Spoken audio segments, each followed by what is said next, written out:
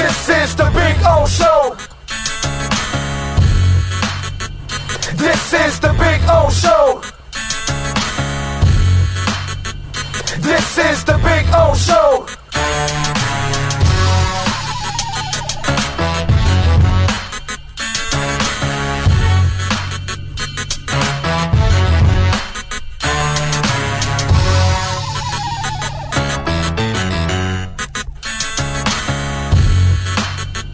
This is the Big O Show.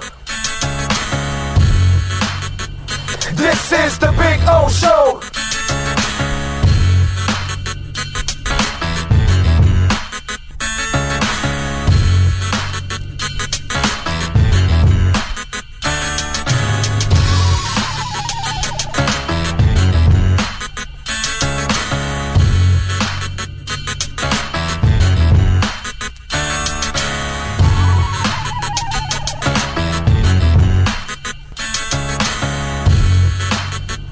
This is the Big O Show. This is the Big O Show. This is the Big O Show. Welton Rayom has more than 62 years of litigation experience handling insurance disputes. They're committed to resolving even the toughest insurance claims quickly. Call them for a free consultation. 954-966-4646. At Welton Rayom, they don't get paid unless you win. Property damage claims to your home, business, or condo as a result of a hurricane. Welton Rayom can help. Water, mold, fire, smoke damage, Welton Rayom can help. Call 954-966-4646. Why is it that you get locked out in the worst moments of your life? Where are my car keys? Man, I can't find my house keys. In those frustrating moments, you need a locksmith you can count on. A. Lenny Locksmiths in South Florida, from Miami to Port St. Lucie. In Central Florida, A. Lenny locks it down in Orlando and Tampa Bay. Lockouts or lock changes for home or business. Car key replacements and programming all model cars. 24-hour service. Call them at 855-869-5625. Go to the website at alennylocksmith.com. Oh, I think I know what this is. Houston, we have a package. Hello? No matter where you are, the Sloman Shield home security system guards your home. With next-gen perimeter protection, 24/7 monitoring, and interior motion sensing. And right now, get a free Sloman Shield security system and doorbell camera, all professionally installed, for free. Shield your world, the Sloman Shield. When you move, you need a reliable company led by passionate folks, eager to assist its customers during a transitional process that needs to be smooth. Call Essential Moving Experts at 844-368-5750 for all your local and long-distance moving needs. You can rely on Essential Moving Experts. Mention the Big O Show and get $150 off. Family owned and operated, they offer free 30-day storage, full-service moving, fully licensed, bonded, and insured. Moving was never so easy. EssentialMovingExperts.com. For over 16 years, EJDConstruction.com has provided South Florida residents quality craftsmanship, accurate project management, and exceptional service. That's why EJDConstruction.com is an A-rated member of Angie's List and the Better Business Bureau. When you're looking for the right custom home builder for additions or home remodeling, please call my friend Eric at 305-433-4843. That's 305-433-4843 for EJDConstruction.com. Welcome to Red Light Therapy, a revolutionary technology perfected by NASA to aid in muscle strengthening and recovery. Red and infrared light has the capacity to penetrate deep into the cell's mitochondria, potentially leading to increased energy, faster recovery, and the optimal performance your body demands. Train, fight, recover.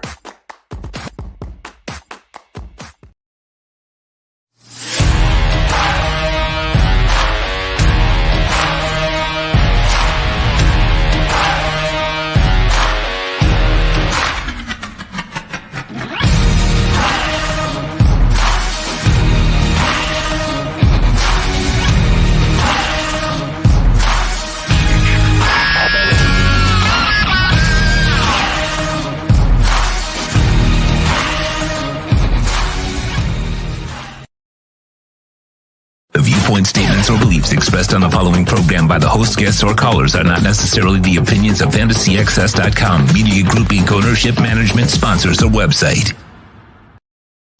When it comes to South Florida sports teams, very few in the media have witnessed, lived, and covered it like the Big O. Let's start the program dedicated to your favorite South Florida teams with a passion that's unmatched. The Big O Radio Show is on. Here's the Big O. Good morning, boys and girls, and welcome aboard on a beautiful hump day. Hope you all are doing well. We are ready to rock and roll bright and early here on a Wednesday. Sean Stanley, of course, the man that masters this program all day and every day here on the platform. Good night last night, by the way. For those of you that missed our state of Florida gridiron roundtable with Ira Schofel, with Kevin Brockway, and with Manny Navarro, as we talked Canes, Knowles, and Gators for 3 hours. So some of you have been asking me, hey, man, what about some Seminole talk? What about some Gators? It's not only a Canes thing. And I know I'm a Canes guy and all that, right? So I get all of that, but, you know, we want to give some love to everybody else. And so we have come up with an entire hour where we get to talk a little bit about each of the state schools. And then obviously Mike McCoy had John Square on yesterday also. So we had our Miami Hurricanes watch. So you've got 2 hours of college football talk that you can download at any time at your disposal. So you can talk, so you can hear about what happened this past week and what's going to happen ahead of time. And you know, we had an interesting conversation about the 3 state schools and what kind of powers will they be in the future, you know, that kind of stuff. So if you get an opportunity, check it out, please. Download the Miami Hurricanes watch with Mike McCoy and our state of Florida gridiron roundtable. And there you go. Hialeah Park. So tomorrow we get to sleep in a little bit. Not really, actually. I still have to wake up. So does Sean. It's like, yeah, we're doing the afternoon. We get to sleep. Nah, not really, you know, but kind of, you know, whatever. It's not as pressured the morning as it normally would be, let's just say. But we will be there now Thursdays 3 to 6. I'll do something in the middle of the day, you know, 11 o'clock, noon or something. I'll do a short show or something to kind of get some things going. But the main show on Thursdays will be in the afternoon now. So we'll be 3 to 6 drive time for you out there at Hialeah Park. So if you get a chance, come on out, man. Maybe we'll have, I think we're going to have some beer specials. So we're going to have some drink specials. So, you know, it's kind of happy hour with the Big O. So we got an opportunity. Come on out. You can, you know, you want to enjoy some of the gaming action, you can do that. You want to just enjoy the show, we can do that. I can even have Sean install a mic, an extra mic. So if you guys go and you want to ask a question, we can open up the mic and give you guys an opportunity to ask a question. Chris Dougherty says, good morning from upstate New York, Big O. With a banged up secondary in the Bills, we definitely stand more of a chance against the Bills if Tua has the time in the pocket like last week. Fins up. Mr. Doherty, I agree with you. Listen, they've got all kinds of injuries right now. What? Russia moves to annex occupied Ukraine territory. Putin renewed his warning of a nuclear threat. Wow. Really nice. That's fantastic. What a scumbag that guy is. His own people have to take him out. Unfortunately, that's what's going to have to happen. But for the Bills, Bobby Hart, backup offensive lineman, swung at a Titans player, ended up hitting a Titans coach in the head. So he got suspended, but he's a backup, so it's not really that big of a deal. Dane Jackson dealing with the neck, Mitch Morse dealing with the elbow, and Jordan Poyer dealing with the hyperextended elbow. So they are probably, I don't know if Dane Jackson is going to play or not. Jordan is definitely out. So yeah, they're banged up now. Remember, Miami's also missing one of their key guys. Byron Jones has been missing overall, so that's you lose that experience. Buffalo is loaded. While they have some injuries, they're still a damn good team. Miami's going to, even if they were healthy, I still think Miami has a shot. That's how crazy I am. I really like this coach. I like this team. I think this offense can be really dynamic. And one of the things that we're kind of overlooking a little bit, I believe the line played better this week than they did last week. And so maybe also let's hope that they start to get better and better and better too. So if you get that improvement along the way, that's also a plus too for the Dolphins. But hey, listen, couple weeks back, couple months back, you probably don't give Miami a chance in this game. Now they got a shot.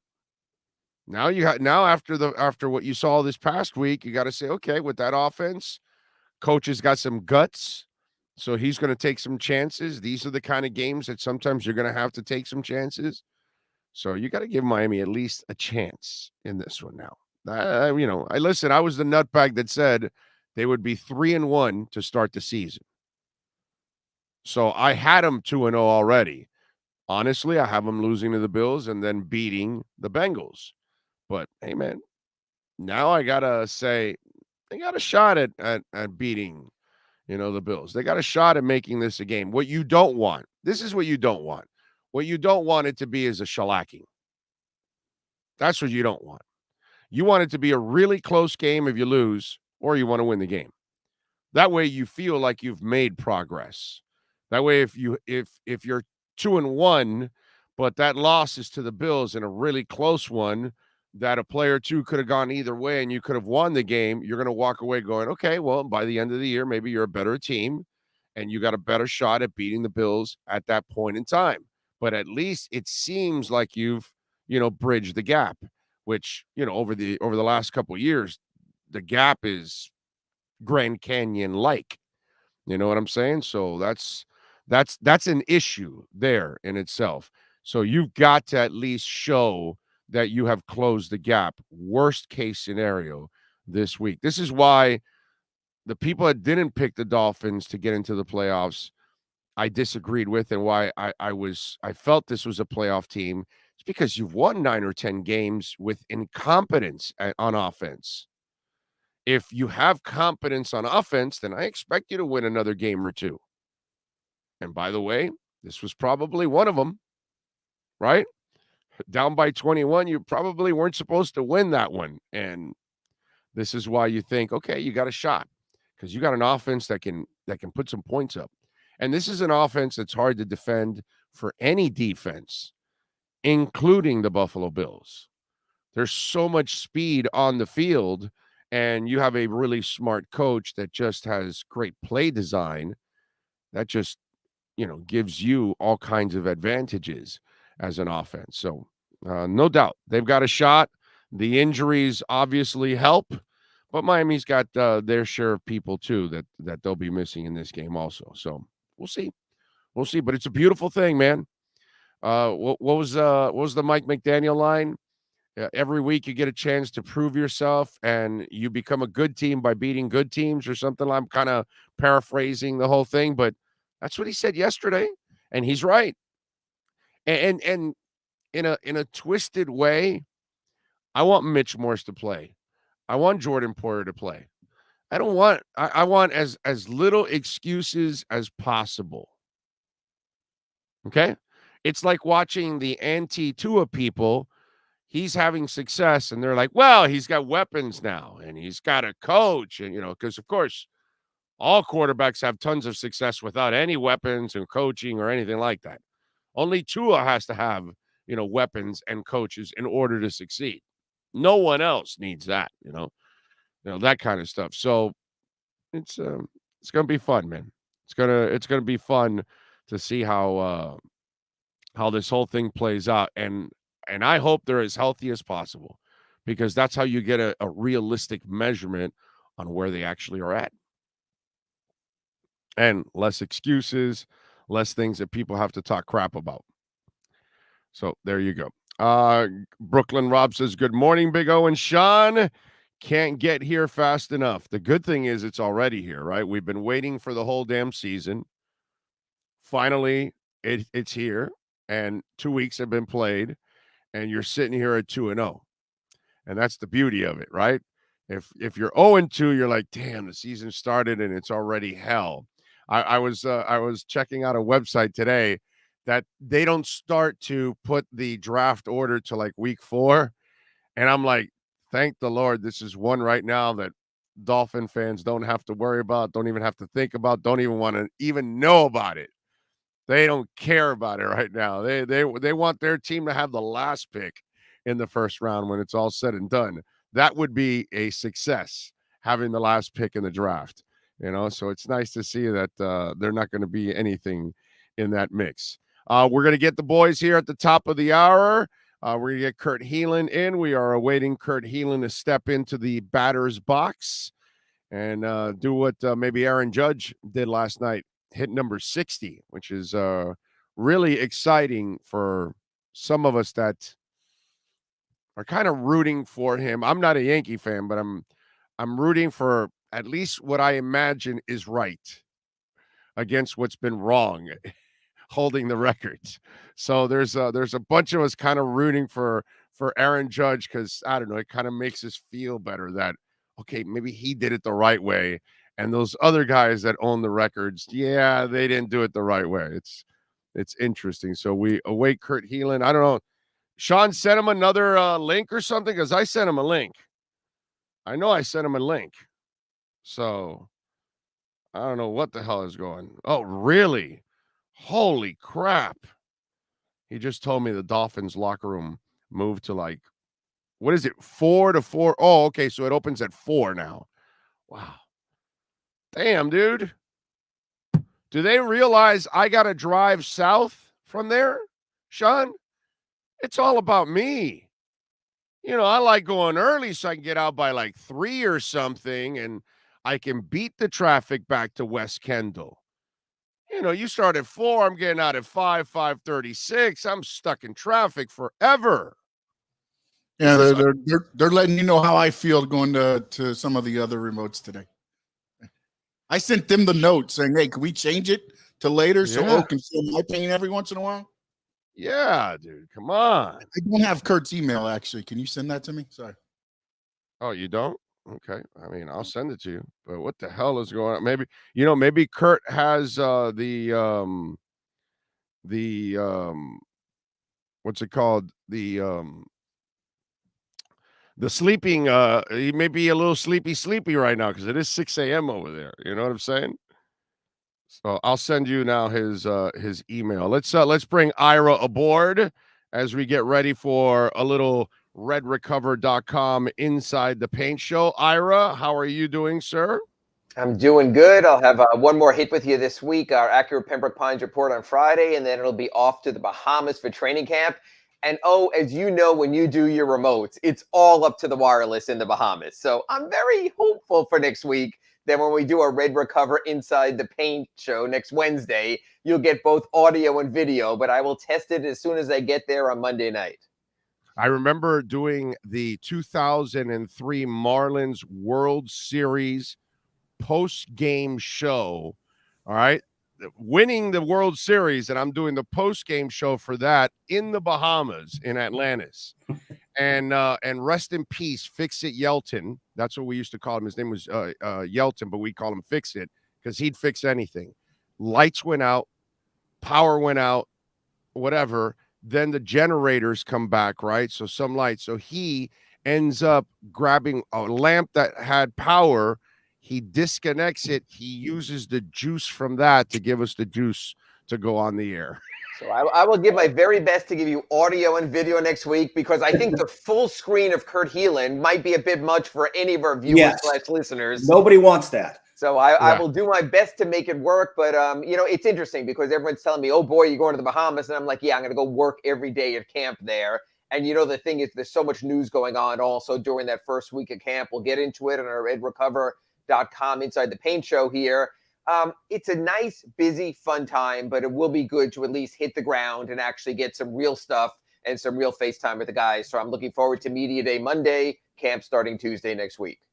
Yeah, it's the same shit as, oh, you're going to Vegas for the Summer League? Yeah, dude, you don't realize, you're going to go there for several games. You're going to be doing press conferences. I mean, you remember, Big O, we're trying to schedule in Vegas. Then Sean's got to edit audio and video. Yeah.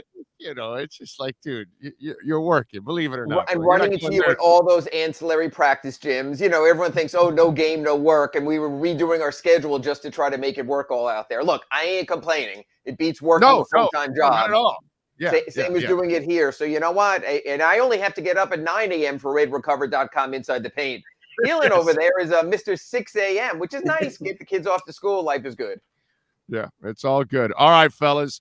Let's get ready for a hardcore hour of NBA Miami Heat talk. It is the RedRecover.com Inside the Paint show. That is next.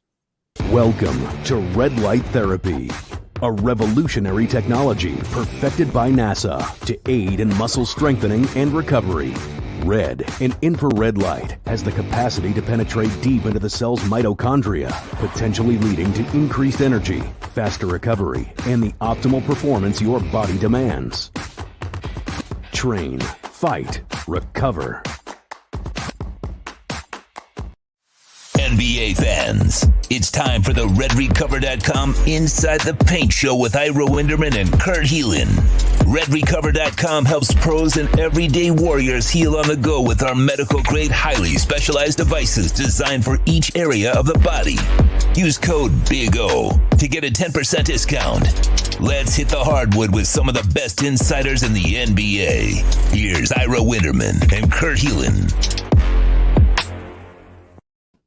And welcome back in for another RedRecover.com Inside the Paint show. Our last before we head off to the preseason.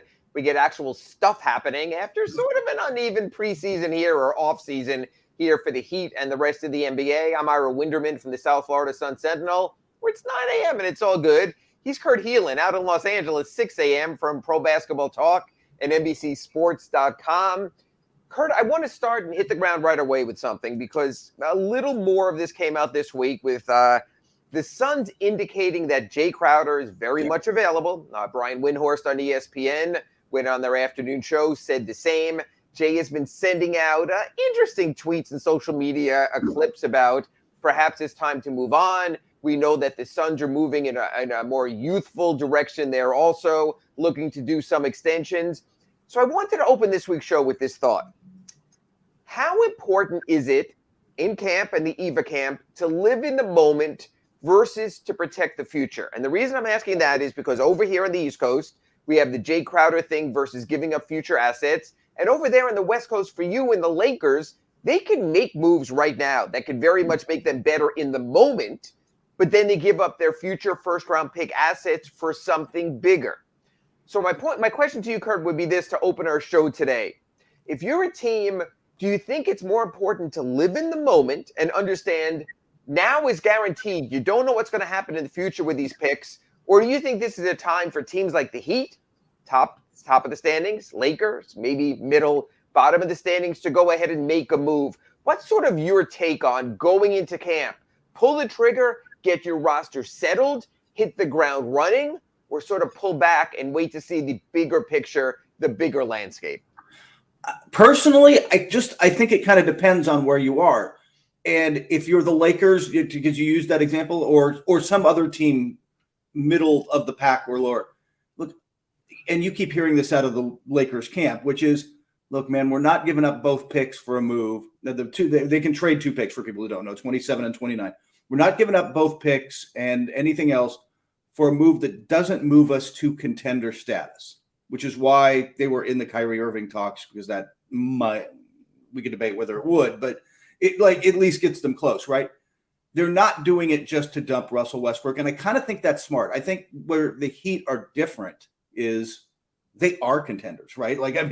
This was a team with the best record in the East last year that, if Jimmy Butler hits a 3, we're having maybe a different conversation. When you're that close, don't you have to kind of push the chips in? Don't you? There aren't as many opportunities, and I think you're should be more willing to give up future assets to win now, because at the end of the day, flags fly forever. I mean, that is the goal, man. It's not to be kind of good every year unless you're in Indianapolis. Like, the goal is to win this thing, man. And I get that. And the point I've been trying to make is, because there's always a name of the week. And we were dealing early in the year with Kevin Durant, and then we were dealing with Donovan Mitchell, and there's been different names along the way. And for whatever reason, Jay Crowder's name is out there right now. It's sort of interesting the way that the Suns are approaching things. Kind of interesting also that they're considering an extension for Cam Johnson, who I like it as a nice player, and I get all that. But I don't necessarily see him as a power forward either, although in today's NBA, I don't know what a power forward is. So, and I think this is a good place to sort of stop and reset here for this reason. Because Jay Crowder has been to so many teams and so many places, we've seen him in different landing spots. Your thoughts, Kurt Heelan, when you rate your NBA players and you look at different landing spots and different players, is Jay Crowder at his age now in the 30s and what he's done, and look at it, he's been in the NBA Finals 2 years ago. He's been on a very competitive team. He was the starting power forward on the team with the best NBA record last season. So there's a lot there in the resume, even recently, to say that. But looking at the Eastern Conference, me telling you the only way I make a play for Jay Crowder, well, I guess it's two things. The only way I make a play for Jay Crowder is if I know he's going to be my starting power forward. And the only reason Jay Crowder would want to come to Miami is to be the starting power forward. If he's going to have to be a backup somewhere, that's his journeyman life. He doesn't want to do that again, apparently, based on his social media. Kurt, I want you to sort of go through your analysis a little bit here quickly. Don't need to get into too many metrics because probably don't have another computer screen open anyway. But I don't either. How good is Jay Crowder? And my question to you is this. Would Jay Crowder even be close to the middle of the pack of Eastern Conference starting power forwards? Maybe. Boy, the problem is that it depends on how you're defining positions. There's some really good power forwards in the East, though, is the problem. Especially with the other teams at the top, with Boston, with Milwaukee, with other good team, Brooklyn, whatever they're going to do. Like, there's really good and where you label guys, but maybe a little below that. But I think the other question you have to ask yourself there, Ira, is he, how big an upgrade is he over what you've got if you don't have him? Which is, I think, where Miami comes in, jumping up and down. And by the way, you're right. I'm not Cam Johnson's biggest fan, but Cam Johnson has what they think they really need, which is shooting. I think they're going to try to get the ball more to Ayton this year. If you're going to do that, then you better space the floor. And Cam is just a better shooter. He's a good shooter. But Jay Crowder, I think, for the Heat, you have to look at it and think, man, that is a serious upgrade. It's just, then it becomes a question of price, right? Yes, and I want to get into that in a second, but I want to go back to the analysis. Also, if you're watching us live on Inside the Paint, redrecover.com show today, feel free to join us on the YouTube chat board. Great or good, I appreciate the compliment here. Say something nice about Kurt. I'll read that also. If you're not listening and watching live, remember you can catch us on the podcast. Just smash those like buttons everywhere. And Kurt, that's why sometimes he'll get here a little late, because he's smashing like buttons across the interweb. So that's important also. I want to look at the Heat at power forward and what they have. And I have an idea. I'm going to throw something a little out of the box after. But right now, I think we're looking at two things. Primary component number one is Caleb Martin. Nice player. Came out of nowhere a year ago. Caleb Martin was a two-way contract player who had just been released by the Charlotte Hornets. And we would have been sitting here if there was an Inside the Paint, redrecover.com show then saying, who the hell is Caleb Martin? I think the NBA knows who he is now. Just like his brother Cody, both had breakout seasons, proved from two-way players and nominal talent that they belong. So one option for the Heat is Caleb Martin. That seems to be the number one option. Again, I'm not going to ask you to rate him in terms of East power forwards because he's not a power forward. He's just playing one. Kurt, your thought in today's NBA, especially Eastern Conference, the West is bigger, where you have Gobert, Karl Anthony Towns, and some bigger lineups, Anthony Davis and Thomas Bryant probably at the Lakers, another bigger starting power rotation. Eastern Conference, do you think, when you're doing your Miami Heat previews on Pro Basketball Talk at NBCSports.com, is Caleb Martin viable, or is that a big red flag when you're doing your Miami Heat season preview at power forward? And I want to say this with all due respect to Caleb Martin, who you have to love the self-made men of the NBA, right? Who power their way up like that. He's a playoff red flag. like during the regular season, during the first 82, I think he's competent, right? Like you can get by with that and still win a lot of games in that. And look, and we've talked about this before, and the fans all know this. Nobody really gets all the talent out of their players every year like the Heat do, right? Like their just ability to develop players and raise them up. But when you get into the matchups and really drill down in a best of 7, I'm going to look at that lineup and say Caleb Martin is where I want to attack. I'm not attacking Bam. I'm not attacking playoff Jimmy and on down the line. But I think I can attack Caleb Martin, and I can put him in switches, put him in more difficult situations. That's where I think Crowder becomes the upgrade, right? Like he is just a proven playoff guy that you can count on, who is a big physical body who can do a lot of things. So I love Martin. I love Martin in a role, but I think they're asking a lot of him as a starter. And number 2 option here, and I'm going to get to my surprise number 3 in a second, is a lot of people are talking about Jimmy Butler as a power forward. Where I find that interesting, Kurt, is this. When Jimmy Butler first arrived to the Heat, when he arrived from the 76ers, I was debating positionally whether I was calling him the Heat's starting small forward or starting shooting guard. Because Duncan Robinson, I sort of looked at as a small forward. He's not as agile to defend 2 guards. So in my lineups, a lot of times I would list Jimmy as the 2 alongside Goran Dragic and Duncan Robinson as the 3. So I'm debating whether he's a 2-3, and now we're talking about whether he's a 3-4. Could you see Jimmy Butler playing considerable minutes at the 4, number 1? And number 2, knowing you and players' egos and players' fears and not wanting to have the crap knocked out of them during the regular season, do you think Jimmy Butler would even be receptive to being named coming out of camp, the Heat starting 4, knowing how irascible and persnickety Jimmy Butler can be? Those are very good, very big words for him, but I think it's well phrased, Ira. It is. I think in today's NBA, he just kind of, again, he's going to play some there, I think, like in a smaller NBA. It's just the way the league is now with spacing and stuff. And frankly, his ability to guard up. He is somebody who can guard up a position, sort of. It's right. We've talked about this, but Ira, in today's fluid NBA, where like good luck defining the positions with the Raptors or something, like have fun with that.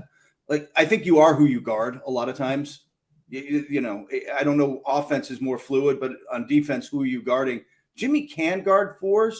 I think you could bring him out of camp as a starting 4, but I think you run into exactly what you said, which is now you're asking a lot of a guy that you I don't want to say take it easy on, but like you do need him at 100% or close to it, as close as you can get entering the playoffs, because he is critical for your playoff success, and you can't wear him down having him bang with bigger bodies a lot of nights, and having just tough covers with the 4s across the NBA, across the East. So you're asking a lot of him if you're doing that. In the same way, like, you know, you mentioned Anthony Davis. Anthony Davis likes to play the 4. Well, part of that is he just doesn't want to bang, right? He just doesn't want to bang. Every year, Anthony Davis, whether it's been with the Pelicans, whether it's been with the Lakers, you always hear how he doesn't want to be the starting center, how he bristles at that. You know, different players can sort of, you know, in their own way, make their statement without making it. And Anthony Davis for years didn't give a crap if it's a JaVale McGee, if it's going to be a Thomas Bryant this year, the placeholder center. How many teams have we seen play? The Miami Heat had it in Myers Leonard. I can go way back in NBA history to Mark Ivoroni with the 76ers, where you just start a guy at center, you play him the first 4 minutes of each half, maybe never see him again just to get that placeholder, because power forwards notoriously don't want to be centers. Small forwards notoriously don't want to be power forwards. You don't want to start a game with that arm bar up, using both of your legs as that base, holding off someone. That wears on you when you get to the 30th and the 40th and the 45th minute of a game. So I could see Jimmy Butler not doing it. And I know this sounds kind of crappy. And I love Caleb Martin, not only as a player, but as a person. So my question is here is, or my statement would be, I don't give a rat's ass if Caleb Martin gets tired during the game. I don't give a rat's butt if Caleb Martin gets in foul trouble guarding power forwards during the game. Because, Kurt, it comes down to what we never talk about when we do these type of things, the closing lineup versus the starting lineup. Yep. The starting lineup is ego, is, oh boy, they're throwing a jump ball up and I'm going to be someone who's going to stand around the circle and dap the other 9 guys and maybe the referees, depending who they are. And you're just seen and you're announced as a starter and the lights go down and you get the whole introduction stuff, which is, whether it's the Heat with Michael Biamonte bellowing out your name or the Lakers with that remarkable curtain that they lower and they show pictures of the players. It's a big deal to players. I get that. Here's my question to you. Miami Heat closing lineup. What I see, and again, matchups might depend on this. Certainly if Robert Williams is healthy again and Al Horford is out there, they're a bigger team. If the Heat make the finals against the Lakers or someone, a bigger team. But for argument's sake, I'm saying it. I want you to punch a hole in this. And I want you to say, no, it should be X instead. That I think the Heat's optimal closing lineup for maximization of resources is Bam Adebayo, Jimmy Butler, Victor Oladipo, Tyler Hero, and Kyle Lowry. Punch a hole in that, Kurt Heelan, knowing the rest of the roster. Who do you think in your closing roster? Again, I'm not talking specifics about specific matchups, but in general, that if I were to list the Heat's closing roster as, punch a hole in that. Problem is that was where my head was, which is exactly in the same place, which is that Jimmy Butler may not want to be the 4, but I think he's your best 4, frankly. And you're probably going to want to play him there a lot at the end of the games. I think where you can punch a hole in that is what you kind of said not to do, which is I think that's my core starting 4. And then there are matchups where I'm like, oh my God, we're playing Minnesota. They're bleeping huge. Yeah. We better go get we better roll out, even if it's Yurtseven, like roll out a bigger body somewhere. You may need to do that. But I think that Jimmy at the 4, and then, is Victor Oladipo the guy? I guess that's a different topic. And again, we have to see that. And we have to see if Tyler Hero's up to it. But my thought is this.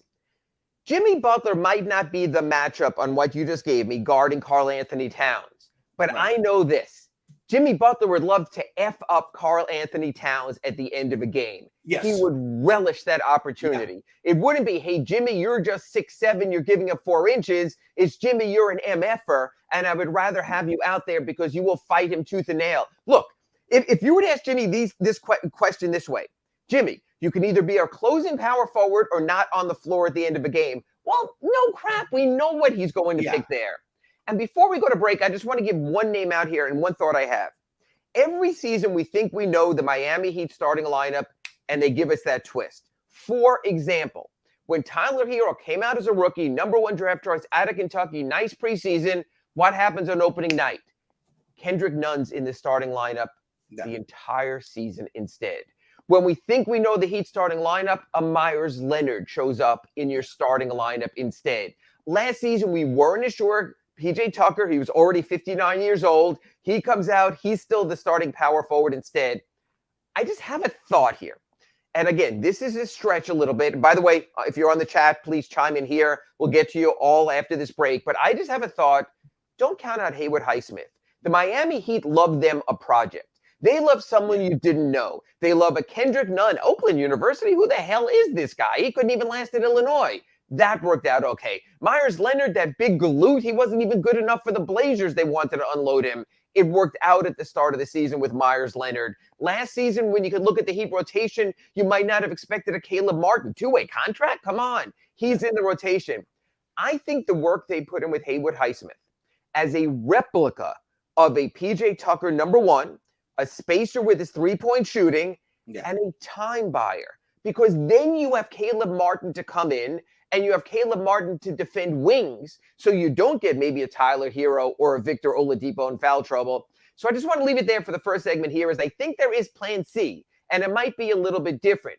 But what I want to talk to Kurt afterward, and we alluded to here at the start of the segment, is this. When do you put your assets into play? The Miami Heat assets.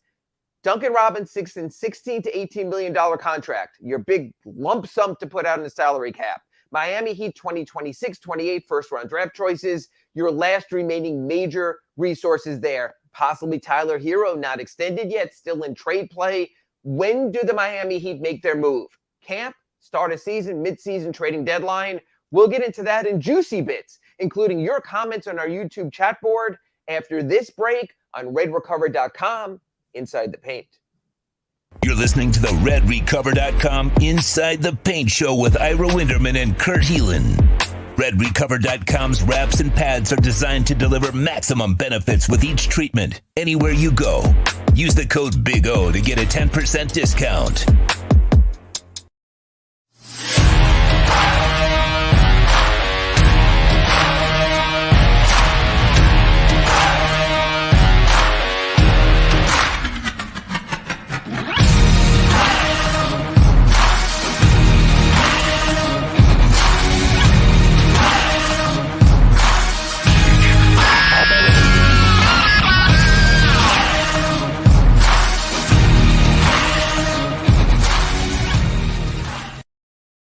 There's no need to drive around South Florida wasting valuable time looking for a new or certified pre-owned Acura. Go to the #1 volume sales dealership in the Southeast United States. Craig Zinn's Acura of Pembroke Pines. Purchase with pace and space in a dealership tailored to your needs. From home buying to providing that personal touch. Contact the 2020 Satisfaction Award winner Craig Zinn's Acura of Pembroke Pines. 888-776-5123. That's 888-776-5123. Or visit them at 15601 Pines Boulevard in Pembroke Pines. When you move, you need a reliable company led by passionate folks, eager to assist its customers during a transitional process that needs to be smooth. Call Essential Moving Experts at 844-368-5750 for all your local and long-distance moving needs. You can rely on Essential Moving Experts. Mention the Big O Show and get $150 off. Family owned and operated, they offer free 30-day storage, full service moving, fully licensed, bonded, and insured. Moving was never so easy. EssentialMovingExperts.com.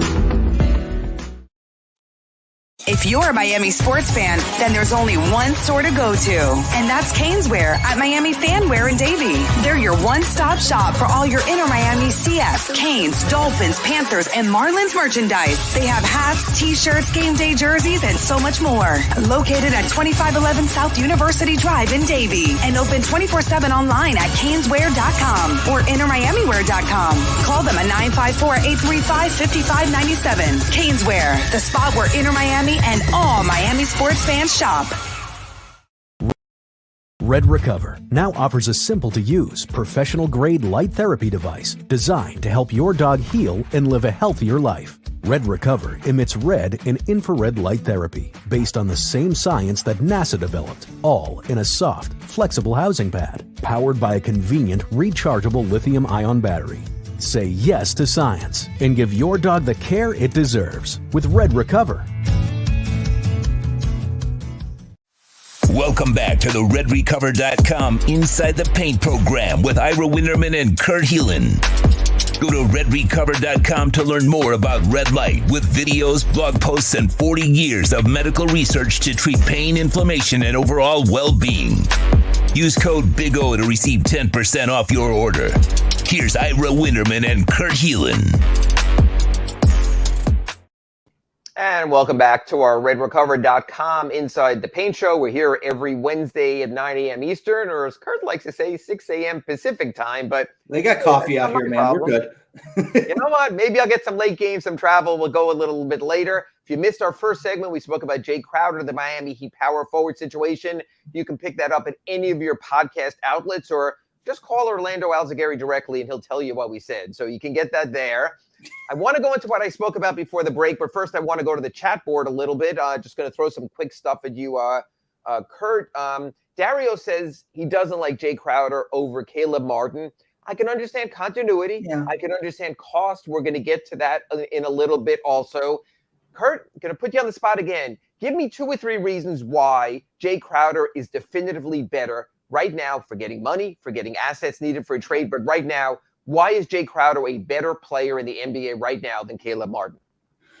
By the way, you talked about continuity. Bringing Crowder in is continuity, right? Like, again, he was here 2 years ago. This is not plugging and playing some guy. You're like, I kind of hope he fits. No, it's like Crowder fits. Crowder absolutely fits. He is more than Caleb Martin. I just think he's a bigger body. I think I trust him more defensively Caleb, look, again, Caleb gets everything out of it, but I just kind of trust Crowder to be able to guard up, to do what he needs to do as a 4. And I can also, you mentioned it, like he has been to the finals with the Heat. He was on the best team in the NBA last year. He has been on nothing but good NBA teams for a long time. Yes. I trust him in big moments. Spoelstra will trust him in big moments. Caleb has to earn that. I don't want to, again, I don't want this to be Bash Caleb Day. I just trust Crowder to make that play more. I just think he's at this point in their careers, a slightly better player. The concern, or better player, the concern, like you mentioned, is more at what cost. Right. And we'll get to that in a second. Greater Good chimes in here. Caleb already is playing in the East and can hold his own. Kurt and I mentioned this in our first segment. Regular season, yes. But in the playoffs, coaches pick and they prod at your lineup. They'll change what they do to gain an advantage. They will go big and bigger. Now, you get a matchup like the 76ers. Okay, you have Joel Embiid. No one's handling in the middle. You probably can play Caleb on PJ Tucker because he's going to stand out at the three-point line anyway. But other teams might pummel you. The Celtics, if it's Robert Williams inside on the boards, if it's Al Horford as a roll man using his height difference. So, Kurt, we were talking in the first segment, the playoffs are different where you might need more true positional delineations. Milwaukee is the other one that comes to mind where they're starting Lopez. You've got to have Middleton's just big and can do a lot. And I mean, I don't know what position you want to define Giannis as, but Giannis is his own problem. But now suddenly that size and ability to guard up, you can't just hide Caleb Martin somewhere. He's going to have to guard somebody good. And I think you hit the nail on the head. They will be fine through the first 82 and they will be top 4 seed. I still think, we've discussed how the East is, but they're in the mix there. Should be home for the first round. But beyond that, when you get to the postseason and I can go at a matchup, I'm looking at that starting 5 we talked about during the first segment of Inside the Paint on the Red Recover Show. I'm going to go at Caleb. I mean, unless if Kyle Lowry's healthy and back to being, and that's a whole different conversation. Then I want Caleb. Caleb is the guy I'm going to just circle.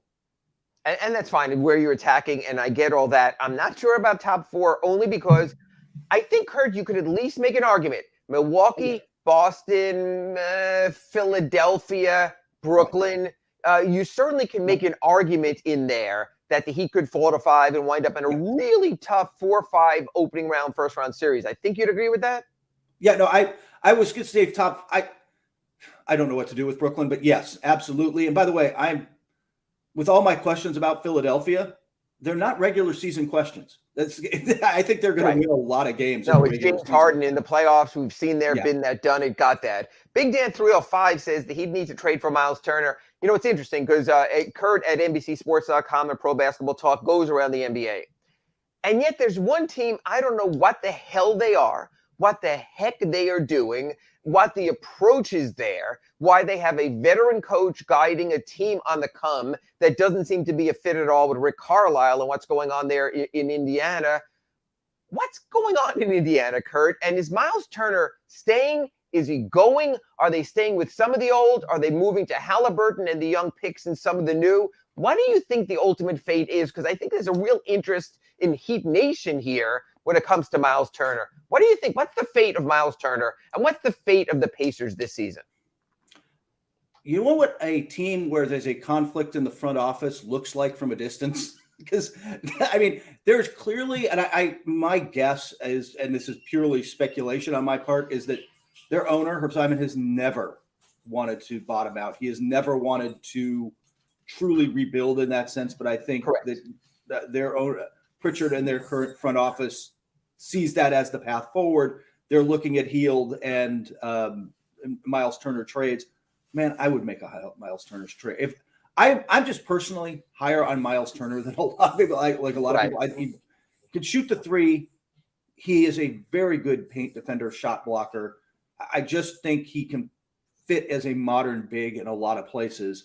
What they're doing, especially with, like you said, Rick Carlisle, who's a X's and O's master coach, but not necessarily the guy I want developing and building up my young players. He's not easy on guys. Yes. I don't know what they're doing. It's a very conflicted situation there that there seems to be push and pull. But that said, I expect Turner to be out the door by the trade deadline. He's up for a new contract, by the way. I don't think they want to pay him what the market's going to pay him. He's in the final year of his contract, so they have to make that decision whether they load up there. They got rid of Sabonis last year. Buddy Hield seems to be in the wind as someone they had to take on. They're talking about picks. I mean, I know you're not in exactly regular season power rankings now, but percentage chance of Indiana even making the play-in, Kurt Heelan? Oh, I think they're below, especially in the East that's deep. If they kept their roster together as is, they'd stand an outside chance of being 9-10 on again, Hield wins you some games because you can shoot. Turner's good. And their rebuilding piece starts with Tyrese Halliburton. They're not going to quite bottom out in a Utah kind of way or a real bottom because Tyrese Halliburton's good. So I don't think they're going all the way down, but I think they want to retool around him, and Turner and Hield certainly aren't on the Halliburton timeline. So I don't think they want to. I think that you're going to see them shed at least through the season and by the trade deadline and be one of those teams in the Victor Wembanyama sweepstakes when it matters. And I get that. So especially you being based out there in Los Angeles and California, we've heard a lot of talk of that's a place that might be willing to take on the Lakers too, preferably unprotected first-round picks in some sort of package involving Turner, maybe Buddy Hield, Russell Westbrook's money coming back to match that. If you're the Miami Heat, are you giving up 2 unprotected first-round picks, whatever year you want to talk about, for Miles Turner in a trade? No, I'd give up 1. I mean, the Laker thing is for Hield and Turner. And by the way, please take Russell Westbrook. Please take him off our hands, right? You're paying for all that. But would I give up 1 and something for Turner? I would seriously, again, depending on what you're giving up, obviously, but I would seriously consider that only because now you're talking, if you're willing to pay him, if you're willing to pay look, it's not a max deal, but he's going to get paid like a good NBA center going forward. Because again, if you want to put Bam at the 4 and have him run around block shots, well, if him and Turner on a front line would be fearsome defensively. And so trade of first-round draft choice, Duncan Robinson's contract, which I honestly think is too much for the Pacers to take on, but they don't want to pay Turner, but I got to throw some money in there somehow. Yeah. So Duncan Robinson, first-round pick, and Tyler Hero. Ooh. Now I think it's getting too steep. And then again, we've talked about Tyler, and you in particular have talked about Tyler needing to prove, right? You're very much Missouri on Tyler Hero, right? As a starter, he's got to show you. Yes. That said, that's too big an asset. Duncan Robinson. Okay, and that's just, I'm just trying to get to that point there where people want something, but how much do you want? We're in a sit and wait period. Remember, folks, December 15th, players signed in the offseason become trade eligible because both took substantial raises. Dwayne Dedmon and Victor Oladipo not trade eligible until January 15th. So then you might have some more money to throw in. You might be able to move the money around a different way that you could do Duncan Robinson and Dwayne Dedmon. And that's why the Heat structured their contracts that way to get into that direction.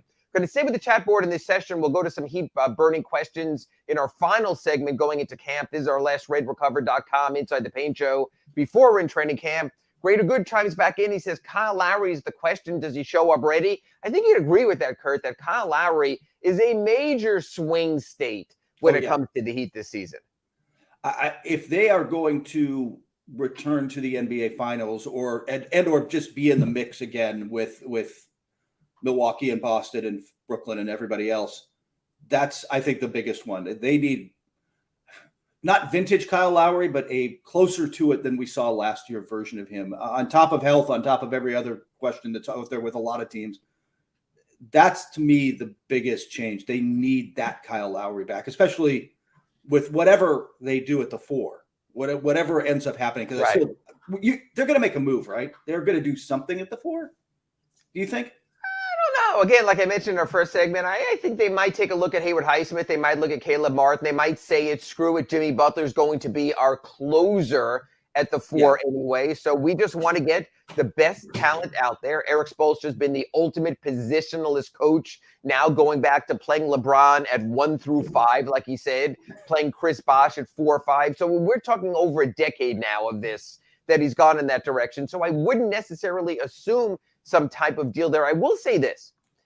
there's a lot that gets lost in the translation because of recency bias to the last thing we saw, which was Kyle Lowry limping around the court, maybe not in his best shape because of personal reasons, not able to work out as much. Kyle Lowry was really, really good for the Miami Heat when he was on the court through 2/3, 3/4 of the season last year. He made them better. He made you understand why they traded Goran Dragic and Precious Achiuwa, and they made the deal that they did. He was very, very good. He was almost, if not at an all-star level for the Heat through the first at least half of the season. So I think if he gets back to that, I think people are sort of forgetting where we are right now. Greater Good chimes in with this, and again, Kurt's the dog person here, like Big O. He said when it comes to the Heat lineup and playing small, pit bulls are smaller than Rottweilers. I'll take Greater Good on that because I'm not sure either. And I think that's the thing. If Eric Spoelstra can get an undersized power forward to play at level 9 during the regular season, and if the great power forwards are going to be dogs, I'm not mentioning Anthony Davis or anything, but if the great power forwards are going to play like dogs, not mentioning Anthony Davis or anything, and only play at level 5 or 6 because it's just the regular season, I think you can equalize that to a degree. Yeah. I think the younger, hungry guy versus the veteran conserving for the playoffs, even like a PJ Tucker, I think, like Kurt said, I think I can agree that you can pull that off. Staying here with our chat board, pretty much PJ saying Tucker that is going to rest a lot this season, by the way. Excuse me? They're going to rest PJ Tucker a whole lot this season, man.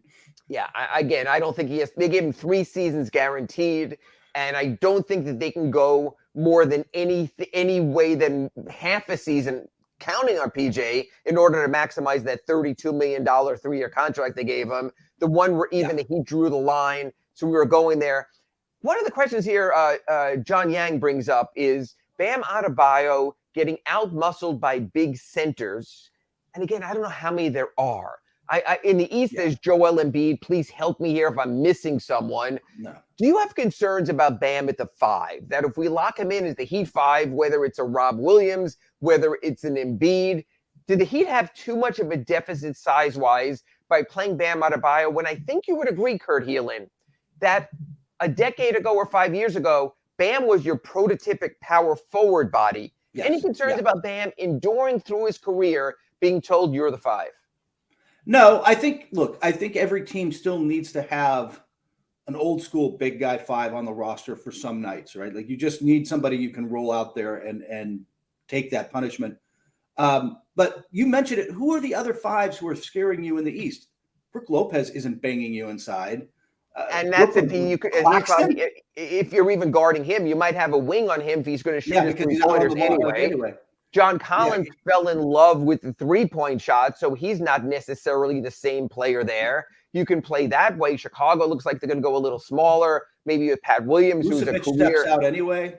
Vooch is a step-out guy anyway. And again, Bam is pushing everything. First play of every game, and I can't freaking stand that because I don't know what level of curse word I can use. The opposition puts Bam in a 1-5 pick and roll. Bam jumps out on the point guard. He's not guarding his center for that position anyway. I don't like it. I think Eric Spoelstra capitulates in those situations. I understand Bam can guard anyone on the floor. I don't think Bam has to guard anyone on the floor. And I hate when the Heat give up the matchup so early. All of a sudden, you got Kyle banging in the post with the center. They've done what they want. So I almost would like to see less switchability with Bam Adebayo and maybe go in a different direction. But speaking of different directions here on redrecover.com inside the paint, when we come back after this break, we'll stay on the chat board. Keep an eye out on your questions. I see a Nikola Jovic question already has come in from Big Dan. I also want to go into Heat questions going into training camp because a week from now, I will be shirtless, God help us, in the Bahamas doing our show out there during Heat training camp. So after this break, we're going to come back with some burning questions going into training camp for the Miami Heat on the redrecover.com Inside the Paint Show. You're listening to the redrecover.com Inside the Paint Show with Ira Winderman and Kurt Heelan. redrecover.com's wraps and pads are designed to deliver maximum benefits with each treatment anywhere you go. Use the code Big O to get a 10% discount. When you move, you need a reliable company led by passionate folks, eager to assist its customers during a transitional process that needs to be smooth. Call Essential Moving Experts at 844-368-5750 for all your local and long-distance moving needs. You can rely on essential moving experts. Mention the Big O Show and get $150 off. Family owned and operated, they offer free 30-day storage, full-service moving, fully licensed, bonded, and insured. Moving was never so easy. EssentialMovingExperts.com.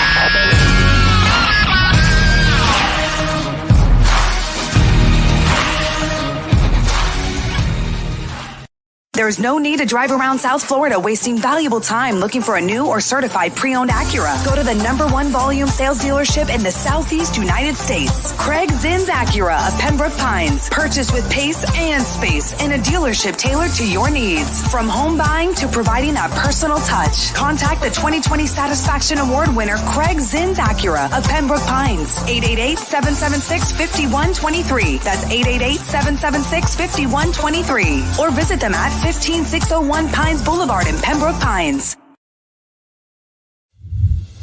Hey guys, this is Hayden Hurst, NFL tight end. I'm partnering today with Red Recover. We're going to run you guys through some drills.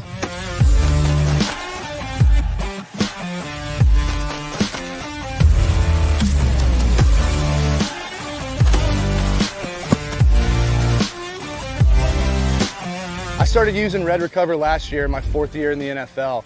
It just helps me on Mondays after games, get my recovery process started, get back into the fold of the week, and get ready for the following Sunday. And if you want to recover like me, use Red Recover.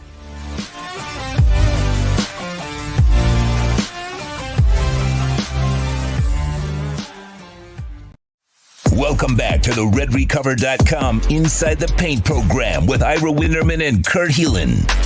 Go to RedRecover.com to learn more about red light with videos, blog posts, and 40 years of medical research to treat pain, inflammation, and overall well-being. Use code BIG-O to receive 10% off your order. Here's Ira Winderman and Kurt Heelan. Ira Winderman from the South Florida Sun-Sentinel, and he's Kurt Heelan from Pro Basketball Talk at NBCSports.com. And this is our final segment this week on RedRecover.com Inside the Paint. Had a question before the break. Big Dan asked, any chance of Nikola Jovic having a role this year? And it's interesting. We mentioned all the Heat's options at power forward and didn't mention the 6'11" beanpole guy. My thought is he's sort of like a Porzingis, or I'm going to bring up a kind of scary name, a Nicholas Skidishvili, as one of these tall, lanky Europeans who might or might not make it. So, Kurt, I don't see a future. And again, I think when you drafted 27, it's a wing and a prayer. It's a project. Youngest player in this year's draft. Do you get any sense that Eric Spoelstra and the win now Miami Heat with 36-year-old Kyle Lowry and 33-year-old Jimmy Butler are about to let a 19-year-old crash their party? Not unless he earns it. I mean, that's the he's going to have to blow some doors off in camp. And I'm with you. I don't think that. I'll just say in general, I'm talking to people when you run up to the draft, and you've probably heard this from Miami. Big men taken after 10 are considered projects. Like if you take a big guy in the top, you take your Joel Embiids and your Anthony Davises and whatever high up the board, you're taking them for a reason. Big men taken later are considered guys. Hey man, I hope this works out. I hope we can develop this guy to something. He's going to have to. I mean, I'll ask you: is he going to be spending some time in the G League this year, or is he going to be doing it on the bench? It's funny because I've gone with Big O and the Big O show back and forth on that. On one hand, I think he could use it. On the other hand, the G League is such a crappy league for big men where all the centers are 6'8", and they're all a bunch of hungry NBA Rottweilers like we used in our previous segment who are trying to get in the league. I don't know if that's the best way to teach him. I'm not so sure that having him at Heat Camp and working with an older player like a Dwayne Dedmon, having an Alonzo Mourning available, having Malik Allen on the staff wouldn't be his better training mode. Udonis Haslem. Last season we heard about guys and the big guys getting the crap knocked out of them with Omer Yurtseven going up and Udonis Haslem destroying him at 3-on-3. I think that might be the way for Nikola Jovic to go to work in camp versus to go to the G League. You know what? Nikola Jovic can go to the G League, can average 23 and 14. And I think they'll be empty numbers, Kurt, because I think he'll be doing it against guys where, like, you'll be going to me, wait a minute, that guy's still in the G League? He's still playing pro ball? It's a league of Norvell Pellies or whatever. That's what the G League is. It's a great developmental tool for guys you need to get run for. But I'm not sure that I'm with you. I think there's some logic to you get better training just being with the big team. I mean, if you're around an NBA team, the stars, Jimmy Butler and your Bam Adebayos and stuff, they put in their work. Don't get me wrong, but they also focus so much on recovery. They do not practice that hard. This is the NBA is a recovery league, but for guys 11 and down, 10 and down on the roster, they are putting in the work. They are banging with coaches. They're, like you said, they're running 3-on-3s. They're getting a lot of coaching and individual work. And for some players, I think that that's the better spot than just, hey, he needs to get run. We're going to throw him out there in the G League. I agree. I want to go to our questions going into camp. Again, Miami Heat Media Day, Monday at FTX Arena. Tuesday, they started have you bought enough resort wear for this? You know, I'm just trying to get enough sunscreen with this complexion. So I'm going to start easy there living in Florida. But it's funny, Kurt, because so many people like, oh, boy, the Bahamas. But to me, it's almost like when the Lakers or a team goes to Hawaii, when you sort of already live in paradise and you live by the beach and you have the year-round good weather. It's like the Bahamas are like, I don't know, like 30 miles from Fort Lauderdale. It's the same place, just at resort prices. So I would have been fine at FTX Arena. But you know what? It's the job. It's what I do. Never going to complain about covering pro basketball. Speaking of complain or not, there's a lot of players in the NBA that don't like to be called out. And when they get called out, they go south. You have a little bit of that with Russell Westbrook going on with the melodrama with the Lakers. When we ended with the Miami Heat, it was Eric Spoelstra to a smaller degree, Pat Riley to a wider degree, telling Kyle Lowry, you better get in shape. Kyle Lowry can be, I used the word persnickety earlier with Jimmy Butler. I think he could be that also. What do you think the fallout is from the comments of Eric Spoelstra and Pat Riley regarding Kyle Lowry's conditioning? And what do you think we're going to hear about that from Kyle Lowry at Media Day and then the start of training camp? Yeah, you have to be careful who you do that with a little bit, right? Because some guys take it as an offense and want to push their way out and start and become disruptive forces. I don't want to mention any names, Westbrook. But there are guys who kind of don't handle that well. I think Lowry, though, and you're closer to this, but my sense of him as a person covering him over the years and watching him is he's the guy who takes that as a challenge. Yeah. He's the guy who, and I think that's part of the reason it was a coordinated effort. You can call him out publicly. You can call him out privately. And we can get in. There were reasons last year that he wasn't necessarily getting the time. And he wanted to wait for the team for almost a month. Correct. Yeah.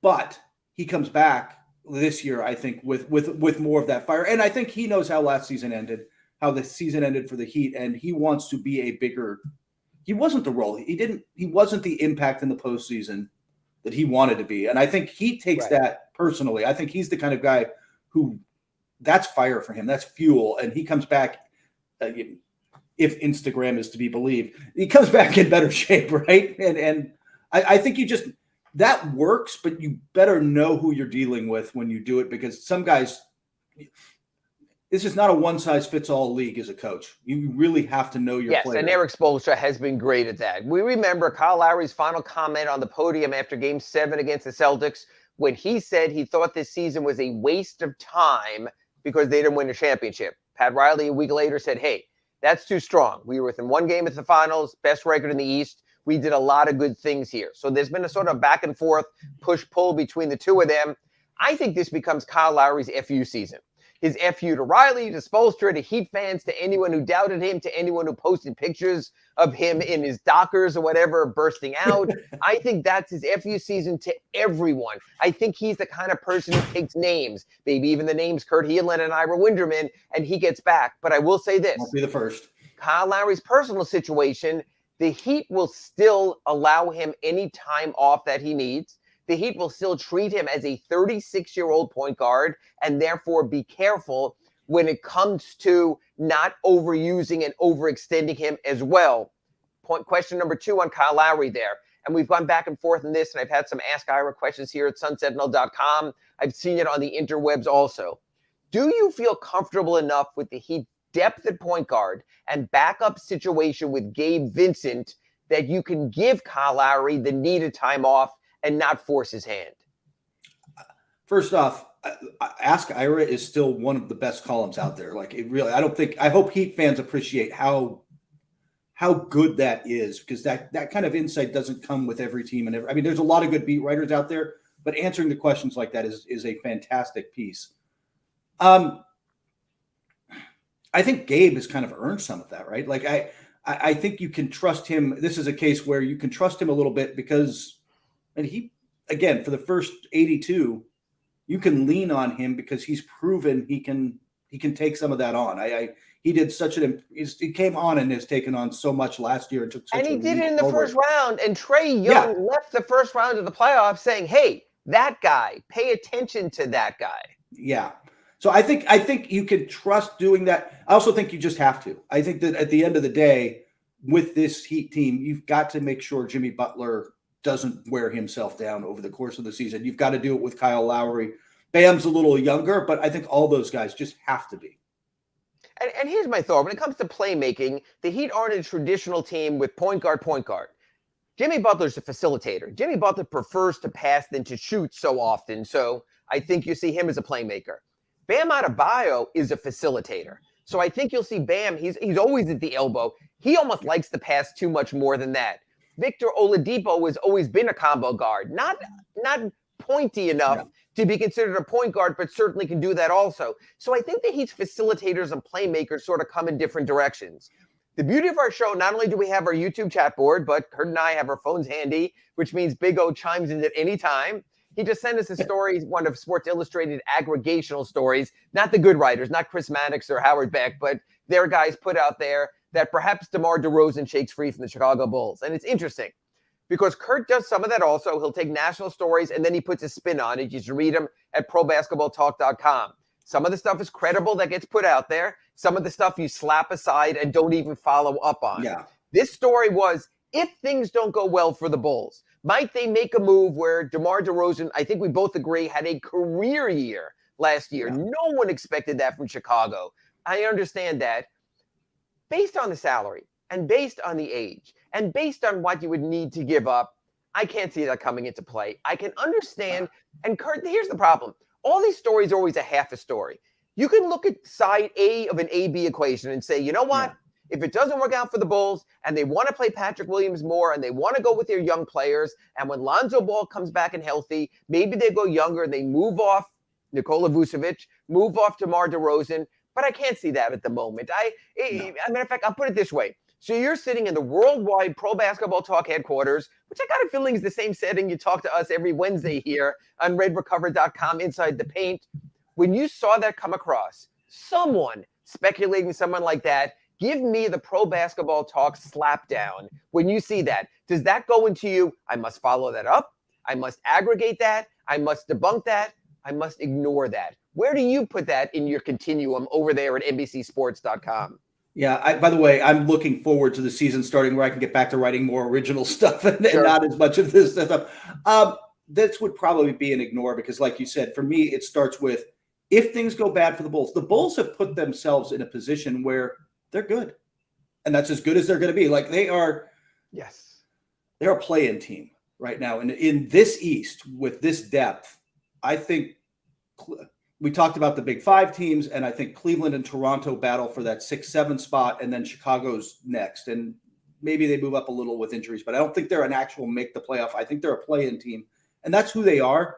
I don't think there is a demand for DeRozan around the league. They're the Bulls kind of, when they signed that contract, how many eyebrows were raised around the league, Ira, by people going, that I talked to. That was a terrible deal. What happened to work out because no one saw DeMar DeRozan sort of wanted to have his own FU season and put it in our faces. Yeah, he was fantastic. I don't want to take anything away from how good he was last year. And I get you can make the leap, well, then sell high. I just don't think there's a market because everybody looks at that contract, looks at his age, looks at what he did and look, he's never bad.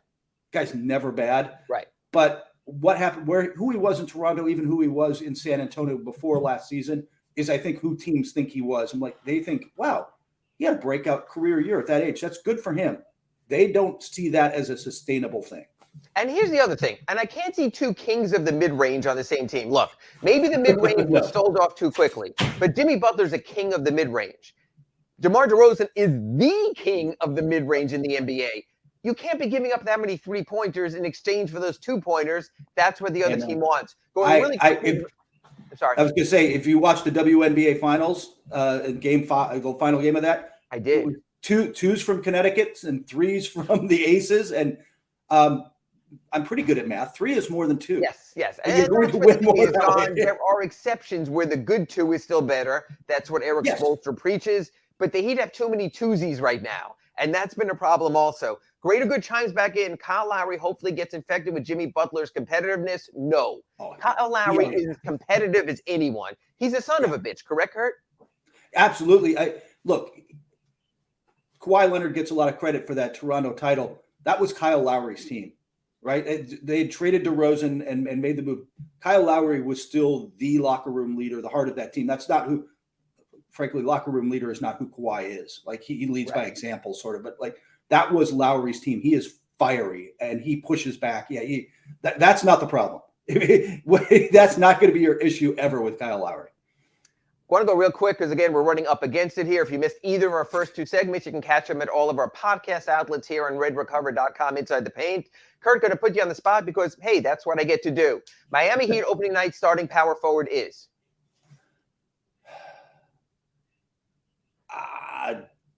Caleb Martin. I think that's the base answer for right now. We'll see in training camp. I wouldn't read too much into Eric Spoelstra's lineups in training camp. They have a very weird schedule. They open with their public scrimmage on Monday. Tuesday, this is a week from now, 2 weeks from now. Tuesday, they have their exhibition opener against the Timberwolves. Off Wednesday, Thursday exhibition in Brooklyn, Friday exhibition in Memphis. So basically, they open their preseason with a run of 4 in 5 nights. Because of that, I think don't take anything from the preseason schedule. Eric Spoelstra in his head knows what he wants to do. In practices, we'll see what works and what doesn't work. That's the beauty of carrying 20 players for camp, is you can run your scrimmages. You can play 5-on-5 in the preseason during your shoot-arounds, during your practices. That gets decided. Okay, the questions get tougher as we move on a little bit. In a downsized NBA with the Miami Heat having so many wing players, Dwayne Dedmon, in or out of the primary rotation? In. I think he's the first big off the, not first big off the bench, but he backs up the 5. He plays some minutes. I think I'm another guy I'm just higher on than a lot of people, but I think he's part of the rotation. Omer, though, do you think Omer can push him out? Again, it's interesting. That's a good question. Youthful potential versus the win now Miami Heat. That's why I asked that Dedmon question. Yeah, that's a good.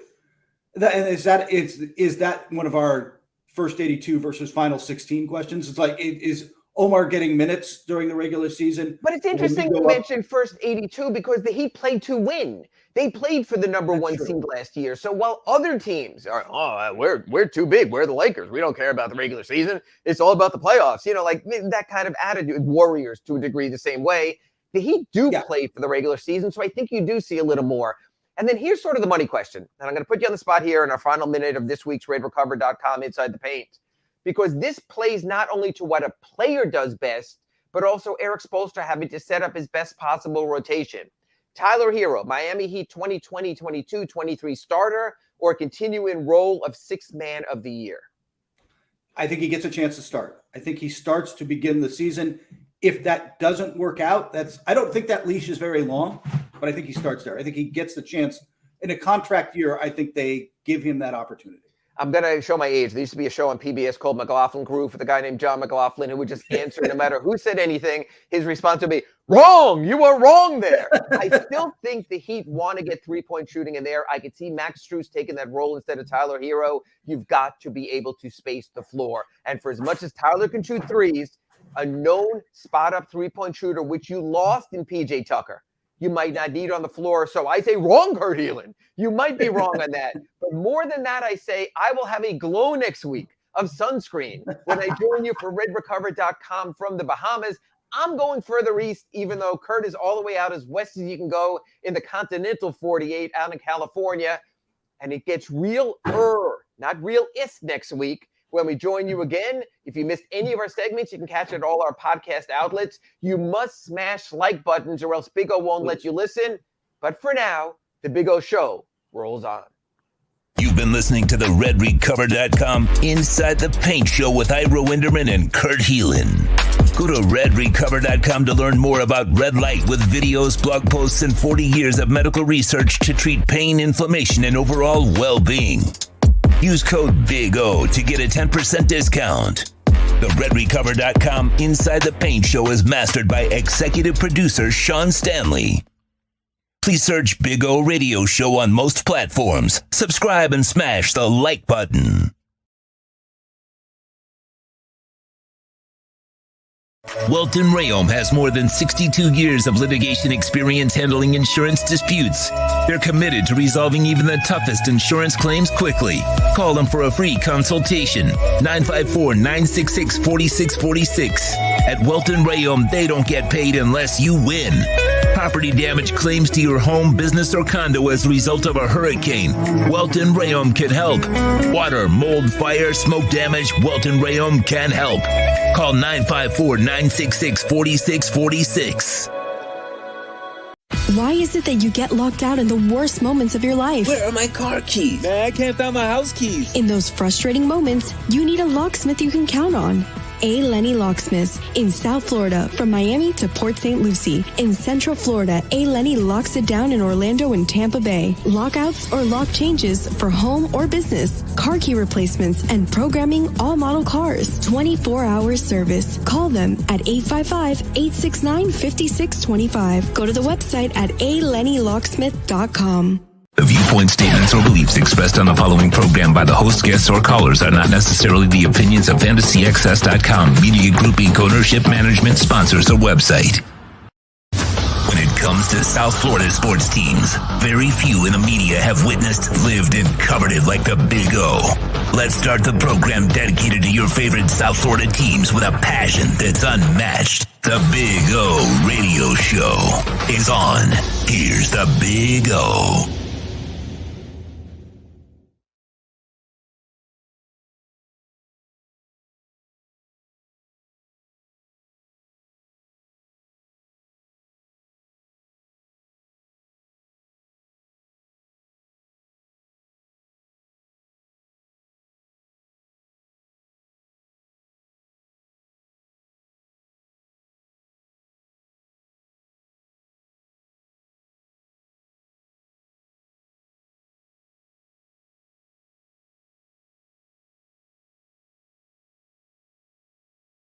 Hey, O.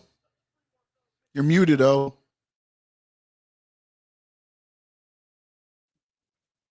Sorry. Great hour by Ira and Kurt. Great job by them. As always, appreciate it.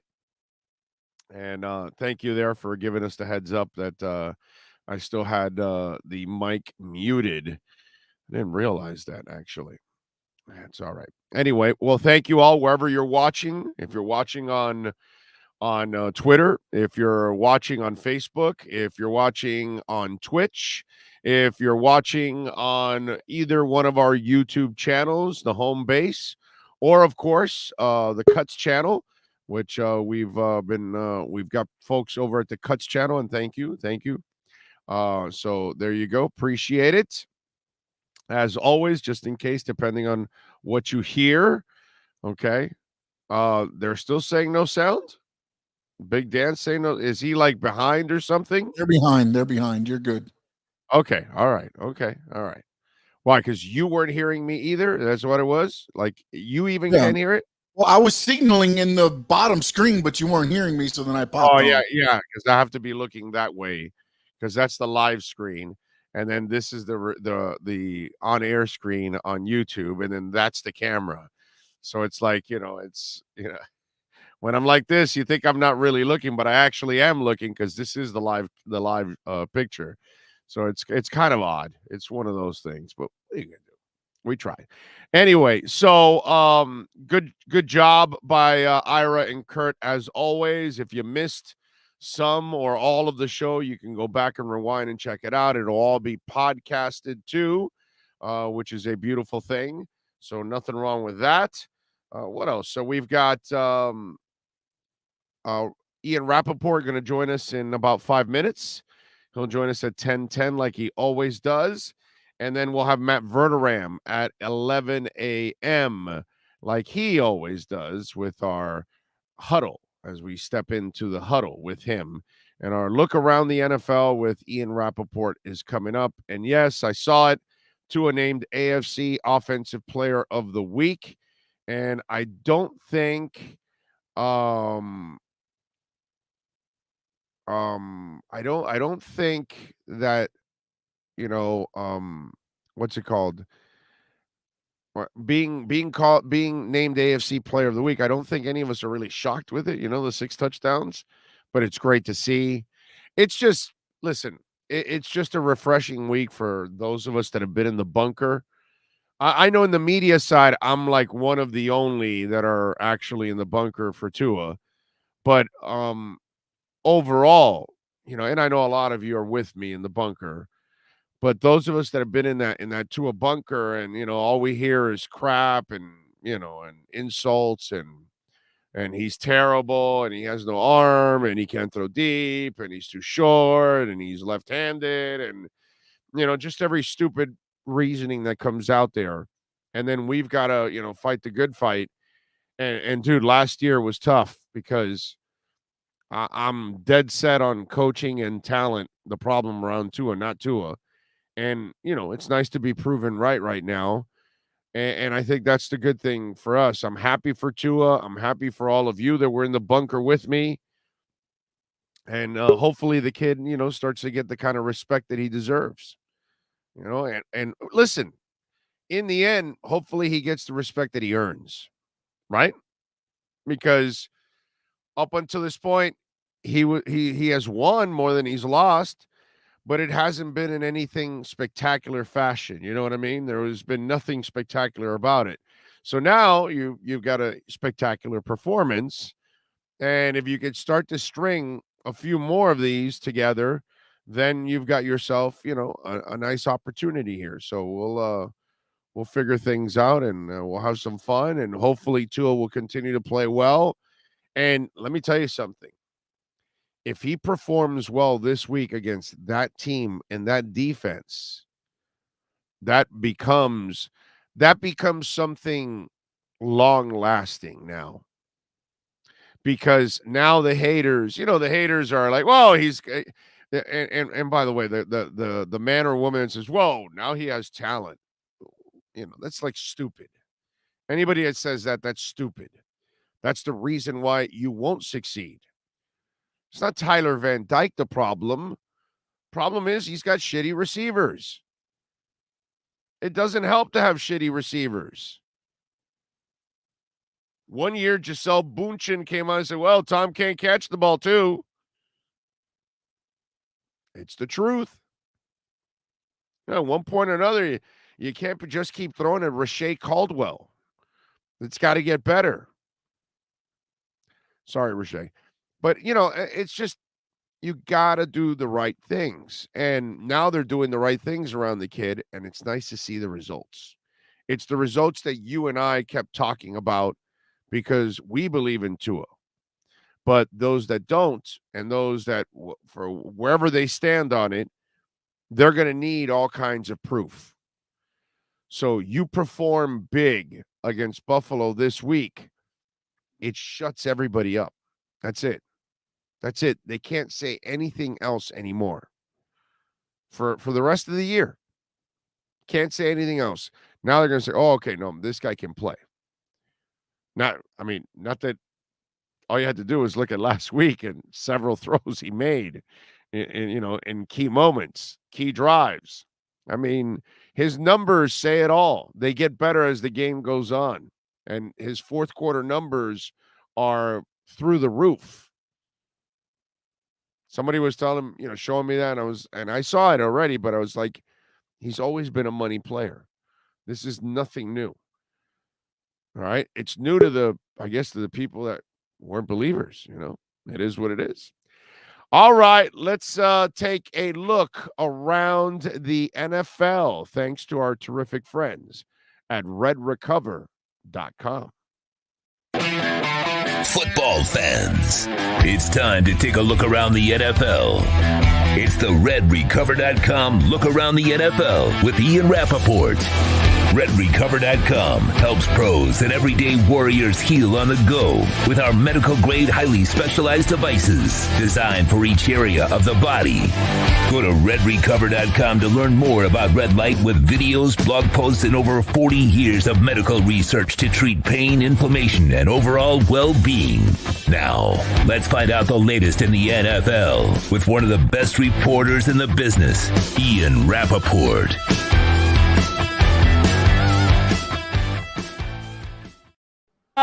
Let's take a look around the NFL, and it's nice that this week, Ian, for those of us that have been defending Tua really, really strong, it's nice to see the reactions around the league, the haters getting shocked and quieted, but it's not that he's arrived or anything like that, but it's nice that but you know. But it's nice that people are making the effort of, instead of finding ways to knock him, they're actually like putting out stats, and they're putting out his fourth quarter stats, and they're praising the kid, praising some of the throws, whether it's deep or tight throws, tight windows, things like that, clutch moments.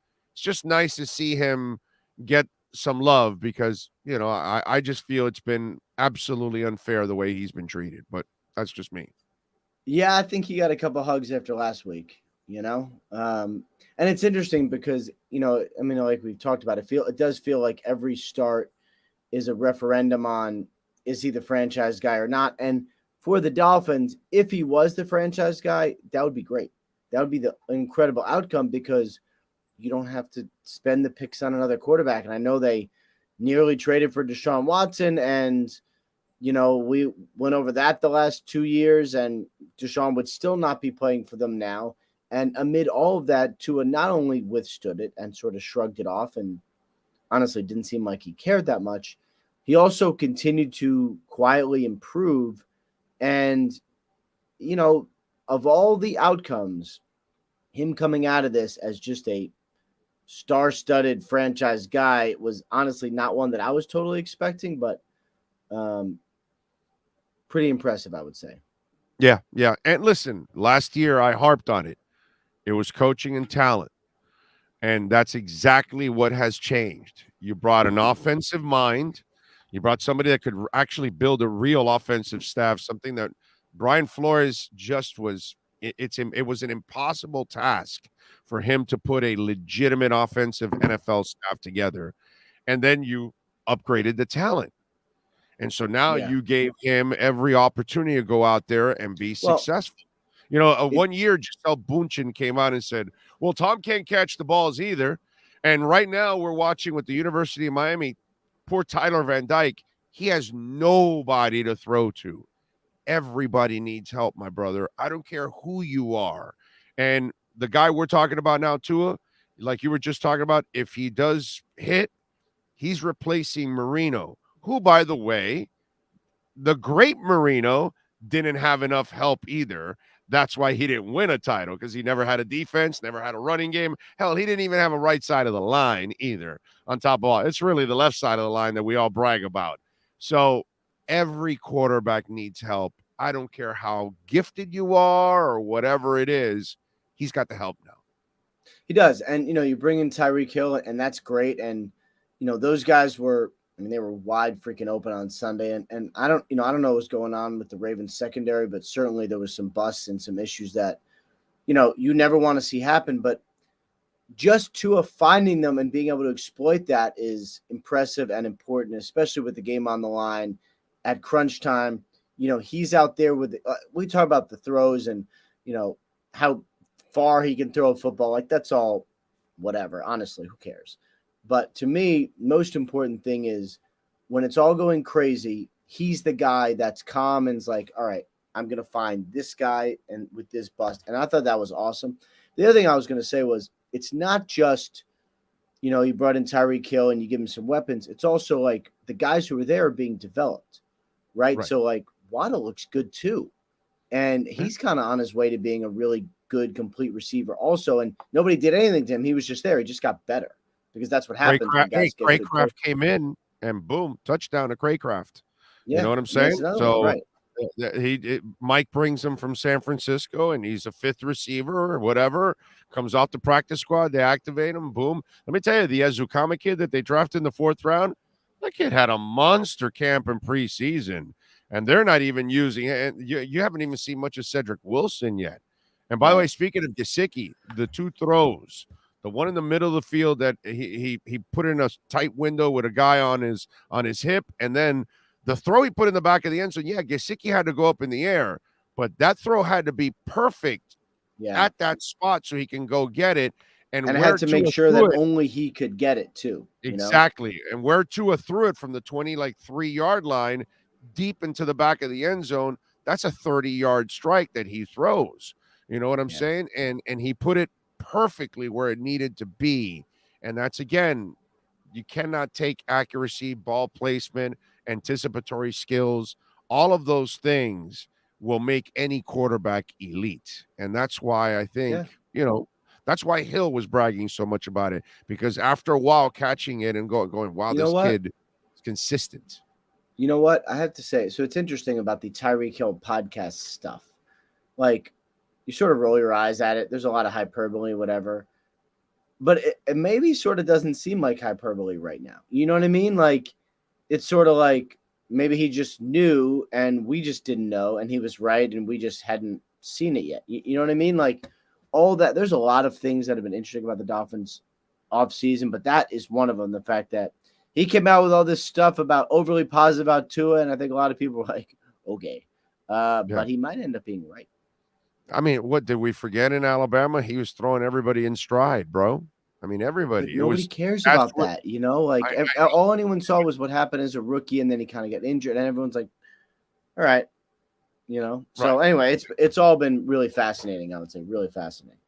And by the way, your boy also was going through a test, because all offseason was, oh, yeah, no, Mike McDaniel. Yeah, he's a funny guy. Oh, yeah, the jokes. Yeah. Yeah, let's see when the shit hits the fan.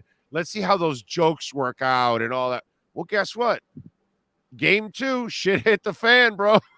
Halftime, nothing was working. All hell broke loose. And guess what? They responded for Mike McDaniel. So not only Tua, but McDaniel also passed the test too. Well, yeah, and I always like listening to the post-game speeches and post-game locker rooms, because not only do you get to see guys jubilantly excited, but you also get to see what's important, right? Like, what does the coach talk about?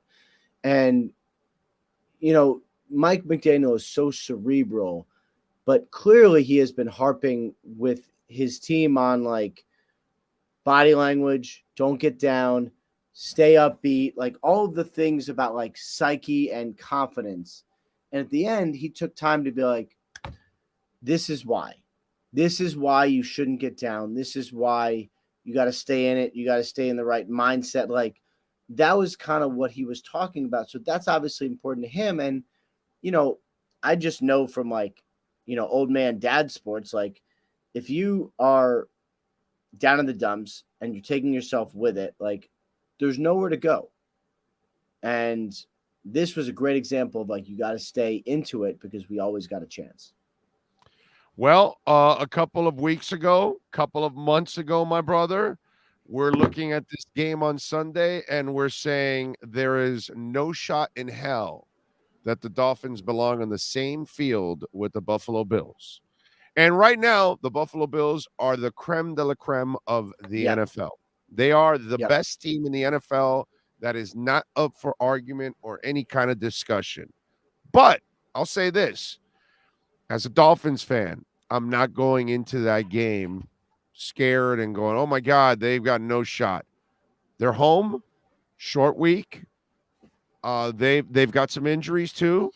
Miami's got a shot in this game. I'm not going to sit here and say, oh my God, I'm shocked that they won. Now I'm going to tell you, hey man, you know what? They got a fighter's chance. in this game on Sunday. What do you say to that? I mean, if they do, then we're talking about them in a whole different way. Like, the Buffalo Bills have played 2 games against 2 teams, have destroyed both, and it has not been close. No. So if they do the same thing to the Dolphins, I think my reaction will kind of be like, all right, like, okay, it's whatever. Like, they've done that to other 2 teams. They did it to them. Buffalo's just really, really good. You're right. God forbid the Dolphins stay with them, then we will learn about the Dolphins too. And maybe we will find out that this team is like really in it for the long haul and really legit. Like that's a fun game. Like, I'm excited for a lot of them this weekend, but that's certainly one of them. Oh man, that's undefeated versus undefeated there. So that's a little extra sauce that goes with that one. By the way, you just talked about one of the teams that they trounced, which was Tennessee and Tannehill. Is this the end for Tannehill? Do you think the Malik experiment starts? Because they probably should start that already. Yeah, I mean, I don't think so. I don't get the sense that it's starting now, and it hasn't been great. Derrick Henry didn't look great either, honestly. Like, there's certainly some other issues. They also took his best receiver away, which is, I would say probably something that would be nice if he could just throw to A.J. Brown right now, but he can't. So he can throw to Treylon Burks, who's good, but he's not A.J. Brown's level yet. It has not been great there. And my understanding going into the season was that it was going to be Tannehill throughout the season. And I just don't think Malik Willis is ready, but he is talented. So that's going to be certainly something to watch. Yeah, I think it'll be, well, then it's going to be Tannehill until you're mathematically out.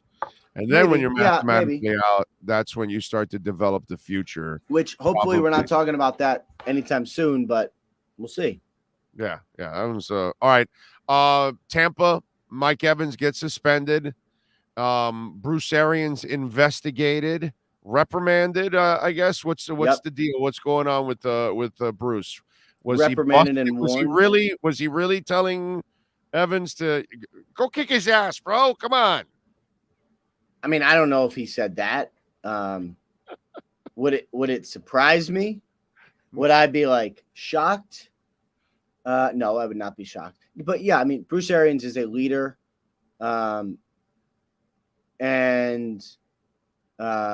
He is someone who should be above all this. He should be in the suite, should be sitting with the owner. He should be talking about the game. He shouldn't be on the sidelines instigating.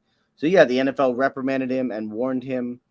And next time it's going to be a fine and maybe worse. So I do not think you'll have to worry about seeing Bruce Arians on the sideline in the middle of fights anymore, which is good. Because the man is 70 years old and should not be involved in any of that stuff, honestly. No, definitely not. It's remember the Yankee thing with was it Pedro that he threw the Yankee coach down and there was a brawl. Zimmer?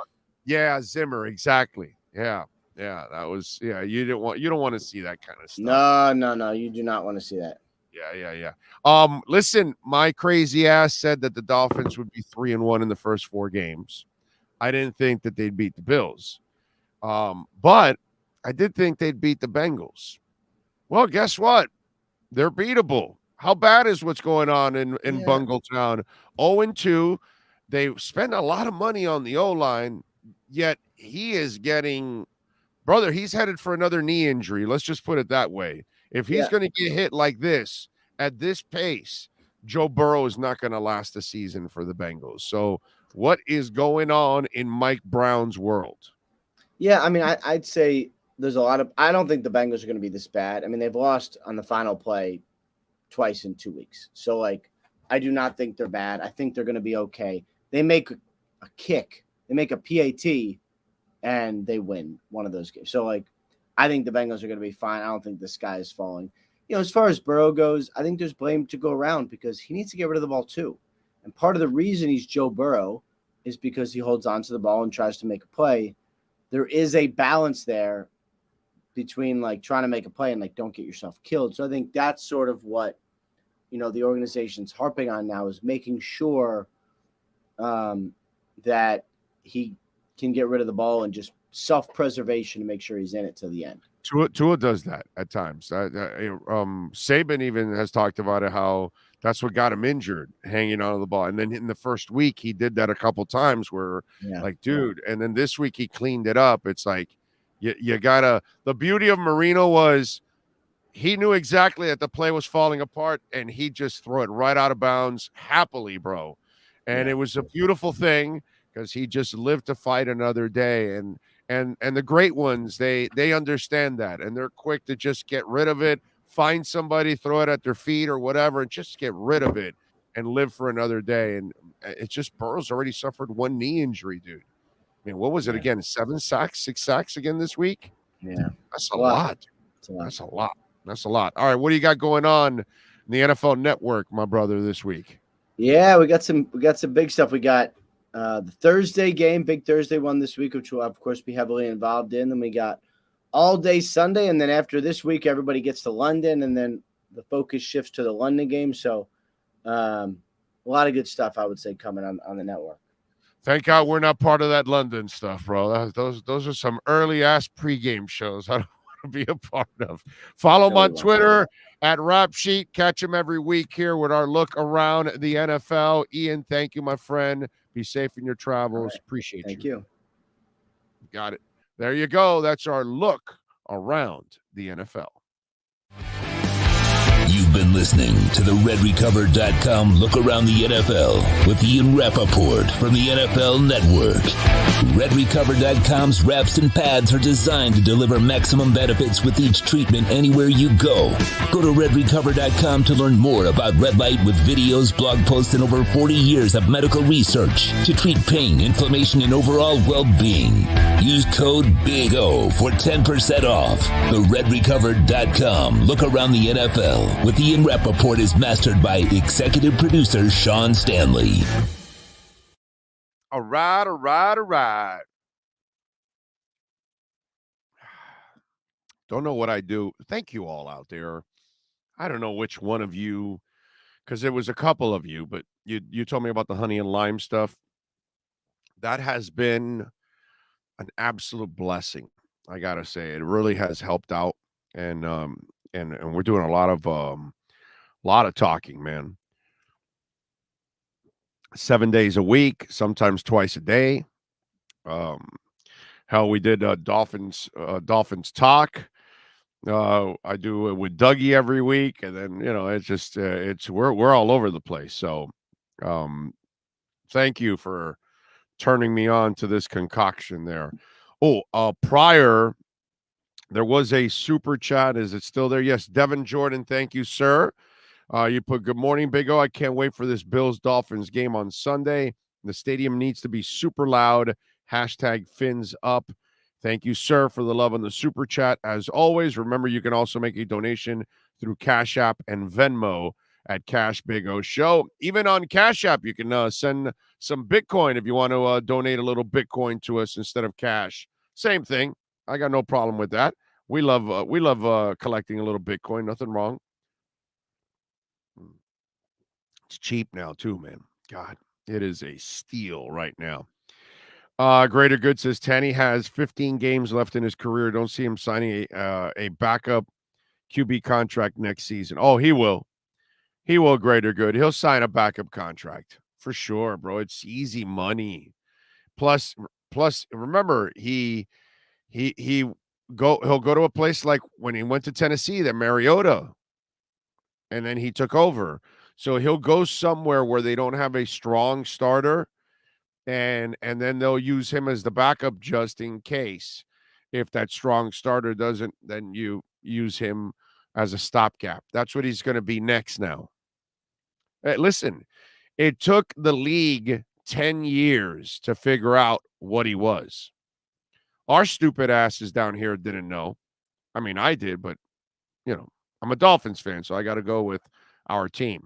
That they were really stupid keeping him around for 7 years. Frankie Fresco says Wrestling Wednesday, AEW Moxley or Bryan Danielson. Well, look, this is really easy, Sean. I know how to break this Moxley-Bryan Danielson match down simple. I'm going Miyagi on your ass. All right. And when I see that, all I think of is Danielson. So Danielson will win today. So I'm going Danielson over Moxley. That's all. That's it. All it takes is, 2 words, Karate Kid. And, I mean, I could think Gary Danielson with the Lions, former quarterback. Was Gary Danielson was after Eric Hipple, or Eric Hipple was after Gary Danielson? What came first, the chicken or the egg? The Hipple or the Danielson? I think Hipple came after Danielson. I'm going to go Hipple after Danielson. That's what I'm going to say. We need a Lions fan to be watching the show right now. A Lions expert. A Lions hardcore.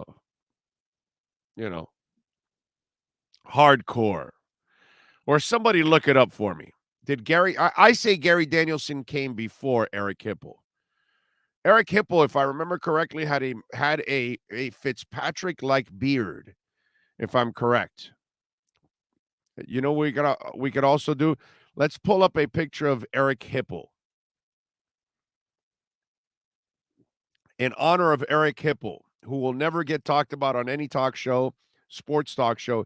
Even in Detroit, they don't even talk about Eric Hipple. Okay? But I'm going to say Gary Danielson first, then Eric Hipple came. I think right after, if I'm correct.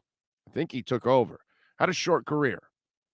Danielson was a better player, if I'm correct. Big O, how would you set up the game plan to beat Buffalo? Throw. Yes, sir. So it says, I'm looking at an article from 1982. It says, quarterback Gary Danielson, who lost his job to third stringer Eric Hipple following an injury last season. Okay. There we go. I was right. How I remember stupid shit like that, like who gives a shit about the Lions? Like, am I in Detroit right now doing a talk show? But, it's just stupid shit that's inside my head.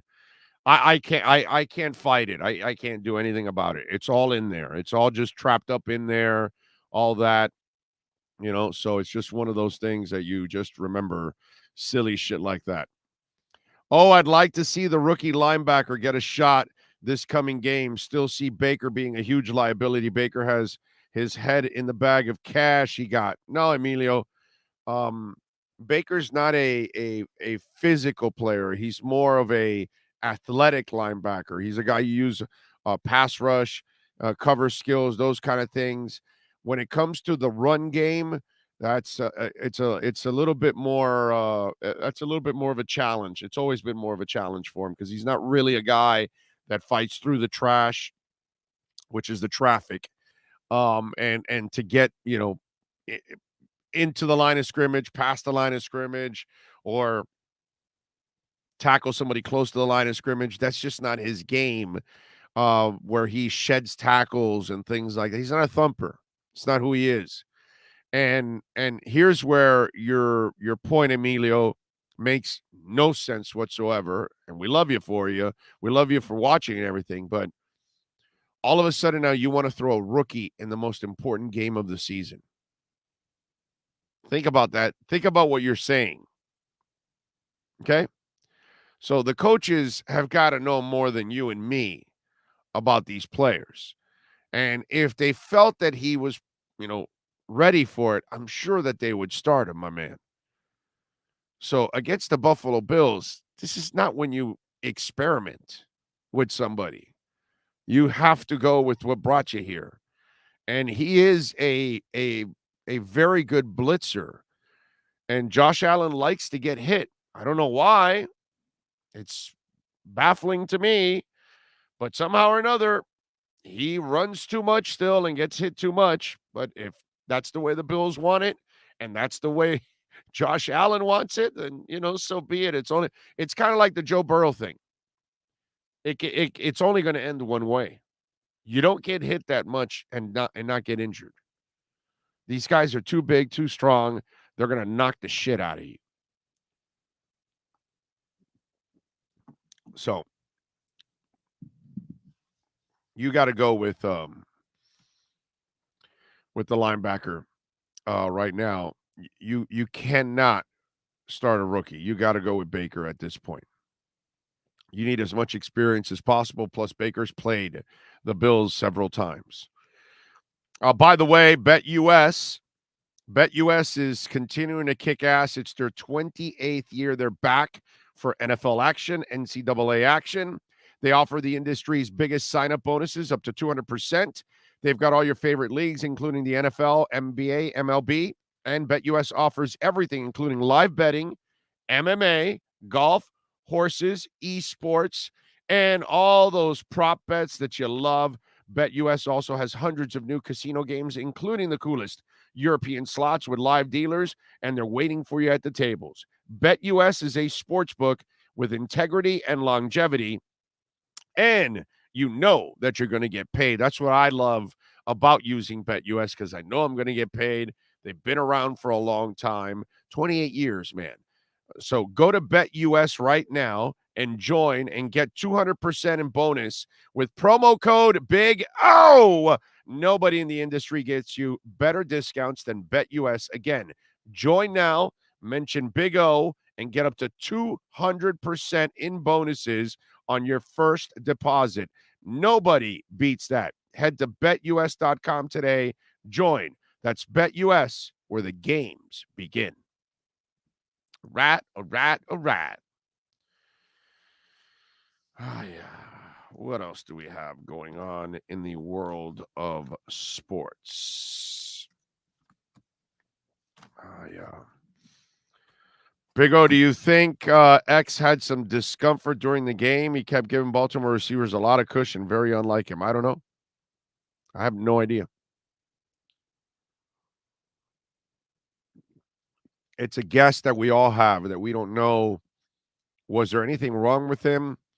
Was he respecting the speed of Duvernay? I don't know. It's a great question. It was bothersome early on. Good thing is they kind of shut it down after that. You know, the Ravens scored 3 points in the fourth quarter.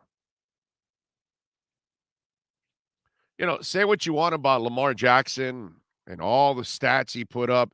That's what I love about the people that fall for this shit. Well, you just see the game he had? Yeah, dude, but what happened when push came to shove? I don't care what the front runner did while he was leading and for 3 quarters. What did he do in the fourth quarter? And that's where I get all the Lamar Jackson people, humma. You know, and then they brag about all his stats and, and he won an MVP. And then I say, what does he do in the playoffs? Humma. It's a great offense for the regular season.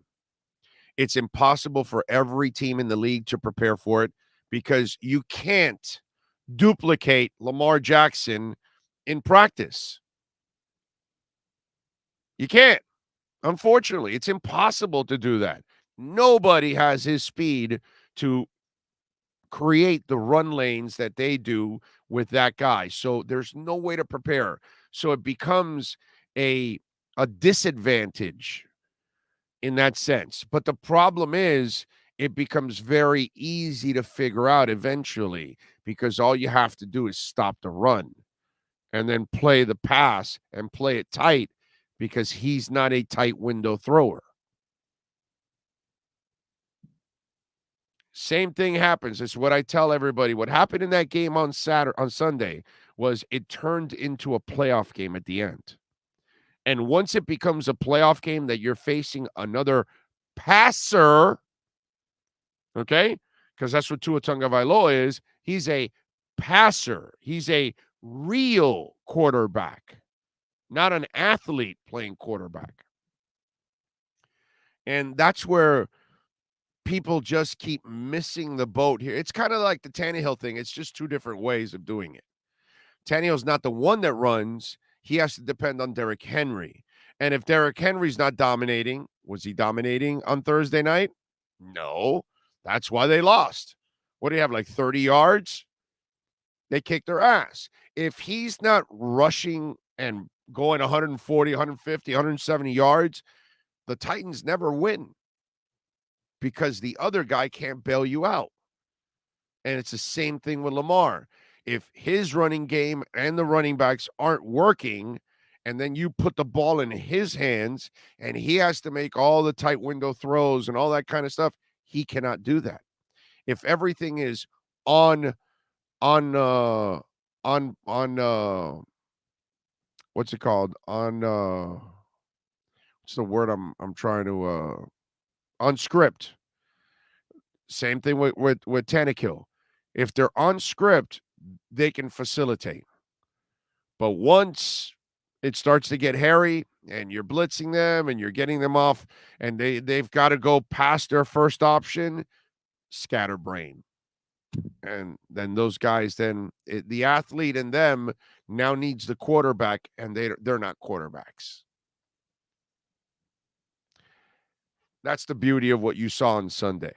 That's why that offense is fantastic for the regular season, but it's not built for the postseason. Because, unfortunately, you don't have the passer to complete the job that you need to complete with Lamar Jackson. And that's why they'll brag about all the stats. You say, but dude, when it counts, what did you do? Just like with Tua Tagovailoa, go look at his stats. When it counts, fourth quarter, his stats go through the roof. That's the sign of a great quarterback. You're getting better as the game gets tighter. Jason Romero, thank you for the love on the super chat, my friend. He says, good morning, O. Have you seen Parker's stats through 2 games? 1 catch for 9 yards. Is it that bad? It's the 1 catch he got for the Dolphins. He didn't catch anything this week. Wow. I know the offense is terrible. I mean, it's just horrible. Amazing Tua was asked to look like a top 5 pick with no O-line offensive coaches and receiver group. I know, Jason, huh? I wonder who talked about that all year long. I wonder who kept harping on that while all the other fools are saying, oh, Tua can't play. Tua can't play. Please, dude. Please. And somebody did it again on the chat board. Let me see. Somebody's I don't know. I'm just but I want to remind you. Apparently one of these guys, one of you reached out to me and said, hey, did you see, I don't know if you said Skip or Calturd or whatever. Guys, don't send me videos. Don't tell me what they said. I don't care. Okay? I saw it in the chat board, and I think we were on a commercial break or something. It's like, yeah, that's your problem, dude. If you want to listen to those people, then you go ahead and listen to those people. This is the part I don't understand with some of you out there. If it's somebody you don't like, why are you listening to them? Why are you watching them? Why do you care what they say? I always love it when you people send me stuff about some of these people like Kyle Turner or whatever, and it's like, no, I'm not watching it. I'm not listening to it. I don't play it here. Don't care. Don't care.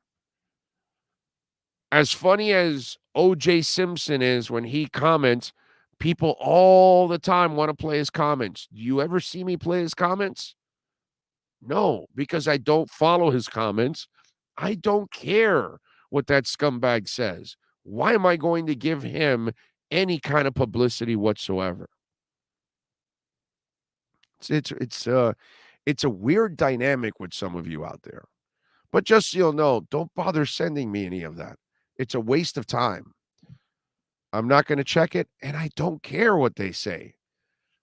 You know, when I already know that you're a phony in the business, that I know you really don't put in the work and you really don't know what you're doing and you're just kind of playing a part on television or on radio, you're excommunicado, as we do in John Wick.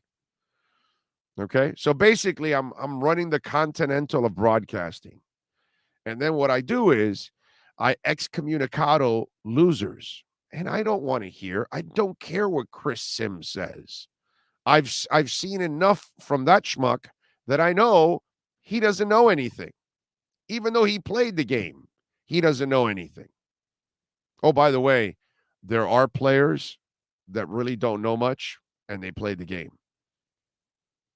Yeah, it's probably why they weren't very good, why they didn't last very long, why they were kind of mediocre, because they probably didn't work at it that hard.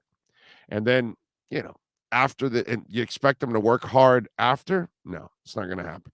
So just to give you guys, there are certain people that are just excommunicado. I don't care. What they say means nothing to me because I know they know nothing. It's like screaming A. Like I don't. I'll listen to him when he's talking about basketball. Okay, and I'll give him a listen in basketball. Once I hear that he's talking football, off. Don't need to hear him at all. Because I know that I forgot more about football 30 years ago than Stephen A will ever know. 30 years ago. I'm going to be 56 October 1st. When I was 26, okay, I knew 10 times more about football than Screaming A will ever know, ever in his entire lifetime when I was 26. Why am I going to listen to people like that? Why? Because you people just watch it because it's just a mouthpiece to put some shock value out there and stir it up and get some kind of fan base riled up for something. Silliness. Doesn't need to be supported. Rub-a-dub-dub, a man in the tub, said, I watched a video on Hill. Crazy how many times he was underthrown or waiting for the ball during the comeback in the Super Bowl, had to stop and wait for 44 yards, and no one critiqued Mahomes. Rub-a-dub-dub, we have a lot of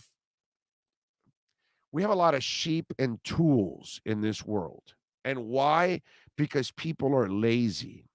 And then they hear Skip Bayless say something stupid, or Stephen A, or whatever, any of those idiots, Colin Cowherd, and then you idiots repeat what they say.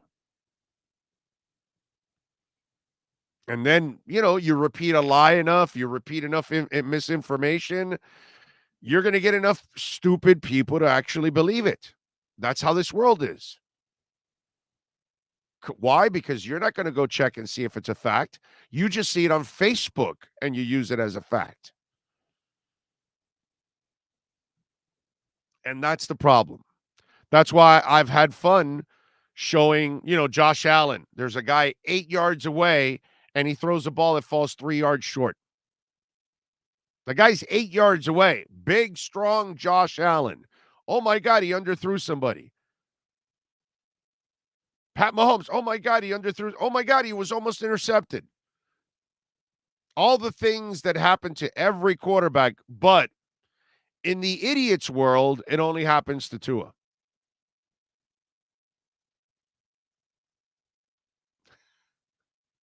So, Rub-a-dub-dub, first of all, it is one of the fantastic names on the chat board. Congratulations on the name. Plus, you had a duck and everything with glasses as your profile pic. I mean, it's really hard to top that. Rub-a-dub-dub. Hank Goldberg's left nut is also a classic name that's on the chat board. Although I haven't seen Hank Goldberg's left nut in a while. Okay? I haven't seen him on the chat board, by the way, is what we're talking about. So thank you, Rub-a-dub-dub. Appreciate you.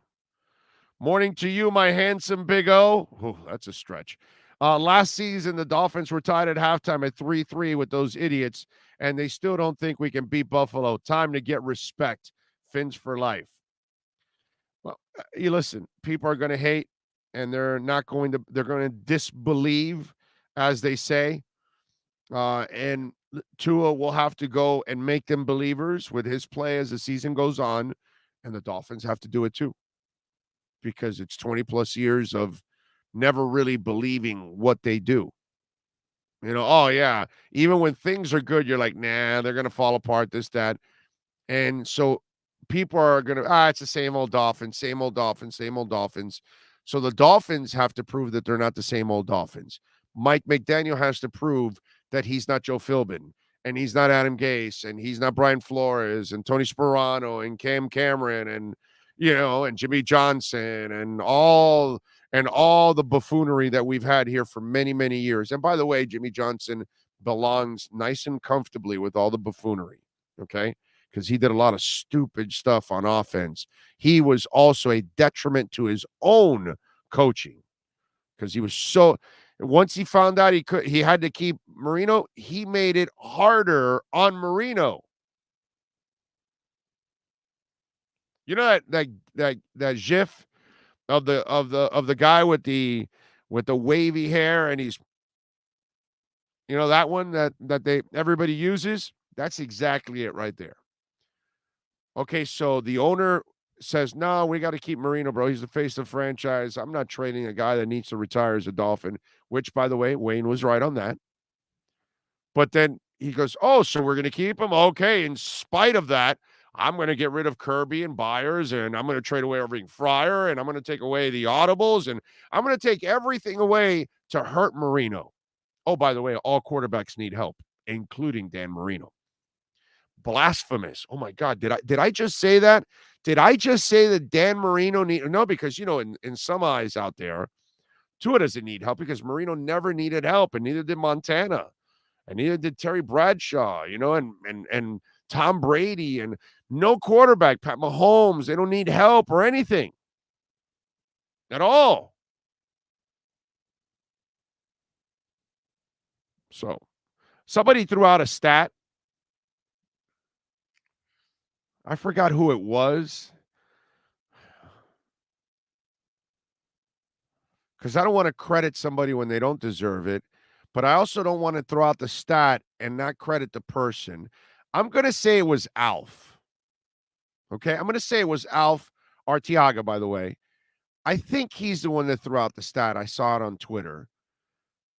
If it wasn't you, Alf, well, you get the credit. And if it was somebody else, I really apologize because, I'm reading stuff all day long. So, a lot of it sticks here, but, I'm not perfect. Did you know that Tyreek Hill has more yards receiving than the entire Kansas City wide receiving corps? One more time. Did you know Tyreek Hill has more wide receiving yards than the entire wide receiving corps of the Kansas City Chiefs? So it's going well, but maybe they are going to miss him. We're going to talk to Matt Verderam at the top of the hour, and I'll ask him about that. Like, you're overcoming it because Andy Reid is last year, what did I talk about? Right? They have no talent on offense, that is. They have no coaching on offense. And part of coaching is what? Play call and play design, right? What do you think Andy Reid is one of the greatest coaches of all time doing? He's right there with Bill Walsh. He's right there with Sid Luckman. He's right there with Hank Stram. He's just one of the great offensive minds we've ever had. Shanahan, there are certain people that have made their impact as offensive minds. I know some of you will say Eric Coryell, but as much as I love Eric Coryell and I love his style of play, I think it kind of came off of a lot of Sid's stuff. So I'm going to go with more of the people that kind of establish a lot of the things that have been used throughout. And so to me, that is so important.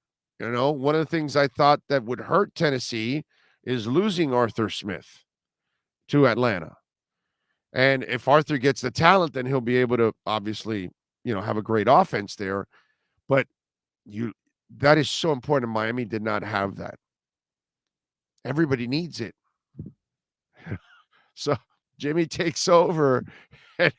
No, you can't trade Marino. Okay, so let me just make it harder on Marino because that's a lot of fun and that makes a lot of sense. Let me tell you something.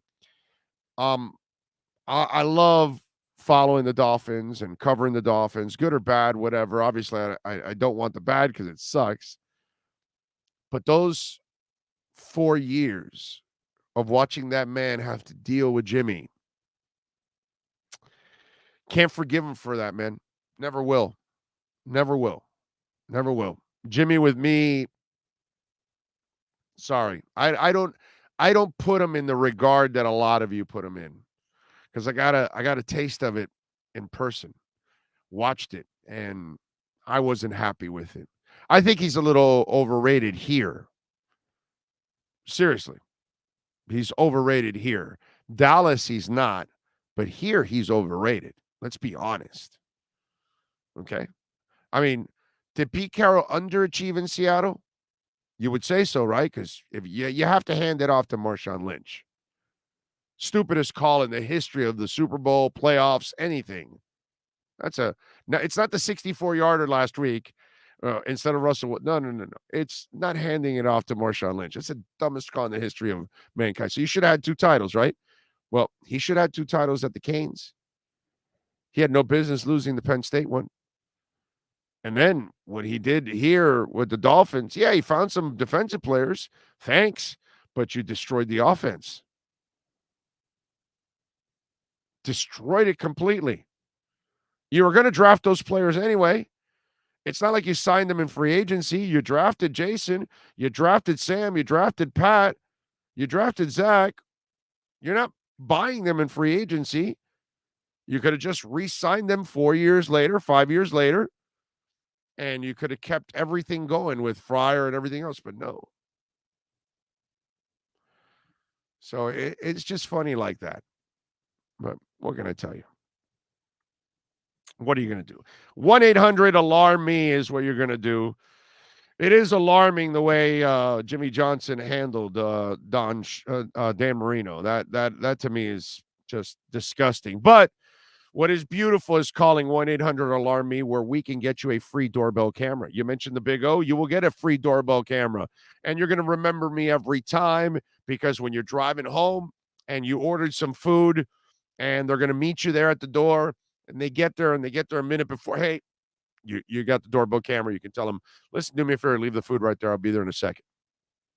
Or you're in the shower. Doorbell rings, food's there, delivery's there. You can grab your phone, say, hey, just leave it there. I'll be out in a minute. Or in COVID times, you don't want the face-to-face exchange. Oh, thank you very much. Leave it there, please. They leave. You open the door. You grab your food. No exchange. Nothing. Right? So many positive things. What I also love is you control everything with your phone. You can set the alarm. You can obviously deactivate the alarm. And when you got your hands full and you're carrying a bunch of, packages, bags, whatever, and you've got to open the front door. And you've got to then turn off the alarm. Oh, man, what a pain in the ass. Grab the phone as you're pulling into your house. Turn off the alarm. Now you don't have to worry about it. You grab all your bags. You walk into your house. Boom. Sloman's makes it nice and easy for you. Listen, one of the sensors goes out. There are alarm companies that give you an alarm that if one of the sensors goes out, the entire alarm doesn't work. You can easily go into the keypad, find out which is a sensor. Oh, it's the window in this room. Okay, sensor went bad a couple of years later, whatever. You can turn off that sensor and then set the alarm. Then you call Sloman's, and they'll come right away to fix that sensor.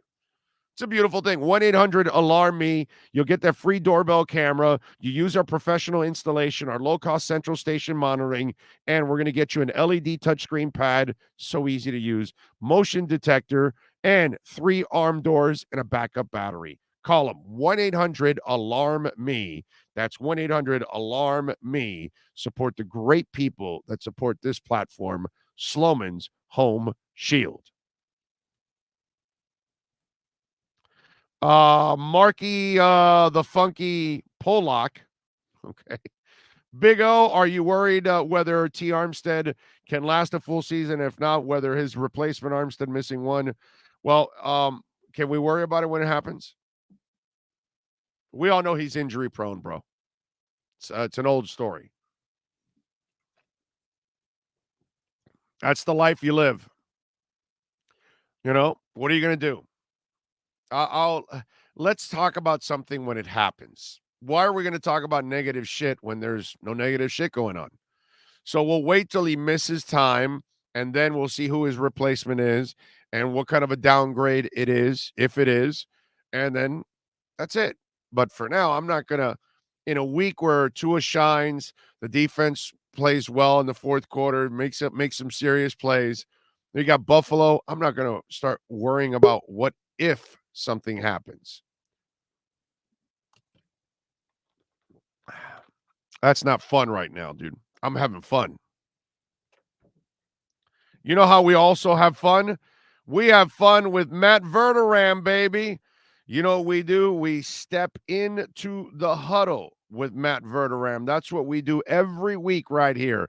The redrecover.com huddle with, of course, the one and only Matt Verderam. Let's do it. Oh, I think I know what this is. Houston, we have a package. Hello? No matter where you are, the Sloman Shield home security system guards your home. With next-gen perimeter protection, 24/7 monitoring, and interior motion sensing. And right now, get a free Sloman Shield security system and doorbell camera, all professionally installed, for free. Shield your world, the Sloman Shield. Welcome to Red Light Therapy, a revolutionary technology perfected by NASA to aid in muscle strengthening and recovery. Red and infrared light has the capacity to penetrate deep into the cell's mitochondria, potentially leading to increased energy, faster recovery, and the optimal performance your body demands. Train, fight, recover. Let's huddle up with Fanside National NFL reporter Matt Verderam. The huddle is brought to you by RedRecover.com. RedRecover.com's wraps and pads are designed to deliver maximum benefits with each treatment anywhere you go. Go to RedRecover.com to learn more about red light with videos, blog posts, and over 40 years of medical research to treat pain, inflammation, and overall well-being. Here's NFL reporter Matt Verderam. He is the man, the myth, the legend that is Matt Verderam, stacking the box. How you doing, my friend? You doing good? Doing great. How are you? Dolphins 2-0. Tua lights up the world. Yeah. Life is good for a week. Life is good right now. For a week. You know how the NFL is, right? Kansas City loses this week. That's it. It's over. They'll never win again. You know, they're not going to get to the Super Bowl, all that. So, you know how it goes in this league. It's week to week. So, for this week, we're in good shape. If they get trounced by Buffalo, then we're like, oh, God, it was all a lie to us the first 2 weeks. It was all a lie. You know, that's what's going to end up happening. You know how it is. But hell of a performance by the kid. Hell of a performance. I tweeted out my NFL quarterback rankings an hour ago, and he was what I led with. He was awesome. I went back, I watched the game, and I've seen people say, well, a couple of the throws, guys were open. Well, first of all, yeah, I mean, that's football. Guys get open. You got to hit him. You got to see him. He hit him. Look, Tyreek Hill gets open a lot. That's why they traded for him. That's the whole point. He got open in Kansas City, too. It wasn't all just contested catches. And by the way, Mahomes also underthrows him. Oh, okay. Well, listen, everybody underthrows. Quite honestly, look, what is the most famous play with Tyreek Hill in Kansas City? It's that wasp play in the Super Bowl in Miami, right? That is the most famous play. Tyreek Hill was standing stationary when he caught the ball. He was so open. So look, that sometimes when you have a guy that fast, that's going to happen. Like I thought overall he was phenomenal. I mean, 6 touchdowns, 469 yards. Why would you try to discredit that? He was great. They were great. Now, you want to sit there and say, hey, you'd like to see a little more of the first 3 quarters of the game from the Dolphins? Fine, sure. But there's 4 quarters. They came back. They won the game. Look, the most impressive thing to me about that game was a lot of teams, especially young teams that haven't had a ton of success, a lot of teams would have folded the tent and just said, you know what? We're on the road. We're playing a good team. And by the way, I think Baltimore is going to be a very good playoff team. We're a good team on the road here. We're not going to win this game. And I give them credit. They came back. They didn't stop fighting. They eventually took the lead. And even after the Ravens, when it was tied 35-35, they took the lead on Tucker's field goal. Tua drove them right down the field. So, look, all the credit in the world to them. And this game against Buffalo, to me, if they win the game, I mean, all bets are off. Okay. Yeah. I mean, the hype train's going to be off the rails. But to me, even if they lose the game and it's a really good game, I mean, if you're a Dolphins fan, like you got to feel good about it. Like I think anyway, that's how I would look at it. Yeah, no, Tua and Mike McDaniel passed the test too because obviously he's Mr. Cutesy with all the jokes and all that, and we love it down here. I mean, it's fantastic to cover like a real human being with a personality, but that stuff doesn't fly if you're losing. If you're losing, no, it's not. Right. And so the test came, because a lot of people were like, "Oh yeah, Mike McDaniel's really funny." All right, we'll see when things are tough and so guess what? Things got tough and he passed the test too. So that was I was happy for both of those guys, obviously, because they needed this kind, especially Tua, we all know, needed it. By the way, I saw an interesting stat. Kansas City's winning. Andy Reid's a monster. We all know that. It's always been that. But the receiving core for Kansas City combined does not have more yards than Tyreek Hill. Oh, I believe it. No, it's an interesting stat. I did not realize that. Somebody posted that yesterday, that they're like at 270 something and Tyreek's like at 284 or something. Just the receivers, folks. We're not talking about the running backs and the tight ends, because obviously the tight end is a monster in its own right. But it shows you the greatness of Andy Reid now. And this is kind of what you were counting on when Tyreek, left. You said, for those people who say, "Oh, they're going to struggle." Well, dude, you don't know Andy Reid.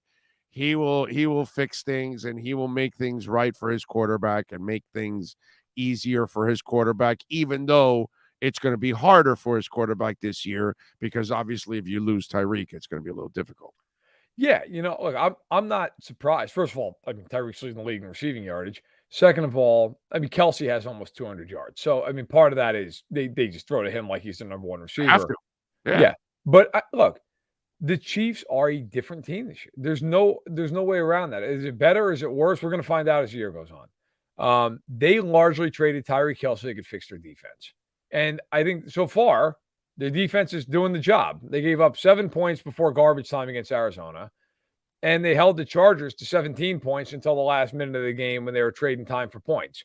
They also scored on a pick six in that game. So, I mean, look, they went into the season saying, we will be able to manufacture 27 to 30 points a game with this line, with Kelsey, with Reed, and with Mahomes.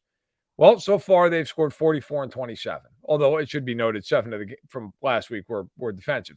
Defensively, the thought was we're going to reinvest a lot of the money we would have spent on Tyreek Hill on this defense. Well, so far that's worked. They've been much better defensively. Truthfully, the most impressive thing with the Chiefs has been their pass rush. That's been the thing that most people in Kansas City going into the year felt like, who knows what you're going to get? I mean, they brought in Carlos Dunlap during training camp. They drafted Karlaftis, but most rookie DNs, it takes a while. He doesn't have a sack yet, but he's been all over the place. Jones has been Jones. Dunlap's played very well.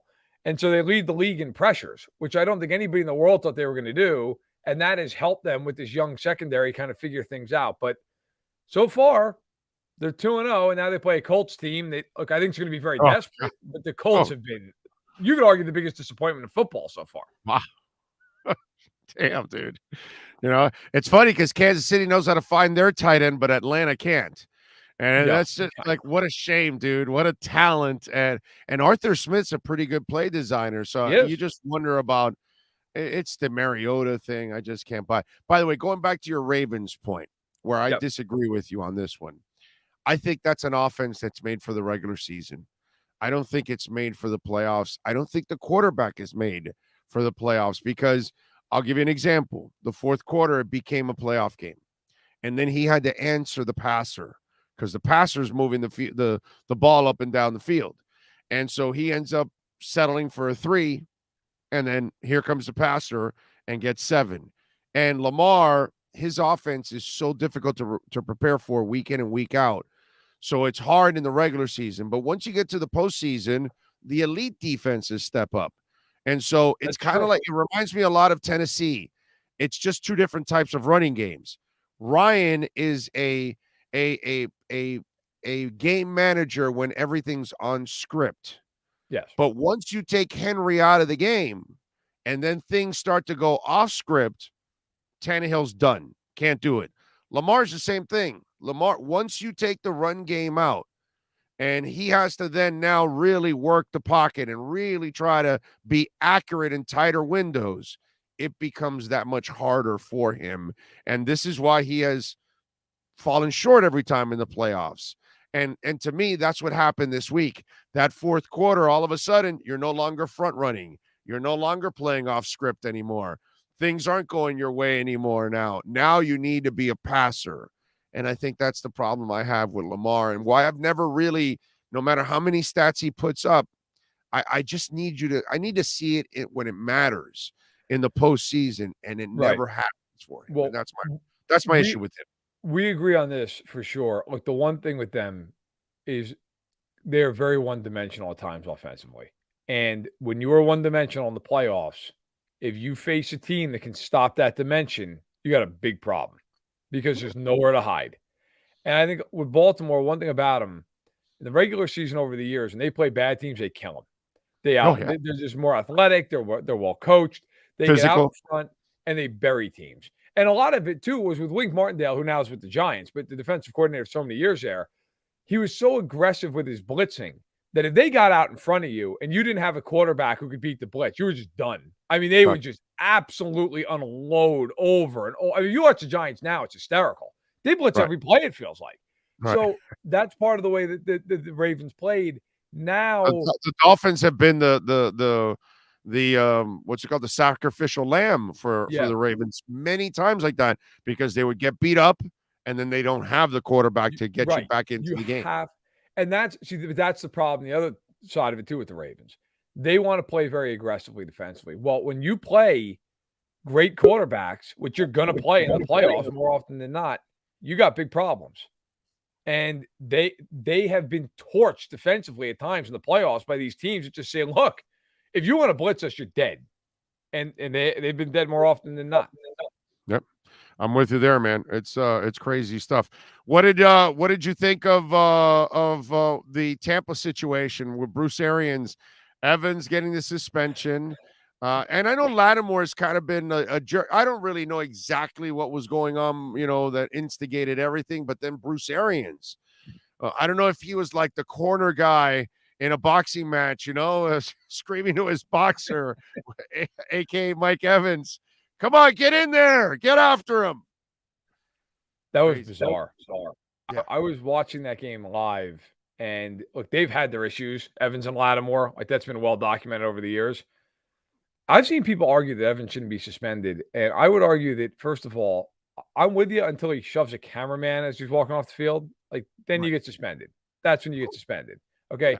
But that was insane. And my take on this is, like, Bruce Arians, it's time to get off the field. If you're not the head coach of the team, get off the field. Like, you want to be up in a box, that's fine. That's fine, whatever. No problem. You have no business being on the sideline and being really involved here. And I have a feeling the NFL behind closed doors are going to tell him that this week. Oh, they reprimanded him. Yeah. You can't be there. That's not your place anymore. If you want to be that, then you need to be a head coach somewhere. So, but what if he declassified the field? Is he allowed to go there? I'm not touching that. I'm not touching that with a 100-foot pole, Big O. There's no way. But you gotta give me some credit for mixing it in, right? I mean, it's great. It's great, especially for you down in Florida. Okay, you guys are ground zero for all this stuff. I'm not. I get in enough trouble on Twitter. I say one thing, even tongue in cheek, I get screamed at for 2 months. Well, look, you know what? The Buccaneers, in all seriousness, right now, I know they're 2-0. And look, I love the defense and all that. Hicks is now out, which is not surprising. Unfortunately, he gets hurt a lot. Hey, are you allowed? Wait a minute. Are you allowed to talk bad about the Bucs and Brady on his day off? I don't know about this, bro. They don't pay me. Wednesday's his day off. I don't know. Isn't that against the law in the NFL to talk bad about the Bucs and Brady on his day off? Yeah, I think it's go against. Ahead, you take chances. You go ahead. You're a risky dude. Go ahead. I mean, I just. Like, I don't understand what's going on. Like, now Josh Wells, a backup left tackle, and Giovanni Bernard are on IR. Hicks is out supposedly for a month. You've got a team that, look, defensively, they've been great. You give them all the credit in the world. Yeah. Offensively, they can't score a point. I mean, they can't do anything in that game. So I went into Sunday and I was like, I'm going to write my column about the Bucs and the Saints. So I sat there and watched that game. It was so bad offensively. Like, I can't write about this. There's nothing to write about. Like, these teams, look, both of them are good defensively. Neither one can score a point. So I ended up actually writing about your Dolphins and how Tyreek Hill is one of one, and he changes everything about your team when he's on the team. And how it completely took the Dolphins from being a fun team offensively at times with Waddle, but like limited because of the way they played. Like now you have both these guys. Nobody can we're stop boring. anybody. We're boring, bro. It was boring if it didn't go to Waddle. It was boring. Yes. Yeah, it was boring. It was boring, and it was short. Everything. By the way, what happened to all the idiots? Oh, they got the wrong receiver. You see the guy in Cincinnati? He's kicking out. Waddle's catching 6-yard passes. You morons! That's the offense. That's not the kid. Now watch him. McDaniel comes, opens things up, gets somebody opposite of him to take some pressure off him, and now you're watching him 170 yards later. Awesome. It's like people. It's like like this past week, dude. I had to deal with people that they didn't. There are people watching this sport that didn't recognize that short quarterbacks have trouble seeing over the line. And Tua was talking about how, shorter quarterbacks, we have trouble seeing over the line. And people were coming at me like, oh, how stupid are the Dolphins drafting a guy that can't see over the line? I'm like, yo, Greasy, Breeze, Montana, Tarkenton, a whole bunch of those guys can't see. Even 6'2", 6'3" guys have trouble at times seeing over the lines. It's called passing lanes. It's crazy how we have a lot of people that watch something and they really don't know what the hell they're watching. Oh, believe me, cheering shit on. I get it. I had a guy email me today who's who's a Chiefs fan who told me that he thinks Mahomes is killing them because of the way he plays. Like what world? I mean, the guy's 60-16. Like what? I mean, I get that all the time. Now, you know what though? I will say, and I was going to say earlier, with the Bucs Packers game fascinates me this week because obviously I think they're two of the best teams in the conference. Yeah. Can the Bucs score? Like if Evans gets suspended, they uphold the suspension. Can they score in this game? I mean, the next Green Bay's defense is actually pretty good too. Good. I know. Like you've got Green Bay this week for the Bucs, and next week it's Kansas City on Sunday Night Football. I mean, I am fascinated to see the Buccaneers these next couple of games. Now, I'm not saying they can't win. They've got Brady, all that. Brady has not looked good the first two games. Now, we've seen that in New England where he doesn't look good early, and then all of a sudden it's like he's just a Terminator down the stretch. Well, the year they won the Super Bowl, they didn't have a good first half. No, they were awful. They barely were 500.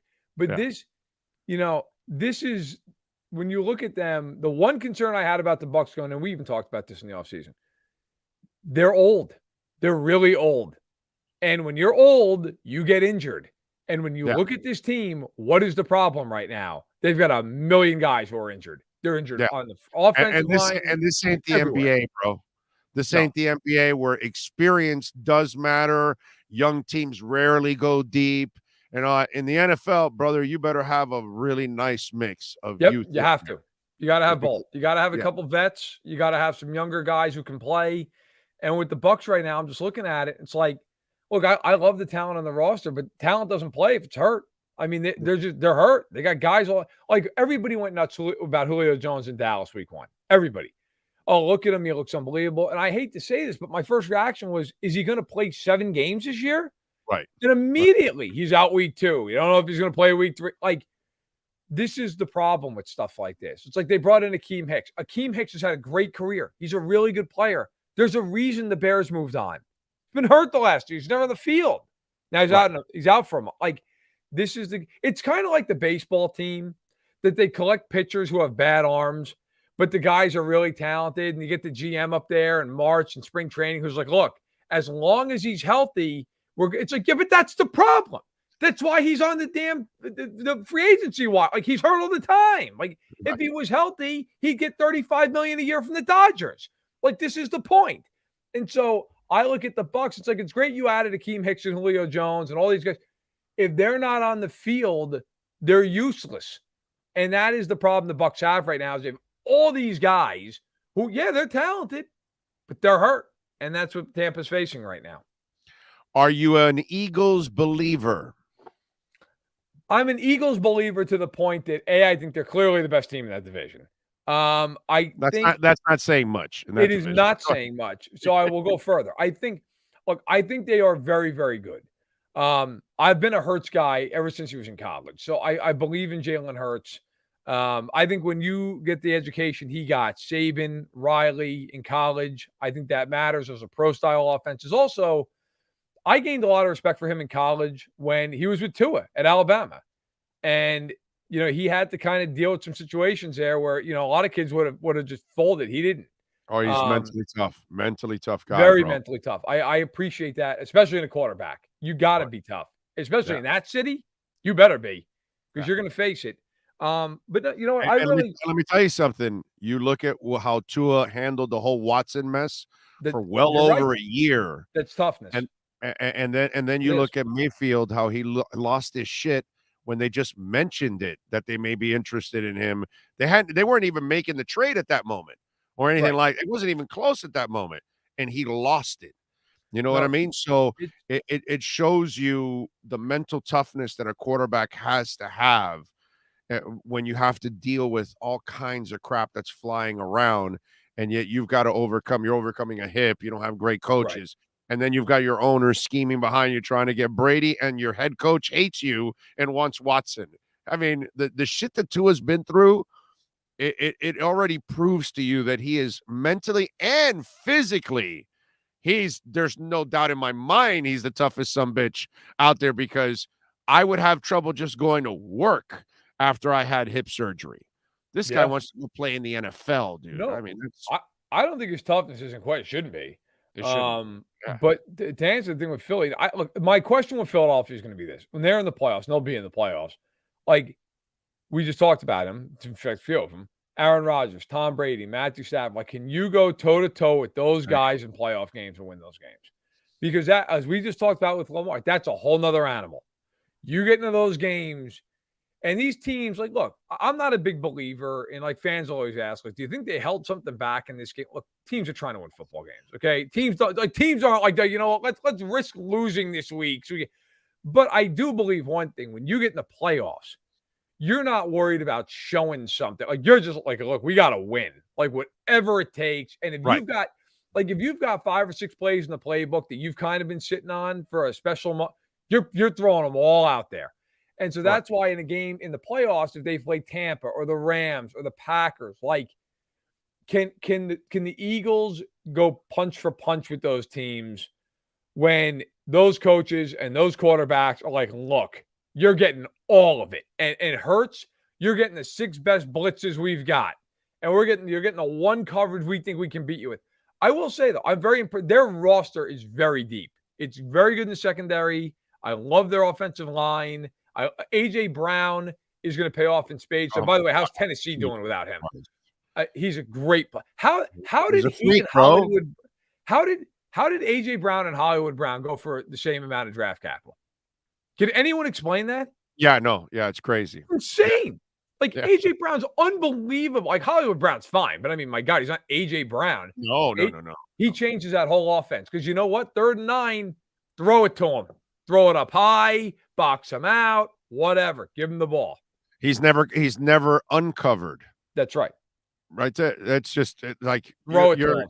Throw it to him. Covered, go. Doesn't matter. You got to throw it to him. That guy doesn't matter where he gets separation. He's got 2 guys on him. Throw it up in the air. Like he's Devontae so Adams. Strong and physical, bro. Yeah, you're just not going to end up, overcoming any of that stuff, man. All right, tell them about Stacking the Box, my brother. What do you got going on? Let's do it. Every Tuesday and every Sunday at noon Eastern, 11 Central. Takes you right in the kickoff on Sundays. Go over all the games.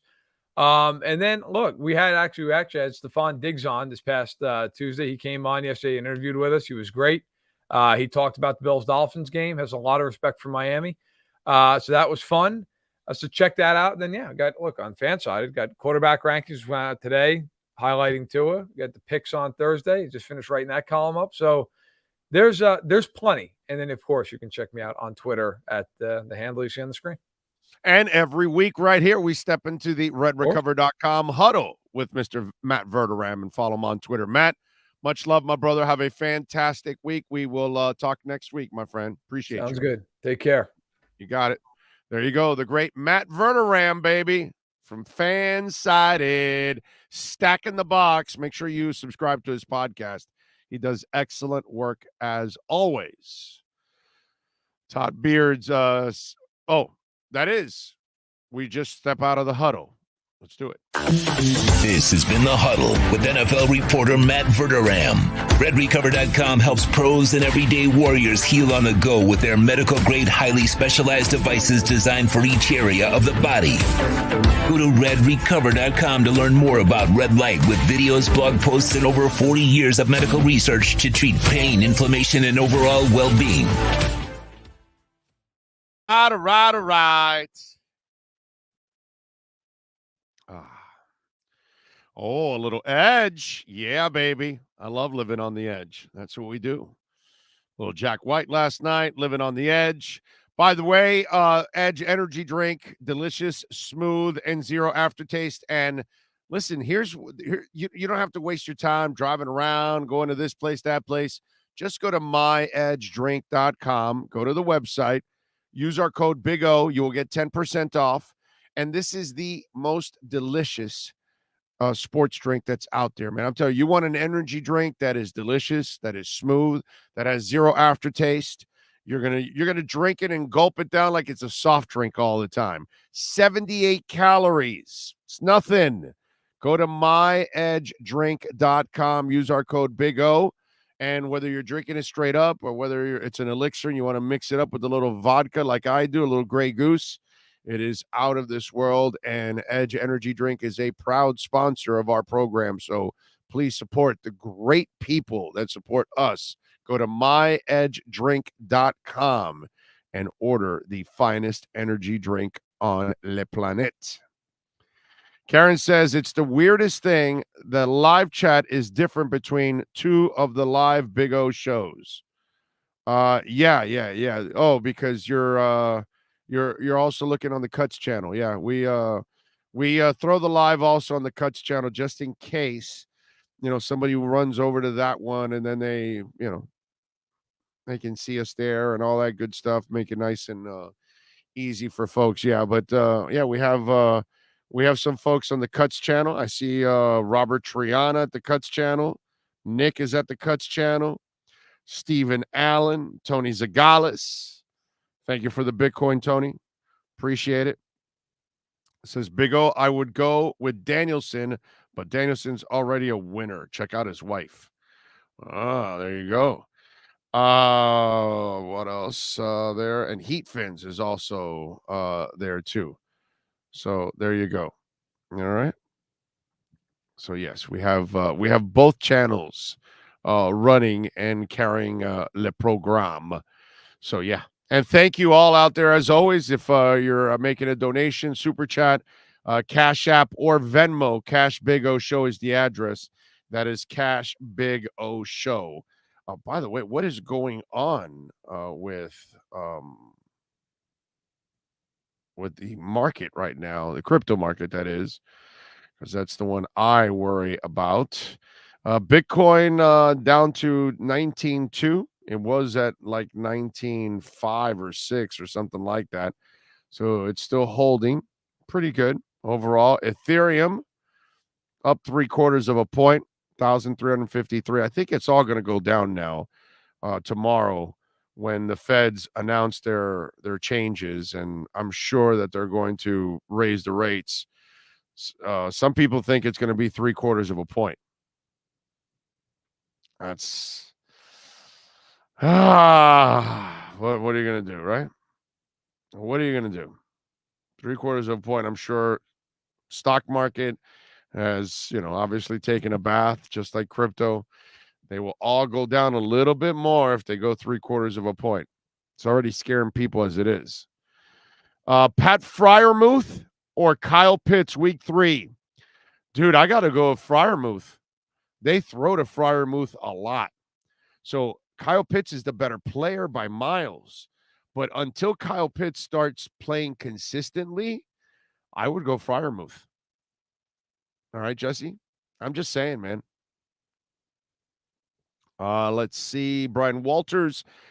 He was there for a couple of innings. Jack White is who I'm talking about. Oh, okay. Congratulations, Aaron Judge. Let me say something about the whole Aaron Judge situation. And yeah, we don't have a guest till Craig Mish at 12:30. We'll talk a little baseball, and I'm going to talk a little bit about that right now. You talk about Aaron Judge, and it's not so much about baseball and talk about the game itself, but I want to thank Aaron Judge. Look, I don't have the love and interest for baseball that I used to. And the Marlins don't help me out at all because the Marlins do nothing to make you interested in baseball. The ownership just does nothing, unfortunately. They give us zero hope whatsoever. Every year, the Marlins are doing nothing by just looking at the talent that they have on the roster. Every year, it's just nothing. There's nothing to look forward to. And with Sandy, it's almost like, really, is he going to be here long term, or is this just another guy that's going to be here for a couple years, and then eventually you got to trade him because you can't pay him and you can't keep him? And I almost feel like that's what's going to end up happening. But Aaron Judge, I want to thank him because when you look at the home run king, if you want to label him that, or the home run juice king, it's Barry Bonds with 73. And then you've got McGuire with 70, Sosa with 66, McGuire with 65, Sosa with 64, and Sosa with 63. Okay? And here's my problem. Bonds, McGuire, and Sosa are nothing but a bunch of cheaters. And look, maybe Aaron Judge is cheating. I don't know. But I don't think so, at least. There's no indications whatsoever. They test like crazy. So I'm going to say he's clean. And here's the really cool part that old people will pick up on, young people will not. He tied Babe Ruth at 60, and he did it in 147 games. Remember, Babe Ruth did 60 in 154. Okay? Us old farts, we know this because we follow baseball. And then Roger Maris did it in 162 when he hit 61. That's why a lot of people said you got to put an asterisk next to Maris because he played extra games than Babe to get that record. Well, Aaron Judge has a shot to hit 61 and 62 before even 154 games. He's got 7 more games to get to that number. Now, he's got a lot more to get to 162, so he'll have plenty of opportunities to beat 61 and beat Roger Maris. But what I love about all of this is that in my eyes, Aaron Judge now is the home run king. Once he beats Maris, which I expect him to beat Maris. And so I thank him because baseball has been stained really bad by the changes it's made, the style of play, but steroids, while it was entertaining for a moment, okay, it really ended up hurting the game in the long run because now you've got people that are holding records and you are challenging their professionalism, their integrity. And for me, Bonds, McGuire, and Sosa have zero integrity. So I thank Aaron Judge for doing something that is incredibly special. And I thank him because now maybe I can look at the home run king and say, well, we've got a clean guy that beat Roger Maris's record. Because Sosa, McGuire, and Bonds, I wouldn't trust them as far as I can throw them. And I can't throw them, obviously, very far. So thank you, Aaron Judge. Thank you for cleaning up the records. That's what I'm going to say. Thank you for cleaning up the records. All right, 855-912-1056. That's 855-912-1056. If you want to get in on the Welt and Rayom text line, you can also reach out to us on Twitter. That's at Big O Show. Follow us there as always. That, my friends, is a 24-hour talk show, man, on Twitter, which is a beautiful thing. All right. Let's see, what else do we have here? Let me tell you a little bit about Babbel. We love talking about Babbel, folks. Language for life.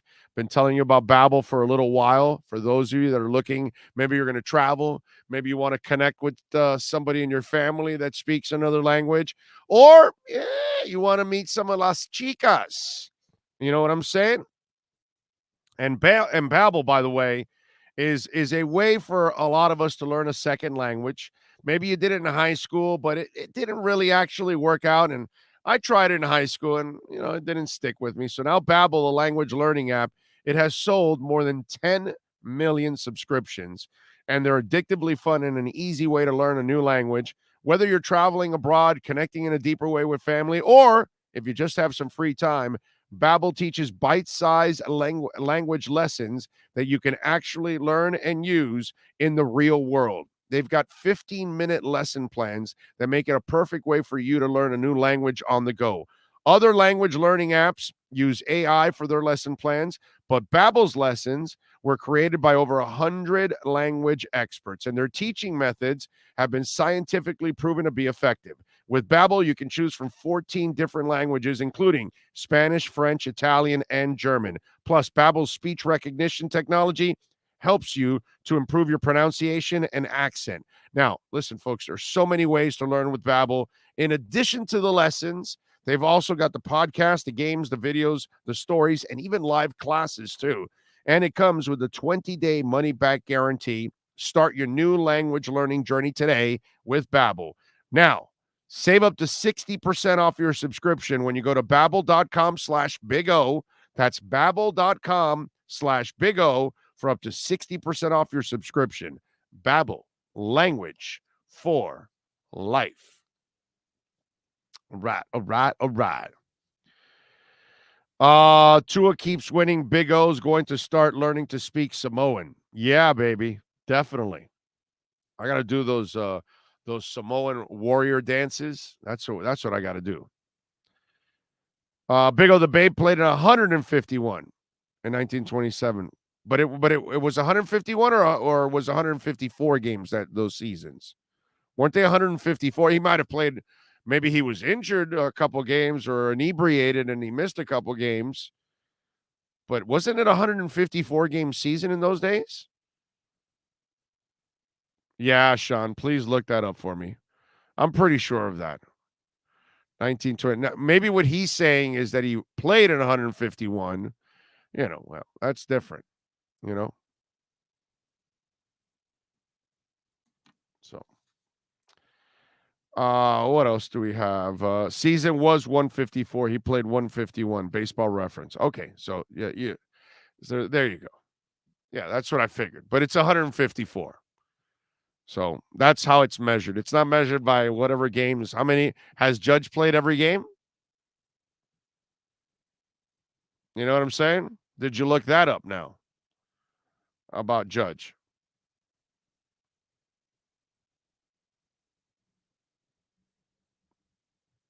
That's what you got to look up, because I doubt that Judge played all the games. Let's see. I got it right here. He has 143 games played, and they've played 147. So he's missed 4 games already. And you said 151 and 154. Guess what? He's already missed a game more than Babe Ruth did. You see? Do your homework. Okay? It's the Babe only played 151. Well, did you bother go looking up Aaron Judge? No, you didn't. Okay. Big O, who does the voices for your commercials? Is that Sean with a voice changer? Yes. Sean is super talented. Not only does he master the entire program and produce everything and host his own show on it, by the way, because obviously we know he kicks ass doing the wrestling show, but he also does many, many voices. In fact, right now, I'm not even talking. It's actually Sean talking. Yeah, I am merely just a puppet for Sean. right now. Yep. So that's Sean has got the skills, baby. All kinds of skills. Couldn't find it. Does anybody know the last Dolphin QB to win the AFC QB of the week? Oh, God. I'm going to say Fiedler was the last QB of the week. I want to say he might have been the QB of the week after the Washington Redskins game, where he came back and I think he threw 3 touchdowns in the second half, I believe. I'm gonna go with the one and only Jay Fiedler, baby. Jay Fiedler coming at you. Yeah. Yeah. You want Sean can talk like Jay Fiedler too. Right there. I don't know. I don't know how we could look that up. Oh, somebody's saying Fitz 2019. That makes sense. He had a lot of those crazy games that he might have thrown several touchdowns in one of them. That makes sense. I could go with that. I mean, not that it really happened. Big O just found it. Poupart wrote an article December 19 with Ryan Fitzpatrick. There you go. Okay. Yeah, I was thinking Pennington, that season that he had. I went straight thinking I forgot about Fitzpatrick. I was thinking Pennington. Yeah, no, but Pennington didn't have big numbers. I believe he only threw, I want to say 20 touchdowns that season. Yeah. No, that's true. But I was just thinking of like a good season where, because there hasn't been that many people when you think about it. It's like, no, but you need an explosive game. And so that's where I don't think Pennington was just solid that season. Not what's it called? Oh wow. Okay, that's why. Not spectacular in the sense of that he was lighting up the world or anything like that. So yeah. I'm trying to look up to see if I was right on the 20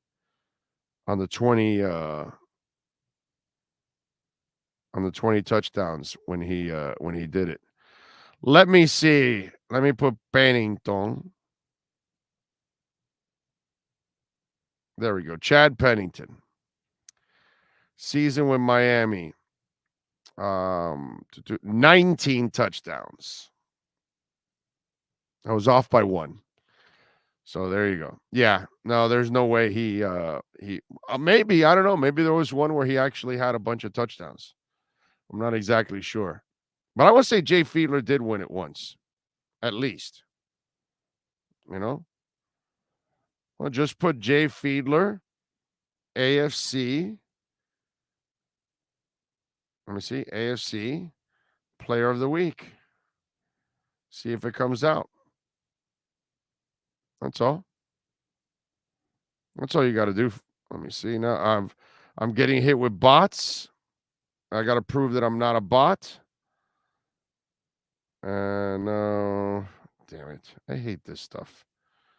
They just got you always proving that you're not bots and stuff. Oh, and it's usually because I have my my VPN on. So that's why it does it.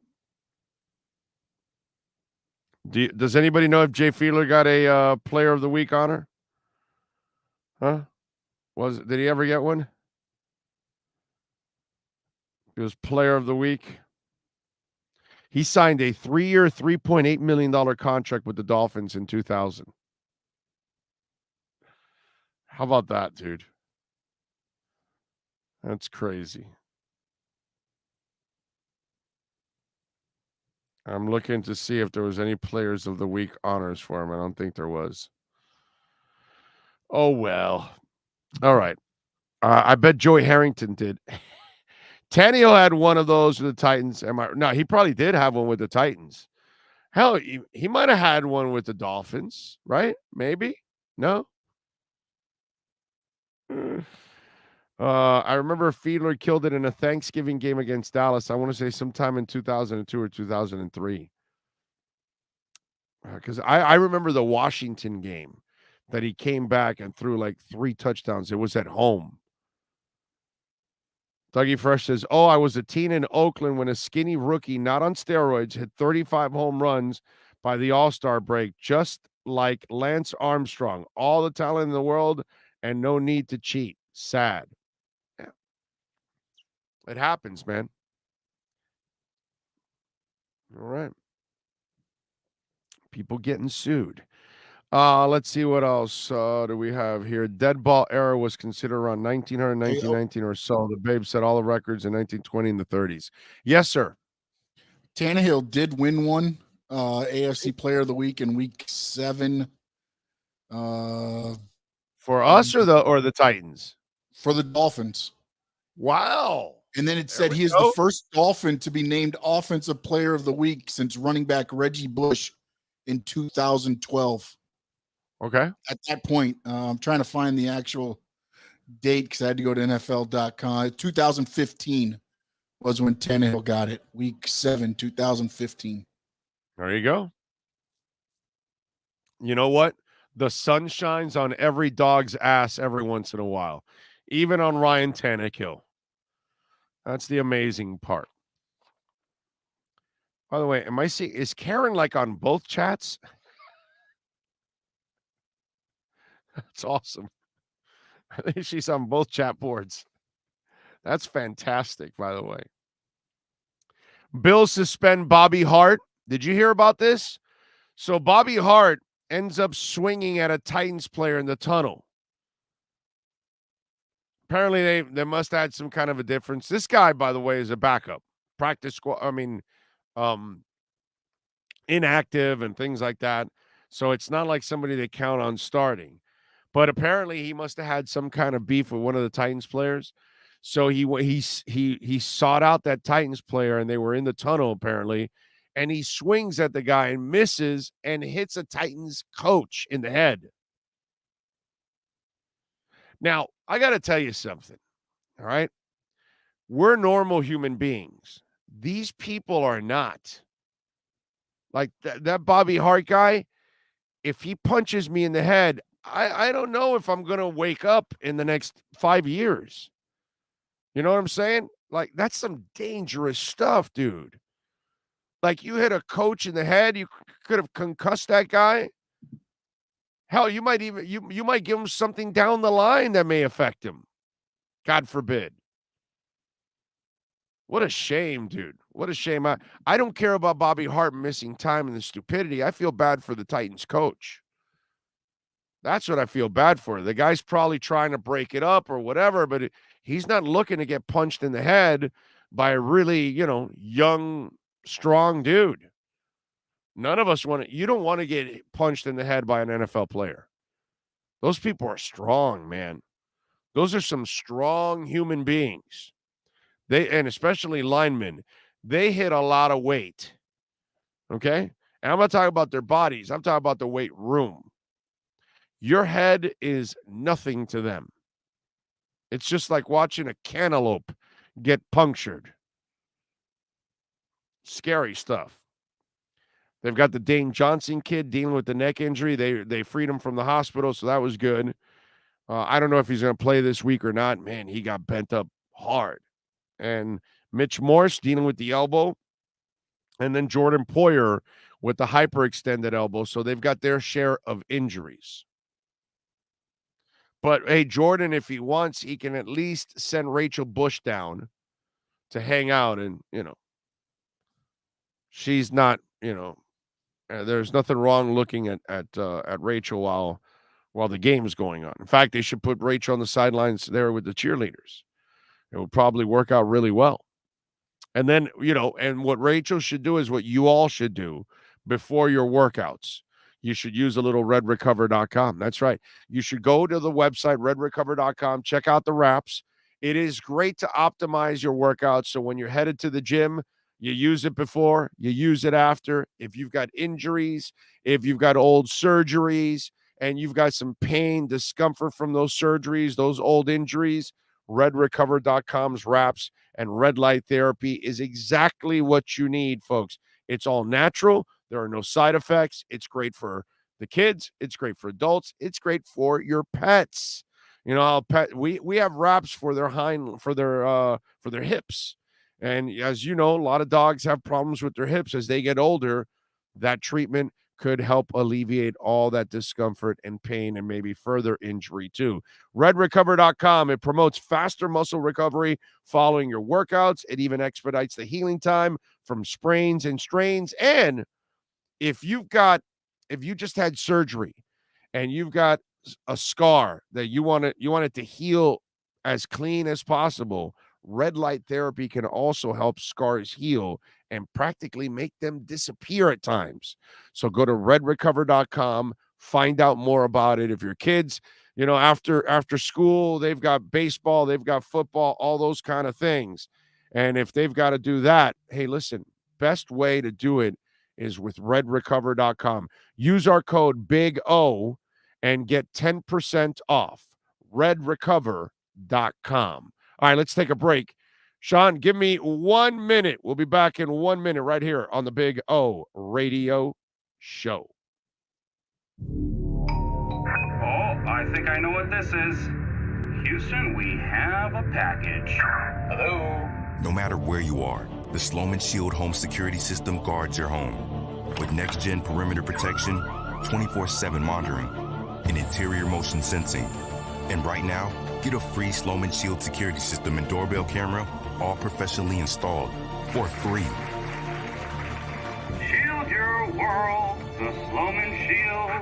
For over 16 years, EJDconstruction.com has provided South Florida residents quality craftsmanship, accurate project management, and exceptional service. That's why EJDconstruction.com is an A-rated member of Angie's List and the Better Business Bureau. When you're looking for the right custom home builder for additions or home remodeling, please call my friend Eric at 305-433-4843. That's 305-433-4843 for EJDconstruction.com. Why is it that you get locked out in the worst moments of your life? Where are my car keys? Man, I can't find my house keys. In those frustrating moments, you need a locksmith you can count on. A. Lenny Locksmiths in South Florida, from Miami to Port St. Lucie. In Central Florida, A. Lenny locks it down in Orlando and Tampa Bay. Lockouts or lock changes for home or business. Car key replacements and programming all model cars. 24-hour service. Call them at 855-869-5625. Go to the website at alennylocksmith.com. Welcome to Red Light Therapy, a revolutionary technology perfected by NASA to aid in muscle strengthening and recovery. Red and infrared light has the capacity to penetrate deep into the cell's mitochondria, potentially leading to increased energy, faster recovery, and the optimal performance your body demands. Train, fight, recover. When it comes to South Florida sports teams, very few in the media have witnessed, lived, and covered it like the Big O. Let's start the program dedicated to your favorite South Florida teams with a passion that's unmatched. The Big O Radio Show is on. Here's the Big O. We're back. Thank you. Had to take a very quick break here and do something really quick. Time flows like a river and history repeats itself. The Miami Dolphins are the only undefeated team in the NFL history. The Buffalo Blowhards will choke when it really matters, like history has dictated. Well, I got to tell you, I hope you're right. I hope you're right, Goose. Would be nice.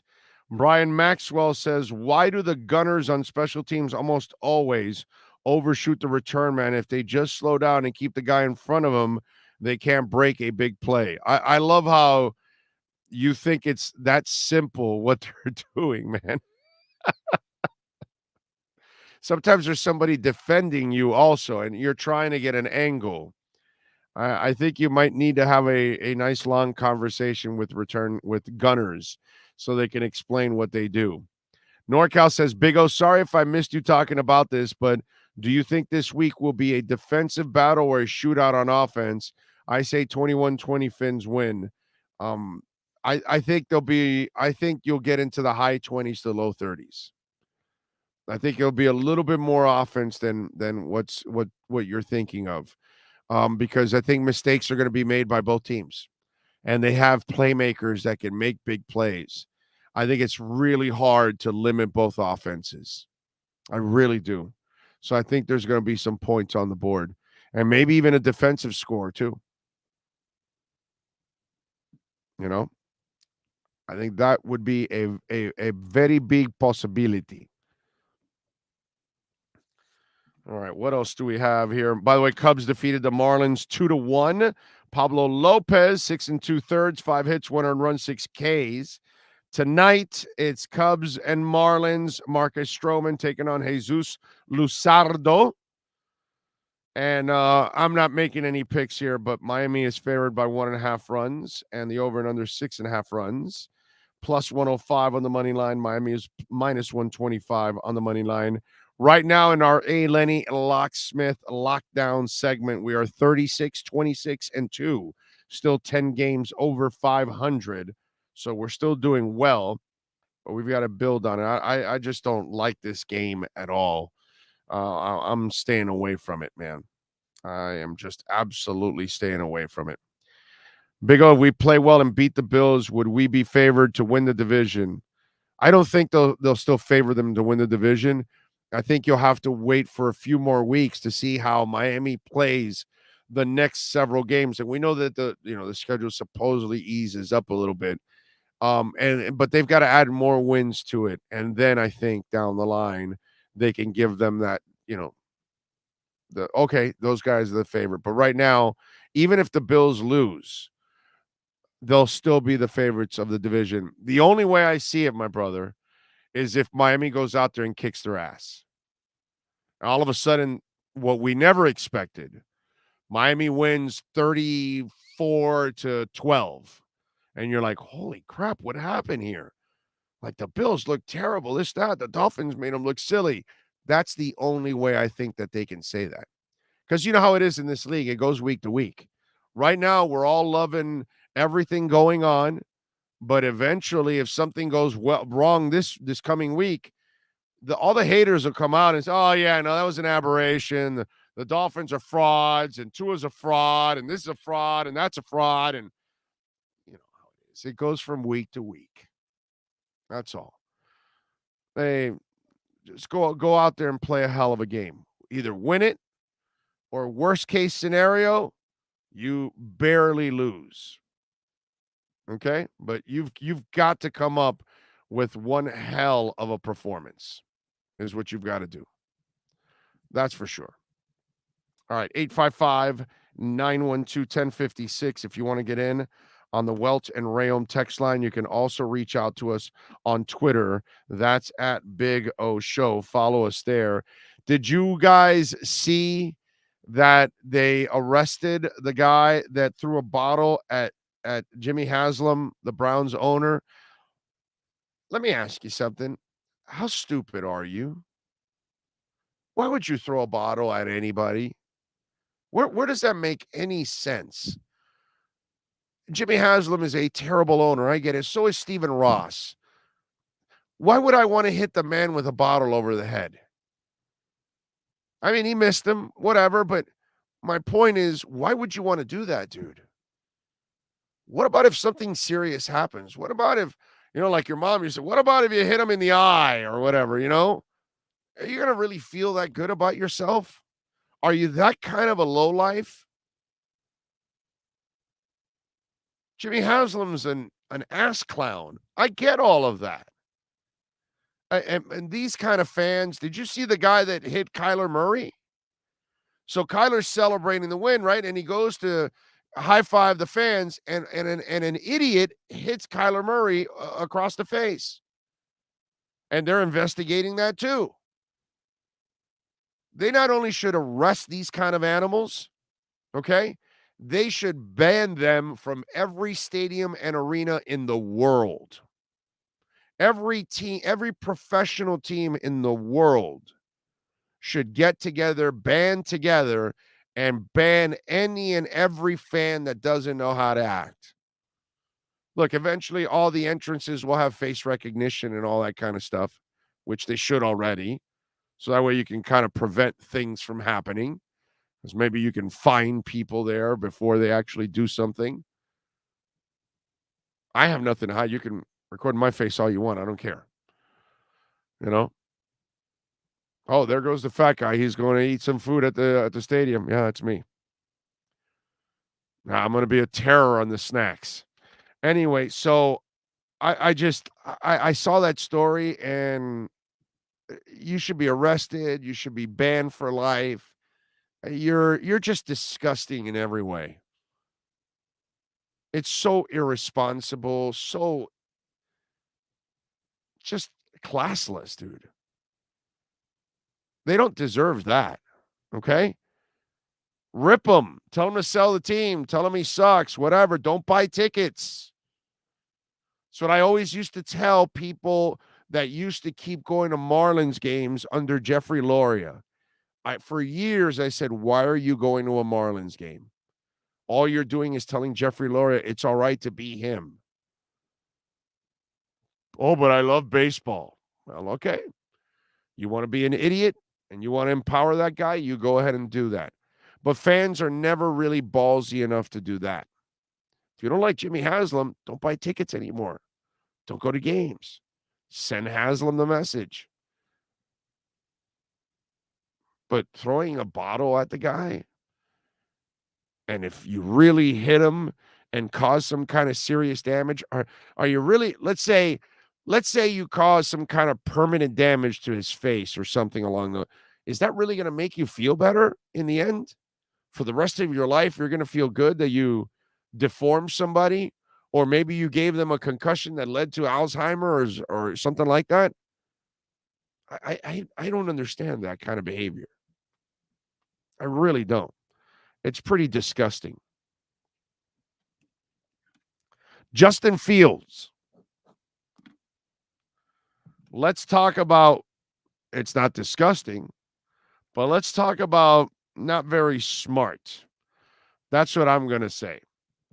And he tried to clarify it too, but you really can't clarify it. So he was addressing the media after the game, and he was talking about the fans and, his teammates and all of that.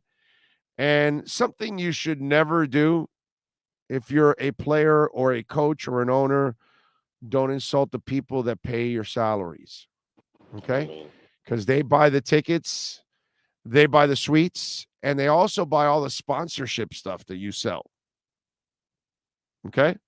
Tyreek Hill, right? He opens a store at a mall.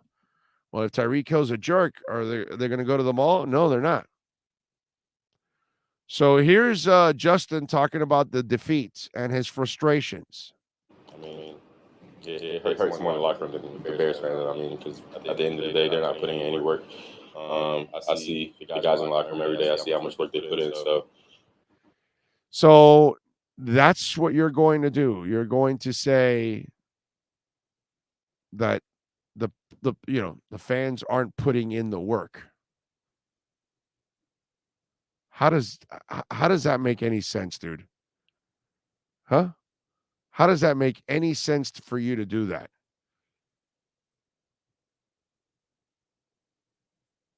Fans work hard to buy the tickets to see you. The part that Justin Fields doesn't get, that's pretty stupid on his part, there's probably a fan there, many of them, that make $30,000, $35,000, $40,000, $45,000, and they spent like $2,000 on tickets, $3,000 on tickets, $4,000 on tickets. So they're spending a major percentage of their salary to go to the games. So fans, they may not be on the field working with you, but you better appreciate it, dude. Fans are traveling to go see you. We have hundreds and thousands of Dolphin fans every year that travel to go see their teams all over the world. Every year. You're going to tell those people that they're not working hard. I get it. They're not working hard on the field. I get that. But, man, they've been working hard at being a fan of the team way before you ever became a player on the team. And by the way, those people will be fans of the team after you're either cut, traded, or retire Justin Fields. You know, it's just interesting how you can dismiss. Listen, as a radio guy or as a talk show host or whatever, I could talk about the impact, this, that, whatever, but I'm not the football player and I'm not the coach living off the fans, paying for the entrance and the jerseys and the suites and all that other stuff, the NFL tickets and everything else that you pay for.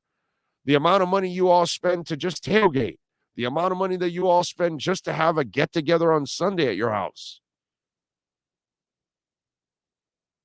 Justin, appreciate the fans, brother.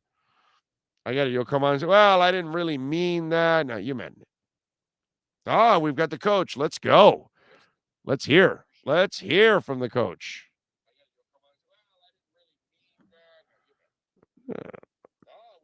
There we go. But we are very close to having one. So instead of, Chris Greer and the staff do a great job of staying in front of that stuff. So you get that done on the front end. So should we have any more issues at the position, we know exactly where we want to go. So that was the, purpose of that whole deal. And right now we feel good about Hunter and Seathan in terms of the progress that they've made. Is Seathan out of concussion protocol? Well, the protocol is that he's I don't know when the protocol ends, but he's still protocoled. So he's and that's the protocol for me to explain that. But he's doing well and progressing. He was watching walkthrough from a stationary bike, sweating, and that's always a good sign. Like, you guys have won 7 straight at Hard Rock Stadium. When you look at home field advantage, do you think it's a venue and a location, or is it the team that plays at that venue and location? I think, I think it's a little bit of both, for sure. There's something to be said, about the team that's playing in front of their fans. It takes the human beings to appreciate what the home crowd is doing. And then it takes a home crowd that's vested and committed. And I think both of those things are occurring. I can tell, I obviously wasn't here last year, but the feedback that I got from the first game, from all the players really, was that they could tell the difference in that there was added excitement and really energy. And that helps players more than fans can realize. When you bring the juice, football players are normal human beings as well, where they can feel that, and it energizes them to push them possibly beyond where they'd otherwise go. Mike, is it a bit of a cram this week with the Monday night for the Bills, getting the game plan for today ready? No, if you don't have, if it's a new, coordinator or a new head coach, that's a bigger issue. When you have, I've been fortunate to be in the NFL long enough to know exactly, really for all the way back from the Carolina days, Coach, really, and Coach Frazier, but they've both done a great job. And so you kind of understand, like any really good high level coaches, they have a principality to them, a starting point, and then it's whether or not they're doing little nuances within it, points of emphasis. But, just like you guys know that regardless if it works or not, you're going to see outside zone. I know exactly they're going to play unbelievable, strenuous defense. They're going to play hard and run to the ball, and they're going to force you into mistakes because they can get home with their 4-man rush. So it's always good to see, and you get different. You get a different perspective of where they're at, especially game 2, but it didn't really put us behind just because they're that defense in general. It's kind of like, what it is. That's what I appreciate so much about it, is because they're not hiding from what they are. They say, we're going to take our guys and line up, and we're going to play the same type of defense against every offensive structure. And our guys are really good players that play hard for each other, and do something about it is what they kind of do. So it in this circumstance, it wasn't that big a deal. You played against Josh Allen when you were with San Francisco in 2020. Right now, what was your first impression of him then, and how have you seen him grow in the 2 years? Yeah, well, it goes further than that. Saw his growth in Wyoming. That's what was really cool. Was it was an example of young in his career. The guy's a giant with the giant arm, but he had kind of like a a stigma about accuracy or something that I think each year in his college career he drastically improved. You can tell, which was a big deal to me with him coming out, because you learn a lot, not by hearing but by seeing. And what you could see was a guy diligently working at his craft, who's however old he is. So fast forward to the league, and I think we've all been witnesses to, he's steadily become, one of the best players in the National Football League. Easily could argue he's the best one. And that it's not because he's God's gift. It's because he's unbelievably talented, but it's because you can tell more than that. It's because he works at his craft. He's developing every time he's on the field. He's a really, really good player that you'll never, I don't think, see him stopped necessarily. It's about minimizing and containing. Mike, when you first found out you had Tyreek Hill and Jalen Waddle together, was there some kind of vision that you had of what you could scheme up with the two of them, and was last Sunday sort of some validation of that coming to fruition?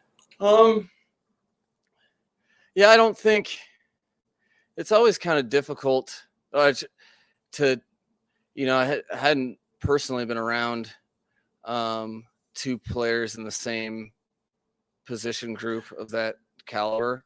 I think, it's the what if you had two is an exciting thought. But then more than anything, I tried not to get ahead of myself with any of it. You're trying to acquire, you're trying to get your hands on some talented players for our quarterback to throw to, as well as to hand it to, and et cetera, et cetera. But I think it's important to put stuff in the players' hands and kind of see how they digest all the stuff, and really how they, to kind of let your offensive scheme evolve. So I wouldn't say I would envision it. And I probably didn't allow myself to hope that they would be that productive on a given game. But the best thing about it is I don't think, if you ask them point blank if they were very happy with the game, I think they were happy with being able to make plays. But there was a lot of stuff for them to clean up, especially in the first half. So while they were making plays, that's not the final product of the vision to me. I think the final product is better execution with other things that where they're not at the point of attack. And then offensively, it would be everyone. I don't think you ever want to go that extreme with targets. I think the best your offense can be is when you can distribute the ball. But shoot, I'm not going to argue with hot hands. So I'm also not hard-headed that way. So I think there's a lot more to see from them for the rest of the course of the season. But they also know that's on them to develop their game within the offense, because I'm pretty sure every other defense also took note and will have a plan to get in front of them as well. Tyreek said after the game, it looked like you were playing Madden with your play calling in the fourth quarter. What is your experience playing Madden as a play caller, if you had it all? You know, I've taken, I don't know about all that. I think when, you know, when players are doing some video game stuff, it can look like it has maybe some to do with me, but I don't think it has anything to do with me. I think that's players executing plays. And as far as, you know, I was a college football. I used to love back in college. That's probably when I last really did it. And I was more into like building the program for like whatever it was. I'd be like the Colorado Buffaloes, and they'd be a historic national championship team, which you can tell is a video game. Which nothing gets. I mean, I love the Colorado Buffaloes still, but with Madden, I never really, once they started taking it to the next level where you could do multiple buttons for multiple moves and stuff, I'm kind of like a poor sport. So when I can't dominate, I just tap with stuff like that. Like, so my video game prowess isn't that high, to be honest. And I really haven't played since I was, you know, a couple of years ago in college, which is like 20 now. So Mike, I wanted to ask you a Mike McDaniel fashion question. You made some waves with the sunglasses on Sunday. I did? You did. On social media a little bit, they were noticed. The watches, the shoes, you seem to have a little bit of swag, so to speak. Where does that come from? How long have you had that going on? Well, if you've been to your optometrist lately, you'd know that there's which I did trying to get contacts here, is they let me know that I had some sun damage on my eyes. And so how do you protect that? You wear sunglasses. Watches are important to tell time.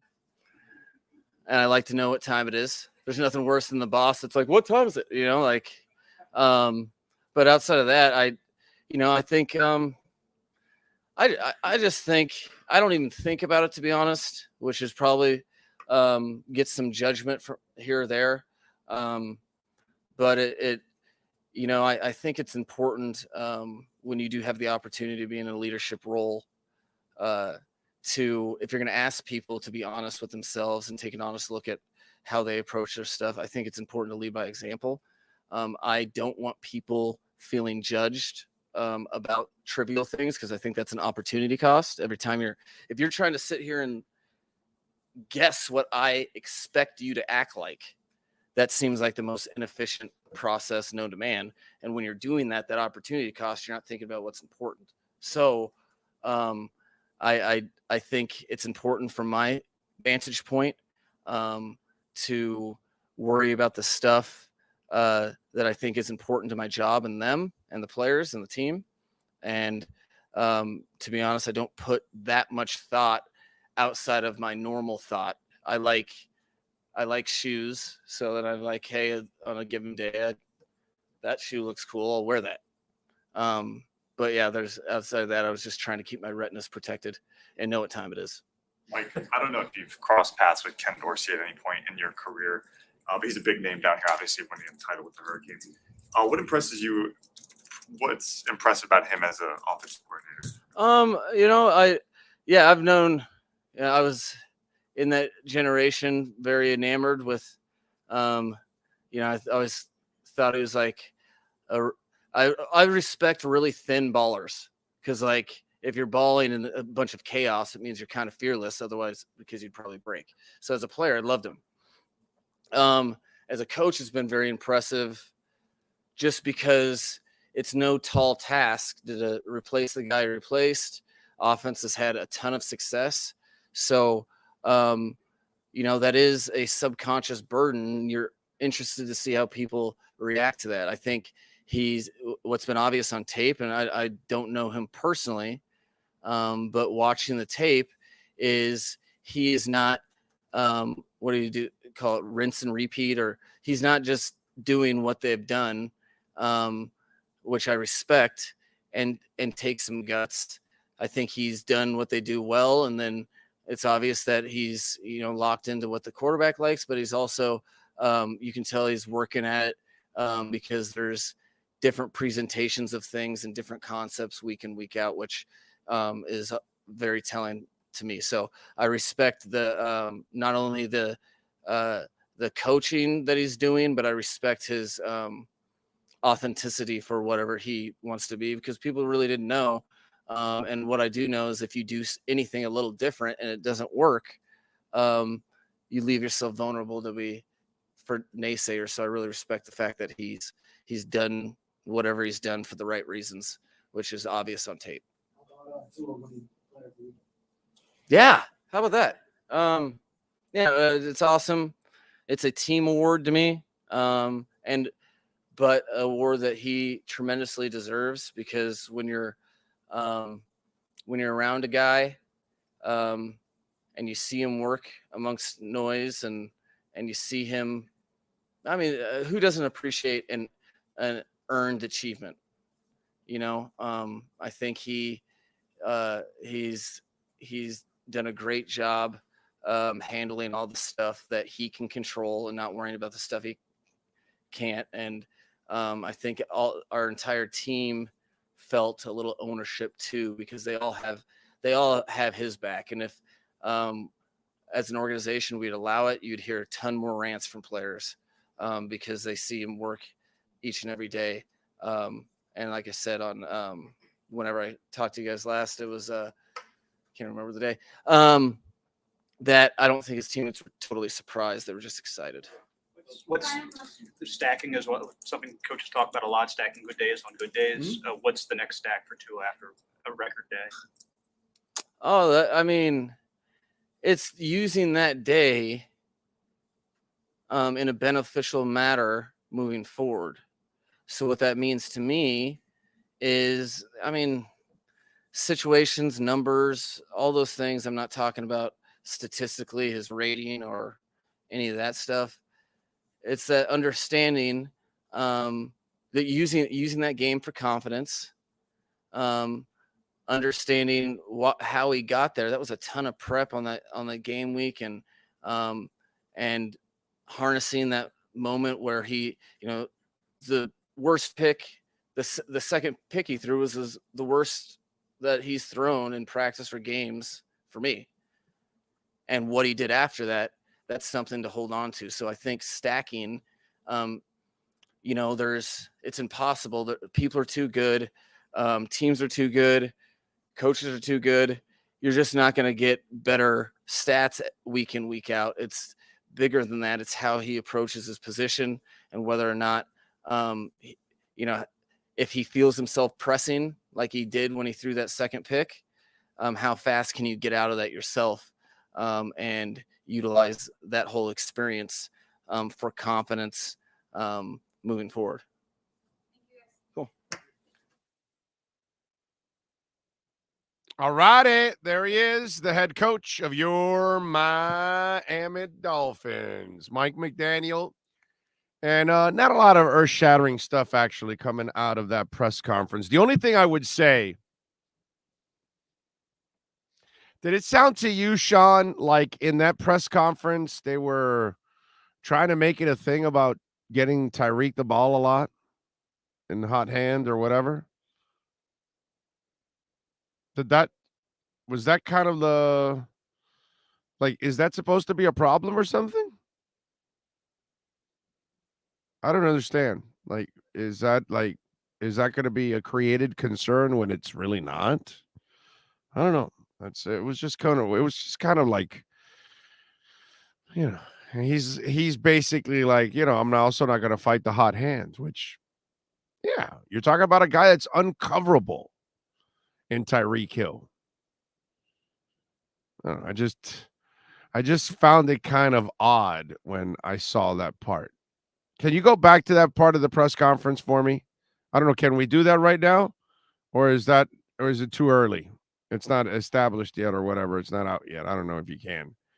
But it was kind of early just to get the question and the answer. I'll give you a couple minutes if it can be done. I don't know. But Yeah, I just found that kind of weird. The other one was Ethan Carter, concussion protocol still there, and Hunter Long, but he says they're progressing, so we'll see what happens this week with those guys. Carter, you definitely want him back because, like we've talked before, he's the backup fullback, so it's important to have him for flexibility purposes. God forbid something happens to Ingold, who had a terrific week this week. And let me tell you, Alec Ingold, in a game like this against the Bills, this must be one of those games that he must be just salivating for. Okay. Frankie Fresco, Big O, did you see the theatrical trailer just posted by the Dolphins on YouTube of the game with the Ravens? You should show it. Amazing. Would we get tagged if we show it, Sean? I don't know. Let me see. Is it on Twitter? Did they put it on Twitter? Did you say Twitter? Oh, they put it on YouTube. Okay. But maybe they've got the link on Twitter. Maybe we'll do that. Let's see if they've got it. Because I know Sean is working on that soundbite, so he's doing something else. Let me see if they have it here on Twitter, which they usually do put it on Twitter.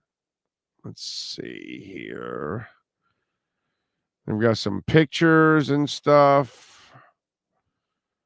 No, Hispanic Heritage, Player of the Week. No, I don't think they have it here. Nope, don't think they have it here. So, but if I find it and we can play it, we'll do it. Okay.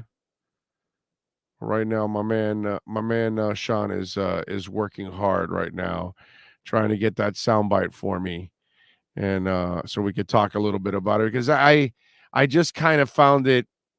My problem with it, to be quite honest, it's almost like stirring up stuff just to stir it up when there's nothing to stir up. If you're getting the ball, you got to get the ball a lot to Travis Kelce, don't you? Because Tyreek's not there. It's kind of the way it is. You know, certain receivers or certain people on certain teams are going to get a lot of attention. At least that's kind of the way I understood that question. That's why I wanted to kind of hear it again. Big O, rain might throw a tinkle into both offenses. Well, whatever, man. I'm not worried about it. Rain, heat, whatever is there, both teams have to overcome it. And the better team on that day is going to end up winning. That's all. It's pretty simple. So it doesn't matter. Everybody's got to deal with the rain. Everybody's got to deal with the snow. Everybody's got to deal with the heat, whatever. And, you know, one's used for an advantage for the other, you know, and in Buffalo, December's their advantage. In September, it's Miami's advantage, that kind of stuff. Find a way to get it done. That's all I'm saying. Find a way to get it done. Play a really good game this week. The Dolphins have to do that. They've got to play a really good game this week. There's no shot in them losing this game. Ugly. Okay? If they lose a tight one and they played a good game, I think, well, it'll suck. But I think we can deal with it and say, okay, progress has been made. If you get your ass kicked, okay, and I don't want to, and I'm not the guy that's going to sit, well, the rain, the heat, the snow. No, just everybody's got to play in the same conditions, find a way to get it done. So I want, and I'm sure you guys want to win, but a respectable performance is a must for the Miami Dolphins. An absolute must. What else do we have to talk about in the world of sports? We talked about Mike Evans and Bruce Arians and Justin Fields. There isn't like a lot of big time stories today in the NFL, to be quite honest. Did you see the Lamar Odom story? Did you see that, Sean? The Lamar Odom story? Oh, man. This one's kind of interesting. You know, Lamar Odom has been a guy that has, you know, gotten around, and he's gone out with all kinds of women, right? Well, Lamar Odom now has a new love in his life. There's a rumor going on that Lamar Odom is now dating a transgender woman. That's right. Lamar reportedly has a new girlfriend named Danielle Alexis, a popular Australian actress and model. She starred in Australian's hit TV series Wentworth. Danielle also has been open about her trans status. And in 2020 interview with Women's Day magazine, she explained, my original name was Shane, and I was born a boy, and I can finally say that name and feel safe. I'm not about to get teased. So Lamar got a new love in his life. We wish Lamar the best. That man has taken all kinds of interesting twists and turns in his life. All right, let's get to a little baseball. Something special is going on in baseball. Something extra special is going on in baseball. Yeah, Craig Mish works in it. No, actually, it's Aaron Judge. So let's get into it, baby. Let's step into the Welt and Rheaume batter's box. Let's do that right now. Time to step in the batter's box with one of the best insiders covering Major League Baseball and the Miami Marlins, Craig Mish. The batter's box is brought to you by Welt and Rheaume Attorneys at Law. Personal injury, bankruptcy, or criminal defense.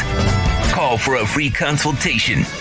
954-966-4646 or go online at WRFLAlaw.com. Here's insider Craig Mish. The man, the myth, the legend. How you doing, baby? You doing all right? Doing great, man. Coming down to the wire here with baseball, right? A few days left. Yeah, man. Yeah. And Aaron Judge making it fun for all of us to watch. And is it also are the old farts like myself watching because we're like, all right, let's go, a non-steroid guy get this record? Because that's kind of the underlying topic that comes with this whole thing, that while he's doing it, we're kind of rooting because we don't believe that Bonds, McGuire, and Sosa were clean. Yeah, I mean, I think it's just a good story no matter what. You're not going to be able to eliminate history, and going back, probably so many of the players were doing it at the time. I still acknowledge Bonds as the home run king, and probably the best player that I ever saw play. So I'm just sort of good with everything, but I think that this definitely makes it fun. And the other part of this too is that it's been so long since a player has done this. I think Stanton is the only one that really sniffed this several years ago, his MVP season. So I think it's great. It's great for the game. And I would love to see him hit 62. I think that would be the great number for Judge to hit. And I think he's got a great shot. Definitely. And how about this? So far, he's at 60 at 147 games. So you know how we play that technical. Well, Roger Maris got 61, but he played 162, and Babe Ruth played 154 and all that stuff. And, some guy chimed in and said, hey, by the way, Babe only played 151 out of the 154. And then I looked it up. Well, Judge has missed 4 games this year. So don't start with that shit. I'll play all that. But it's great. But it's fun that if he does get the 62 before the 154, that's actually pretty cool. That he gets to do it that way. I know that it's still 162, and that's how he's going to be measured when it's all said and done. But as you know, because you're a historian, that was the thing that was there always with the 60 and 61 for Roger Maris for many years. Lots of people wanted him to have an asterisk next to his because he played, the 8 extra games. Right, but the other part too is that how many of Maris's home runs were in extra innings? Now there's no more extra innings. There's a runner on second. There's so many different things that we could do, and I'm not going to go down that road. But it's just let's just enjoy it for what it is. I think the best topic of all going on, and I love this topic when it happens, is the idea of giving these guys the ball back after the fans catch the home run. I think it's such a no way, topic. No way, No, sell it, bro. Are you kidding me? It's amazing that they give it back, right? Oh my God. Yeah. I got to tell you, I catch it. I'm taking care of my family, dude. Okay? Yeah, you know what it is. I'm walking over to what's it? Tiffany's, right? Is that the place, right? Tiffany's. Sotheby's? Is that the auction house? Sotheby's or Sotheby's or whatever the right, hell. but Yeah. it's not even that. It's not even that. There's so many other auction houses now too. But what happens is the people who give it back, what they don't realize, and I know that this happens. It happened with remember Griffey hit his 600th here. I think if I'm not mistaken, he hit his 600th in Miami. Bonds hit somewhere at 749 or something like that along the lines here. But what happens, Orlando, is that the organizations, they have someone assigned to this duty, and that person is the person that is coming over to you, and they put the hand on the shoulder, and you really want to give that home run. There's an immense amount of pressure in that moment, Orlando, as just not you and me, but just like the average fan who just bought their ticket. They go to the game, and then that hand comes over. It's like, hey, you really want to consider right now giving them. It's not a friendly deal that when that happens. It's Really not. And that's why a lot of the times the ball gets given back. Well, they haven't run into my ass, because if I catch that ball and that guy puts his hand on me, I say, hey, that just cost you an extra $500,000. I don't blame you, man. I would not give it back either. I would not. Hell no, I ain't giving it back. Get the hell out of here, bro. Now, if I'm a millionaire, billionaire, and I caught it, of course I'll give it back. But we have two of these going on at the same time. I have a daughter. No, I'm not doing that. No, so we have someone, like let's say hypothetically his 62 ball is worth, I don't know. Some people say it's worth like, a few $100,000. I'm still let's go over $1 million. It's gonna go over $1 million. Okay, so let's say, whatever. I don't think it is, but let's say that's $1 million. What is Pools is 700. We have this going on at the same time. Right? Yeah. Although I know, but there's so much more meaning to that 60-second home run because of the underlying stories of steroids and all that. So there are people that are going to view that 60-second like he is the true home run king in a lot of people's eyes. Like, not for you, but for me, yes. Like I those three guys just bother me. Yeah, but that can be beaten. Beaten. Okay, well, when it does, then we'll celebrate that moment also. Right, but that takes away from the value of that ball. Like Albert Pujols, somebody may hit 700, but that's a huge number. Like that who knows? That may not get hit again. It's possible. Yeah, no, because you have to have longevity, and they make so much money now that there's no reason to stick around anymore that long. So yeah, you're right. Because you in order for you to stick around that long, you have to really love the game. Because you've made enough money that you could retire. You and your, next two generations should be able to retire comfortably. 700 home runs. Wow. Yeah, that is impressive, dude. That really is impressive. All right. One more. What'd you think of the Tigers' hire of Scott Harris, taking him away from San Francisco? What kind of a coup is that? And two, will Tiger ownership give him the resources he needs in order to win it all? Yeah, I think this is a great move. And Scott Harris comes from a very strong, both analytical and scouting background. So I think that this was sort of long overdue for Detroit. And, no disrespect to Alavila, but, they gave him all the money and all the resources, honestly. And what happened in the offseason? Detroit signed Javier Baez. It was just a huge mistake. Anybody who watched that guy play should have known that. But they have a great manager in place in AJ Hinch, and now a great general manager. And I'm guessing AJ Hinch had something to do probably with this hiring of Scott Harris, is my guess, because AJ is fantastic. If he's not the best manager in baseball, Orlando, I don't know who is. He's right at the top for me. So I think that Detroit is going to be on the right track. It's hard to tell their fans that, given the fact that they've had a really tough season. They were supposed to take a step forward, but they had a lot of injuries. All their pitchers went down. Like, people talk about the Marlins injuries. Take a look at Detroit's injuries. I think all 5 guys in their rotation are all out for the year. Their starting rotation. So I think it's, and by the way, they will spend. So yes, I think that that's what I mean. Headed in the right direction with the move. It's nice to add somebody, but if they're not going to give you the money and they're not going to give you the resources, and Illich sold, right? If I remember correctly, no, right? He's still involved. Oh, he's still okay. So then, yeah, all right. They gave Miguel Cabrera hundreds of millions. They gave Javi Baez 200 million. So yeah, they'll spend. No, he spends. You're right. All right. So final. I've asked you this a couple times. Now that we've got a couple weeks left, or hell, less than 2 weeks. Tampa Bay or Seattle and San Diego or the Phillies? Who gets the wild card? Well, Tampa Bay and Seattle both get it. Oh, that's right. Yes, that's right. Who am I missing then? Who was the one that's right There outside is of no. them? There. I think it's all settled. Is it? Is that one also okay? So San Diego and Phillies. What do you think? Aren't they both getting in too? Am I wrong about that? No, I don't think so. I think Look let me this see. up. I'll look it up again. I saw this right this morning. What am I nuts? Let me see.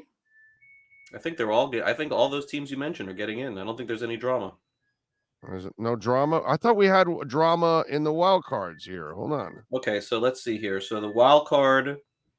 So Atlanta, San Diego, Philadelphia. Oh, Seattle's just outside, right? Toronto and Tampa have it. Seattle's just outside. No, Seattle's in. You're totally wrong. Sorry, buddy.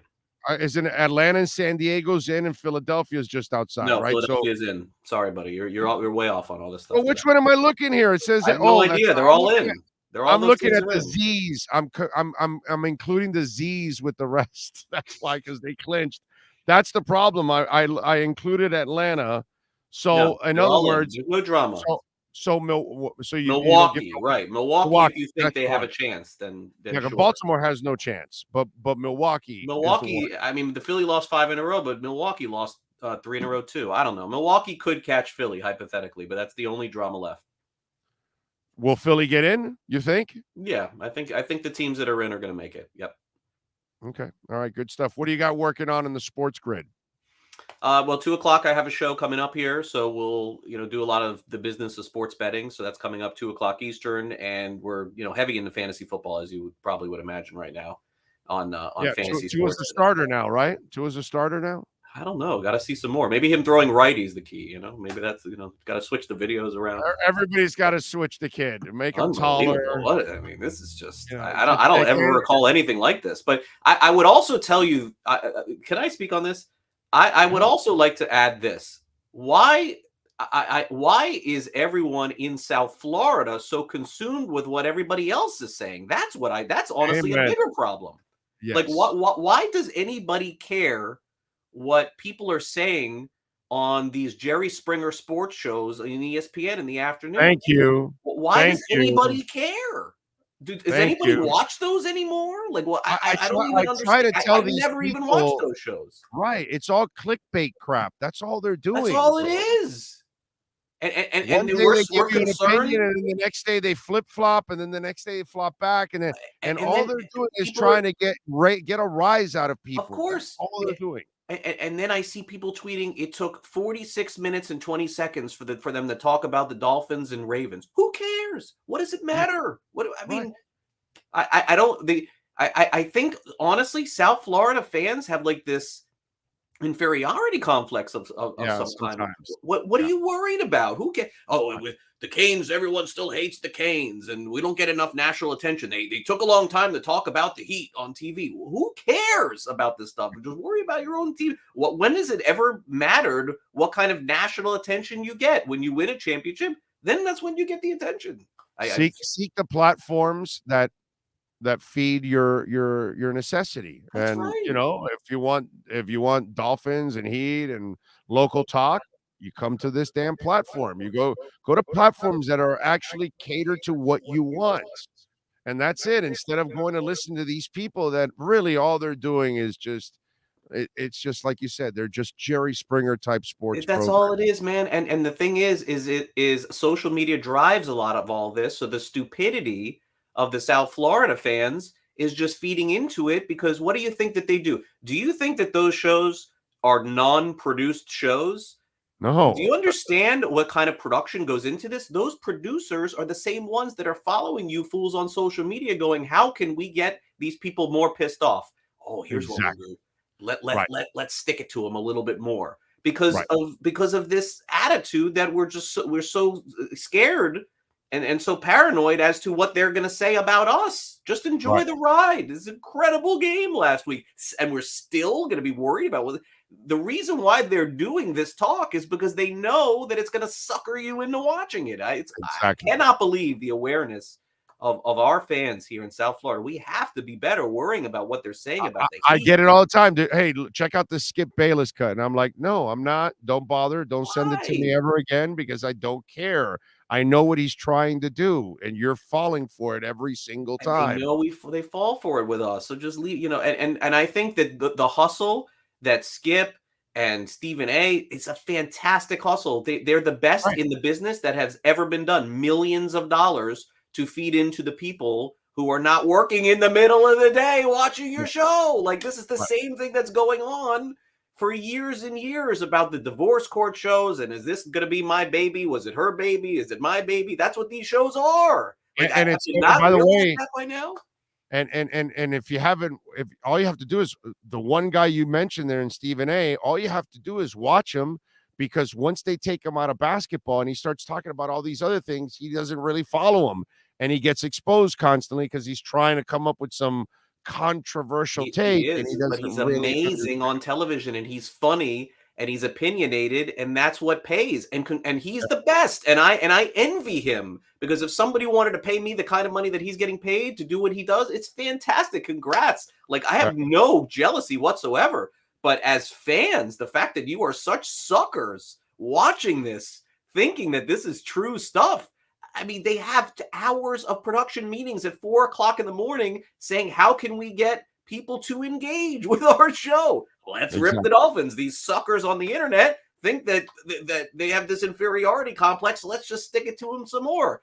They'll watch. They'll talk about us. The two-anons will freak out. So Come on. let's incite them. Let's get it done. Just like they played the Tebow thing for many years. Of course. Whatever, You know? whatever gets a rise now is what they want. I cannot believe that we buy this stuff. It is Watson stuff, all that. Yeah, they play it up, dude. They play it up as and much it's amazing as they can. TV. It's great for them. They all get paid. Obviously, people are advertising still to do it, but let's be honest. It's phony shit. It's a bunch of click phony stuff, but it's great. It makes money. It makes them money. That's for sure. All right. Follow him on Twitter at Craig Mish. Catch him at the Sports Grid. Also, has got Swings and Mishes, the Marlins podcast, all of that going on. And by the way, somebody did predict that the Marlins will win the World Series in 2059. That's what George Sardina said. So 2050. We got some. Oh my God! Will I be alive then? That's scary to think. No, but I mean, at least we got some. We got to hang in there. Still right? be alive. We got to hang in there until 2059. I mean, if I we could got still to be alive. Very old, but I could still be alive. We will- will. I will tell you that as we leave, I will tell you that the next couple of weeks we're going to have a lot to talk about. Very soon. Very soon. I can imagine. I can Next imagine. week- that I would the- guess next week we'll have a lot to talk about. Okay.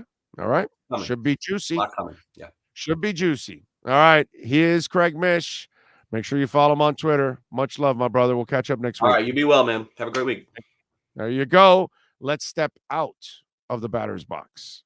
You've been listening to the Batter's Box with MLB and Marlins insider Craig Mish. The Batter's Box is brought to you by Welton Rayom Attorneys at Law.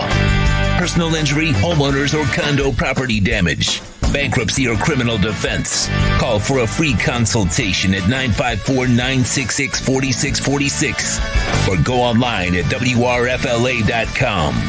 Download any episode by subscribing to our podcast at Big O Radio Show on most platforms.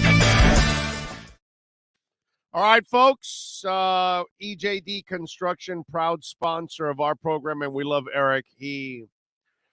I've seen you go on the website at ejdconstruction.com and you're going to see all kinds of pictures, all kinds of before and after stuff. All kinds of great work, reconstructing an entire home, extending and adding additions to a home, adding another floor, just crazy stuff, man.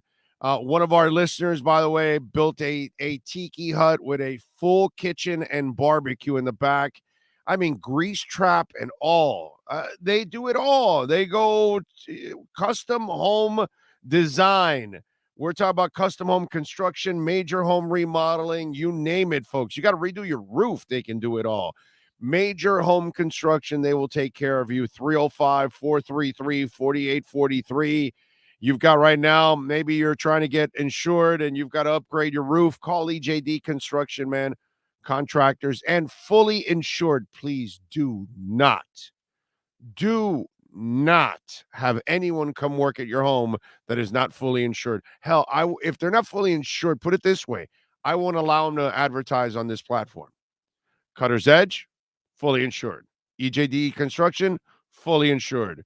I make sure I ask them that, and they have to show me the proof, okay, that they're fully insured. Why? Because I'm not going to tell you to go call somebody that isn't fully insured, and then you get in trouble because somebody gets hurt in your home trying to work on something. They can sue you. You don't need that. Call the people that do it right.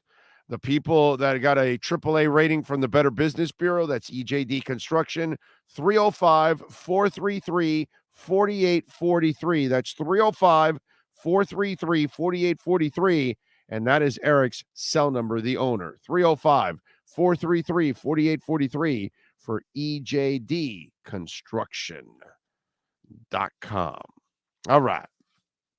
What else do we have going on in the world of sports? Oh, when sports and business collide, we like doing one thing, baby. Yes, sir.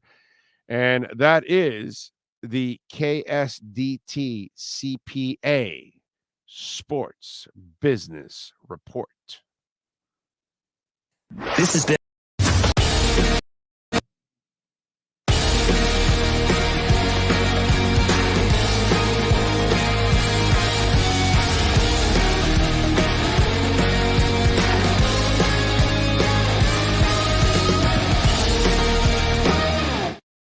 Alrighty. Sports in America has adjusted, and it's in the process of adjusting. And one of the sports that has forced America to adjust is soccer. And in soccer, there are no commercial breaks because it's 45 minutes straight. So now you're watching in-game advertising at times. They'll take a timeout and they'll go to half a screen and they'll bring in something else, so they could try to fit in some advertising, because in soccer, you have to advertise while it's going on. Well, guess what? It's had an impact on us. Here we are. Here's the proud and great people from KSDT CPAs. Like, we have billboards all over us, all throughout. We don't take a lot of commercial breaks. Today, we're doing 3 hours, and what have we've had maybe a total of 5 minutes of commercial break, 6 minutes, maybe in 3 hours. You listen to regular radio in 3 hours, you're going to get about an hour and 20 minutes of commercials in 3 hours. That's a lot of breaks. So they have impacted in so many ways. Did you ever see advertising on jerseys? No, but it's changing, isn't it? Now you're watching it. Well, guess what? The Bulls are all part of it now. They're making a notable roster change. They're adding a new patch on their uniform, a multi-year relationship with Motorola Mobility. The partnership is notable because Motorola is based in Chicago with headquarters in the Merchandise Mart. This makes them the first Chicago-based jersey patch partner, while also being an official global partner and the exclusive mobile smartphone partner with the Bulls. The Bulls and Motorola have had a strong connection to share their hometown of Chicago, which played a role in establishing the foundation of our relationship. And we have worked together in the past, and it's exciting to see us take this significant step in a new expanded partnership that will have local and global reach. Now, the particulars of this deal were not shared, but I would imagine that it's a lot of money with Motorola. Motorola is such an interesting story. I don't know if you guys know this. It's based a German company, Motorola, and they were the ones that got the cell phone. But they were gifted the cell phone. Did you know that? When they came up with the technology of the cell phone in this country, and it was out, Bell South was the dog in those days. And they thought, that's not going to work.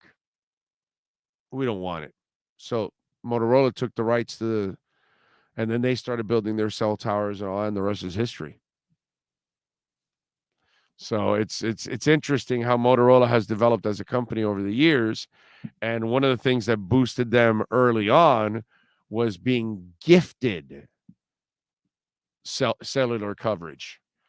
And then after it broke out, obviously, then the American company said, oh, wait a minute, we made a mistake here. The world is changing. The world is going mobile. And we've never changed. We're going more and more mobile than ever. That is your KSDT CPA Sports Business Report. This has been the KSDT Sports Business Report. KSDT CPA is one of South Florida's largest and one of the country's fastest growing accounting firms. KSDT is recognized by Forbes as one of the top tax and accounting firms for 2022. KSDT CPA is a full service firm that also excels in crypto. Visit online at ksdtcpa.com or call 305-670-3370. Ragin, you've got to adjust your thinking, my brother. You said the greed is unimaginable. Advertising knows no boundaries. Without the advertising, you don't get what you're watching. The sponsors are incredibly important. You know, player salaries are only going up, my man. Coaches' salaries are only going up. Facilities are only getting bigger and more modern and more expensive than ever. Who pays for that? Sponsors pay for that. And Ragin, if you don't have sponsors, then the salaries are going to go up. Then who's going to pay for it? The fans? So then you become more like hockey, that you don't have enough sponsorship, so you have to charge a boatload for each ticket. Because in hockey, the fan actually carries more weight in salaries. In football, pro football, the tickets, like the seats, not the suites and the advertising, but the tickets, they're like icing on the cake. It's not really big money. The big money comes from sponsorship, radio, television, inside your stadium, on internet, in your magazines, whatever. Suites. That's where your big money comes from. So, Ragin, my brother, it's not a matter of greed, because the football owner has to go search for more advertising, because he has to then pay for more money for the players. And then his coaches cost more money every year because salaries go up, and your trainers cost more, and everything else costs more, to travel, to do this, to do that. Oh, you got to buy a new plane. No. Not easy, dude. Not easy. Don't poo-poo sponsorships. Without the sponsorships, you don't get a lot of things that you're enjoying, and it doesn't grow the way you want it to grow. Without sponsorships, we don't have this platform every single day with the best insiders possible. We kill 560. We assassinate that station and platform. They got nothing compared to what we have on this platform. Zero resources. It's very important, man. Very important. And very important to go to Hijinks Sports Grill and tell them that you love Joe Shad's segment. Right? And the lovely ladies that work there at Hijinks Sports Grill, by the way. You're also going to love that. But appreciate it, man. Appreciate it big time. By the way, Cutter's Edge, a proud sponsor of our program. And listen, there is something so satisfying about changing the look of your house when you upgrade and you change the landscape. And let me tell you, my house was looking like a disaster zone for a while here, and especially the wall, which hopefully they're going to fix it very soon now. It's coming this week. And by the way, Welton Rail, man, they body slammed the insurance company. I'm telling you, if you ever want the right lawyers to go after the insurance company, Welton Rail. But anyway, now we'll get this wall fixed, and I'll get my privacy. And I got to tell you something. Cutter's Edge, just did an amazing job. Will, Mike, all the great people out there, man. Total landscape solution. They do the lawns, the landscape, the maintenance from medium to large condominiums, corporate parks, large commercial building complexes. They do it all in Dade, Broward, Palm Beach County. Landscape, lighting. They do it for pathways. You name it. Listen, we're in the middle of storm season, and I know sometimes you've got to trim your trees, or maybe you forget about the storm season, but you've already got some issues. You've got some branches that are getting close to cables and roofs and all that kind of stuff. Don't go doing it yourself. That's really, really dangerous. You call the professionals, like the great people at Cutter's Edge, and they'll take care of it for you, folks, okay? Have a professional, an insured professional, make sure they do it for you, man. And when it comes from pest management, they will they do it all. Weed control, pest management, all of it is there for you. They do landscape, outdoor lighting, irrigation, artificial grass, which, by the way, I love our artificial grass for our doggies. It is amazing. So call them 954-472-0622. The website is cuttersedgepro.com. Go to the website, cuttersedgepro.com. Check them out on Instagram so you can see a lot of the examples of things they've done. You can also see some of my stuff there on the website. And they also have a show every Sunday at noon on 610 WIOD. So you can learn everything about landscaping. There you go. Doubt you'll be the pros that they are, because they are, I mean, they are the Picassos of landscaping. Okay, that's all I can tell you. You're gonna love it. You're gonna walk out of your home every day or backyard, and you're gonna go, "This is beautiful." And your neighbors are gonna tell you it's beautiful constantly, and they're gonna ask you, "Well, who did this? Who did this work?" Cutter's Edge, baby. Cutter'sEdgePro.com. All right. Let's see, what else do we have? I think we don't have anything else to talk about on the program. Any final questions here before we go? Let me check out the Welton Rayom text line, 855-912-1056. Big O with synthetic turf. Did you need approval from no, I did not. From the Homeowners Association, no. And yes, you're saving money on watering your grass. You're saving money on cutting your grass. And you're saving also the pain in the ass of cutting your grass. Oh, one more thing. If you have dogs, and I've got 5 of them, but a couple of them have this tendency of once in a while wanting to just grab and eat some grass. And you're like, you idiots, don't eat the grass. So guess what? With the artificial turf, they're not eating the grass. They're not kicking up the grass because, oh man, Maiden, she's a big, strong dog, right? I mean, not big. Is 70 pounds big? Because I hear big is like 100, 110, 120, whatever. But she's a strong dog, right? And when she would go to the bathroom, she'd kick up dirt and grass and tear it up. And then here's the other thing about the artificial turf, baby. When they come back inside to your house, they're not bringing any dirt. I freaking love it, dude. So they're not bringing any dirt. They're not tearing up your grass. They're not. And by the way, do not be behind Maiden after she goes, because she'll hit you with dirt and all kinds of stuff. That's how far it kicks out. So there's no more destroying the lawn by the dog. There's no more possible eating, and there's no also dirtying your house after they go on the grass. And then sometimes when it rains or it did rain or whatever, then it might be a little muddy. There ain't no more mud anymore, baby. The benefits of artificial turf are through the freaking roof, man. Oh, and they add this little sand inside the artificial turf that cools it all down. So even on hot days, it's not hot or anything for the doggies. Very important. Got to take care of the doggies. Give us a prediction for the Bills game. Wait till Friday. Dogs eat grass when they have stomach aches and it helps them. No, it doesn't, Isaiah, because they end up throwing up. No. My littlest dog, Ziggy, he's an idiot. He'll go and eat a couple blades of grass, and then minutes later, he's throwing it up, dude. No. No, they're not. No. So you can't, no, it's not.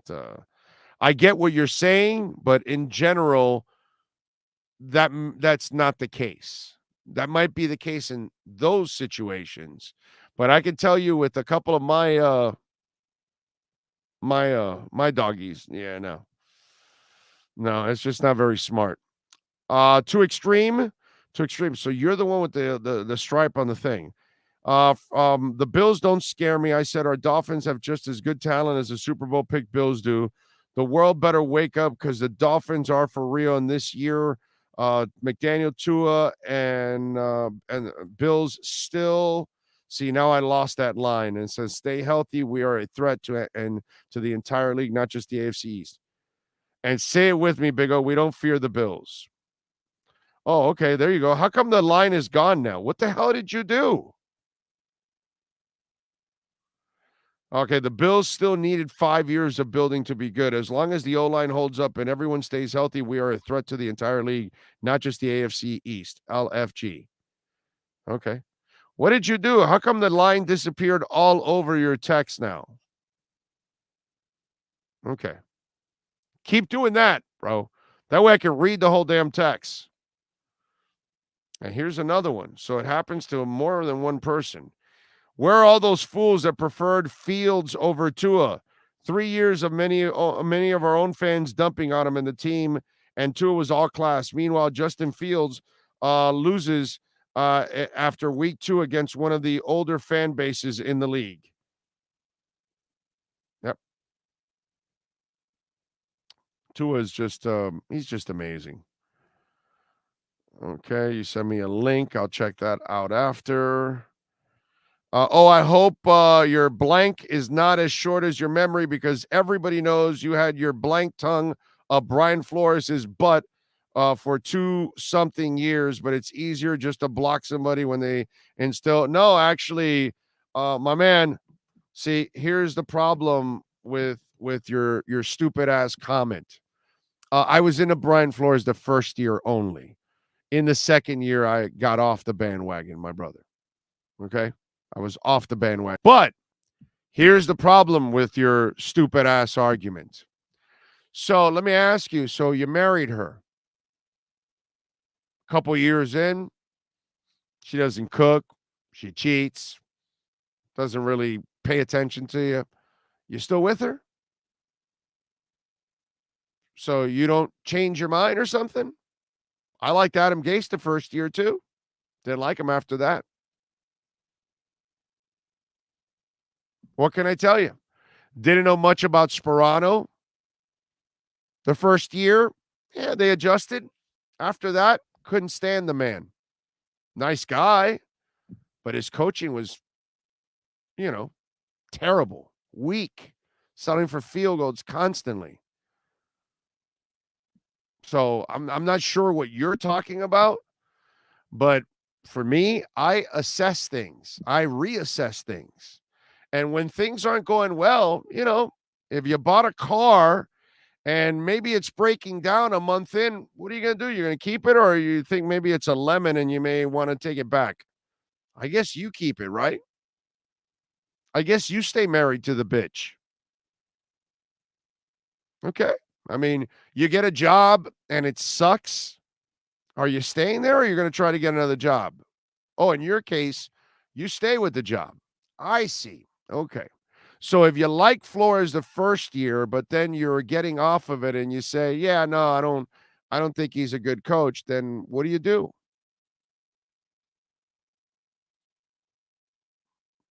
You know what I'm saying? But that's all right, dude. I get it. You're not a very smart guy.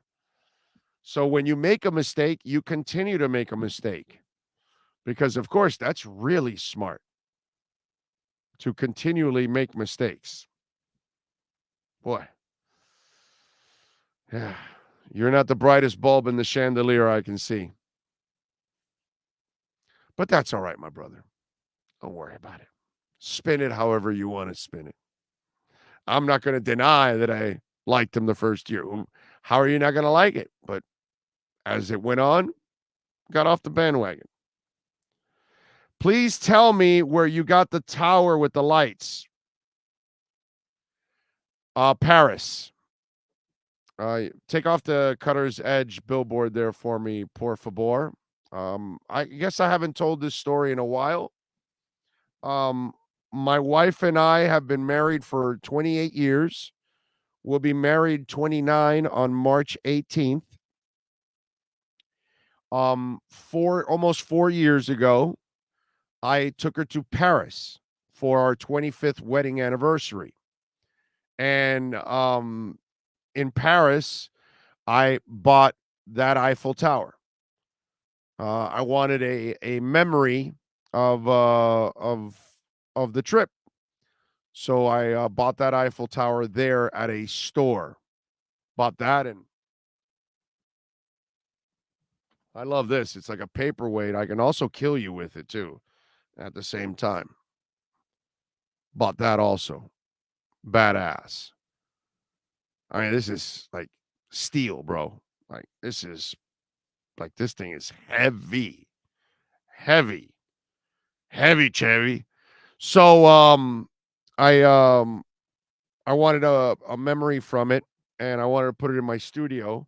And obviously it's something that and I turn it on every day, and reminds me of our trip to Paris. Blessings too, because we saw Notre Dame, and we went to the church. I still have the video, which I got to tell you something.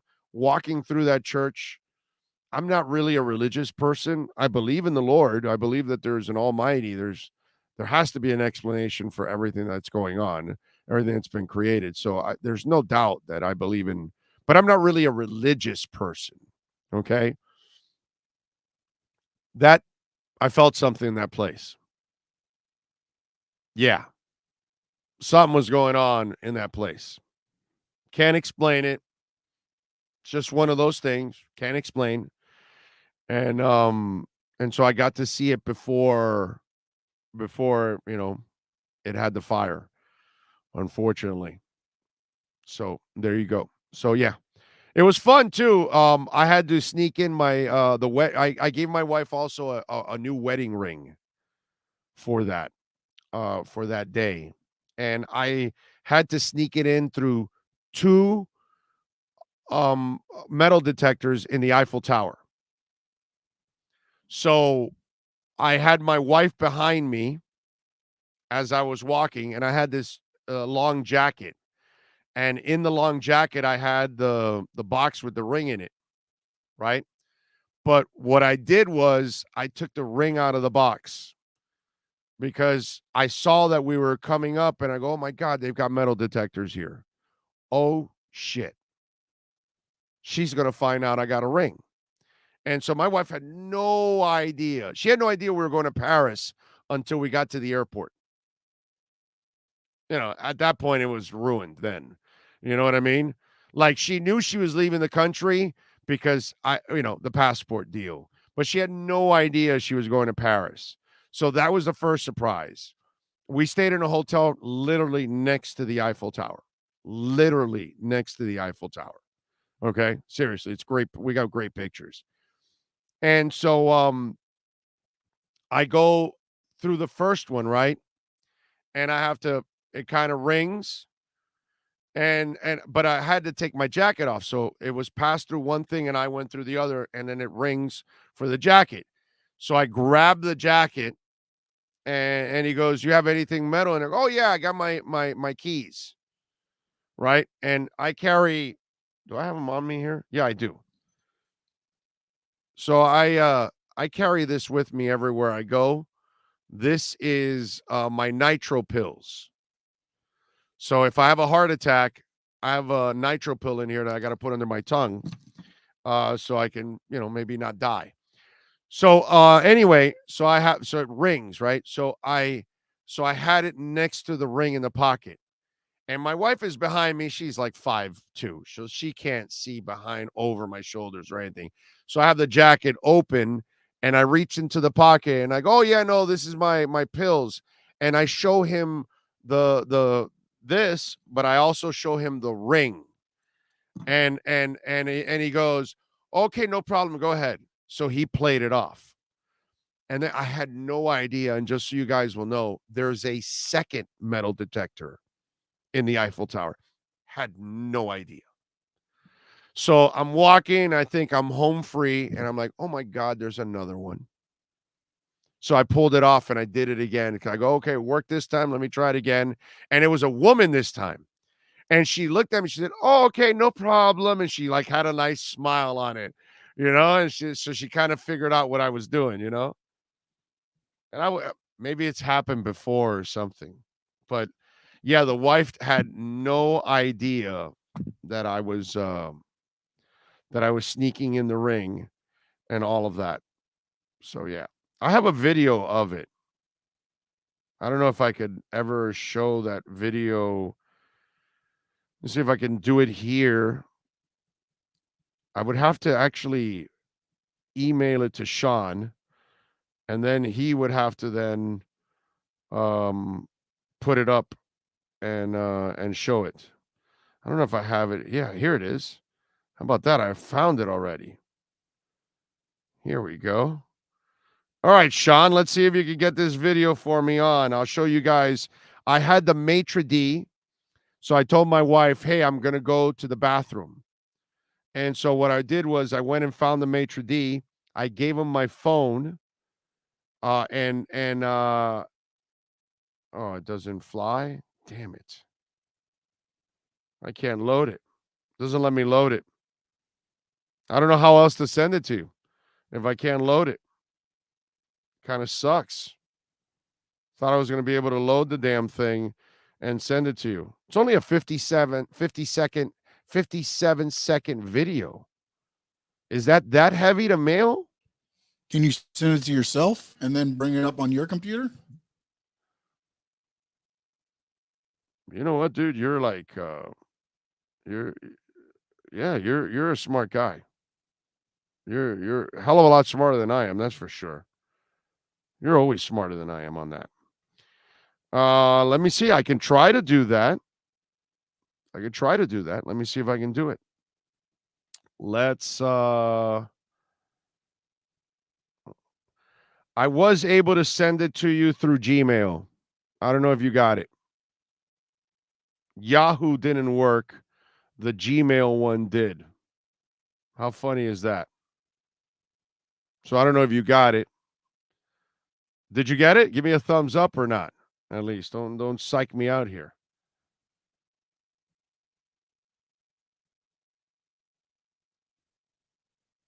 See if I can show you guys the video. I was able to send it also to myself. So I don't know if I'll be able to. Yet on my end. You haven't received it? Okay.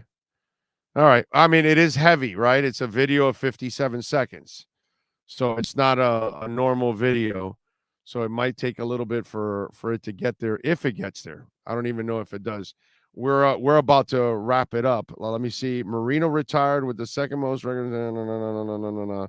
Okay. Does anybody know the CBS commentary crew for the Ravens game? They were way better than the Arch. Oh, the Arch. Please don't give me the Archuleta guy again. I never want to see the Archuleta guy again. Big O, the X Factor is going to get one of the 3 interceptions this Sunday that Josh Allen's going to throw. Holland is going to get the other 2 INTs. Remember my prediction, Big O. You got him, Mike Barnes. Brother, if you nail that prediction, that's a hell of a prediction if you're able to nail it. Okay? Any luck there, Sean? I have not received it on my end. And I sent it to myself. Let's see. Big O, no disrespect. The other day you said a good QB wins in playoffs. According to that view, then by your own definition, even Marino he got to the Super Bowl, sir. He got to the Super Bowl. Does Lamar Jackson get to the Super Bowl? Hell, does Lamar Jackson even win in the first round? Nathan. Come on, bro. Come on. A quarterback may not win it all by himself, That's hard when you don't have a great team, and Marino never had a great team around him. Okay, but he got to AFC Championship games. He got to a Super Bowl. You know, he won games in the playoffs. Lamar Jackson doesn't win in the playoffs. That's all. And even when Tannehill wins, it's really Derrick Henry dominating and Tannehill throwing for like 60 yards or 80 yards or 100 in a game where he barely does anything. Nathan? Oh, speaking of memories, what happened to Bill's Devo mask that protected all of your microphones from his coughing fits? The hat is there. The mask is here. I just don't put on the mask because it falls off. It's too big. The mask gets in the way of everything, and with it bending and all that, so it's hard on Stanley. So that's why he doesn't wear the mask. But the hat is there. The mask is not. The mask is here. I mean, I always have it with me. You know what I'm saying? I got you, Dougie Fresh. I appreciate you, bro. I never forget you, my man. Never. I got you. I got you. It's always there. All the stuff you guys give me, man, it's here. Usually there. Okay, so it doesn't look like you're going to get it or I'm going to get it, right?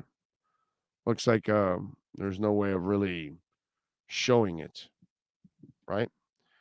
Although, how about this? How about if you send me a link and then I play it off my phone? Would it work that way?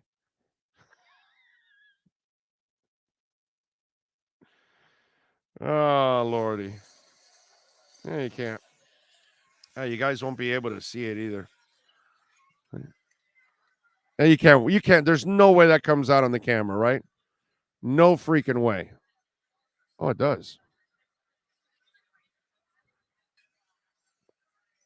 That's me walking in the restaurant in the Eiffel Tower. She's looking out. There you go. And then I surprise her with the ring. There you go. And they're filming. There you go. Let me tell you something. You want to nail it? Well, that goes after the whole night. But what I'm saying is, you show up. You take your special someone to Paris, dinner in the Eiffel Tower, and a new wedding ring, and I'm telling you, bro, you are a hero for at least 2 or 3 weeks. Something like that. You know, maybe if you're lucky, 4. Maybe you got a whole month in there. Maybe. You know what I'm saying? Big O with the suit. Oh, come on, bro. That day I had to, you gotta stop. That day I gotta put away the concert shirts. Okay? The concert shirts, I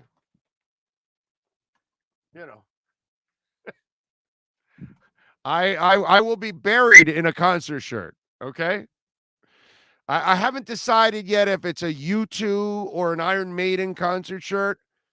I may not do the Iron Maiden one because, the people that walk up to the casket and then they see Eddie and all that, they're like, is he going to hell or what's the deal?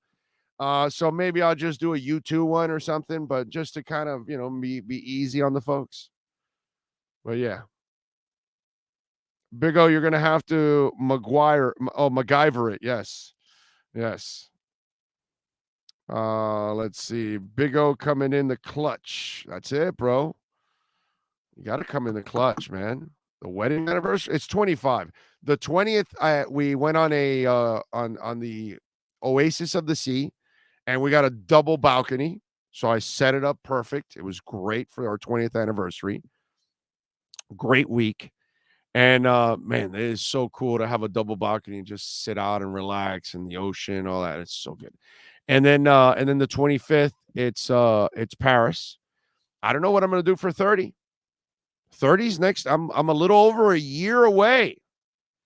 I'm almost thinking I'm already starting in the planning stages because remember, I got to pay for this shit ahead of time, bro. Little by little. I'm not a rich guy, man. I'm a working stiff. So I got to pay for this kind of stuff. I think I was buying that ring, like 2 years ahead of time or something, a year and a half or something. I don't know. Oh, man. So there you go. Oh, that Tua trading card is looking nice this week. Yes, sir, Eric. Thank you. Thank you. Where is my Tua trading card? Where do I have my Tua trading card? I know I got it somewhere here. You know what? I gotta have a quicker. Where the hell is my Tua trading card? I know I have it somewhere around here. Damn it.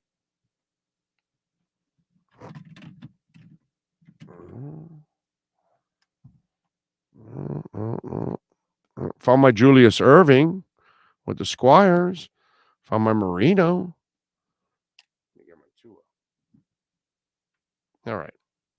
Maybe I have it still downstairs. I think I have it downstairs. I got to have it here. But thank you, my brother. Appreciate it. Appreciate you.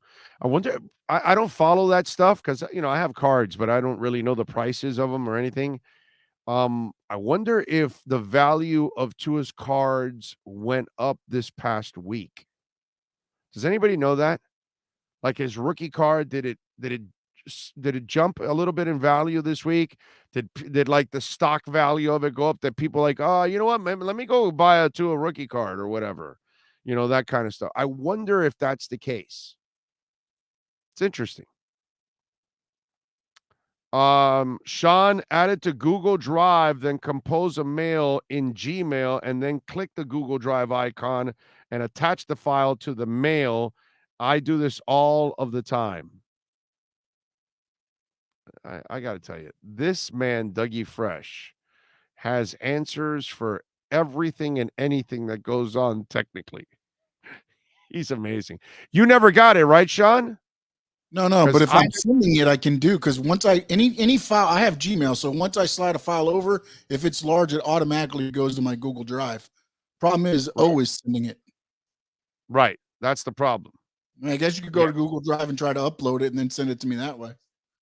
Or do I go? How about if I transfer it? Would that work? Huh? Yeah, it should work. Okay. All right. So let me see if I can actually transfer it, because we got to go already. We got to go to train. We got to go to Dolphins camp and everything. So now I have to find it again, because this was years ago. So I got to go back and find it one more time here. The good thing is there's so many pictures of Paris that as I'm scrolling, it might be a little easier to find, because I can see the Paris pictures right away. And then it's kind of let's see. Here we go. I'm sorry about this. Okay, I found it again. Damn it. That's pretty good. All right. So now let's see if transfer works now with all of this. So if this does work, for those of you that are still tuning into this lame ass attempt of mine here. Okay, now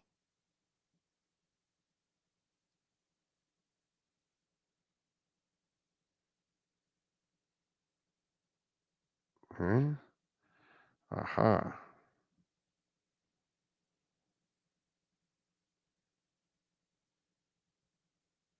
And I have to remember your email too at the same time. Okay.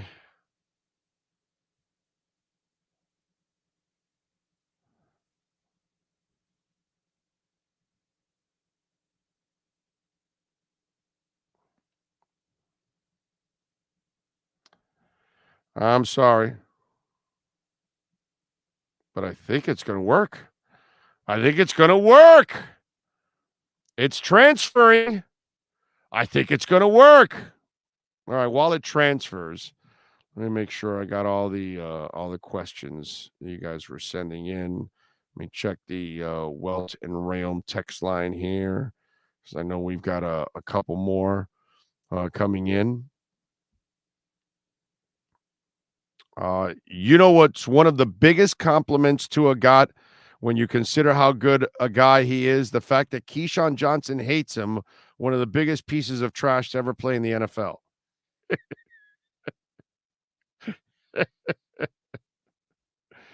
RVA says, Big O, Chris Greer should be getting a lot of credit for his late round picks and UDFAs. Also, do you think Tom Brady's face looks different? Oh, you guys are going with that whole thing. Apparently, it's already been sent, bro. So now you really will be getting it, Sean. Okay? Now you're going to really get it. Now you guys are going to get to see my ugly ass give my beautiful wife her wedding ring. Love the show, Big O. I'm officially out on Colin Cowherd. What a flip-flapper bashing Tua. Yeah.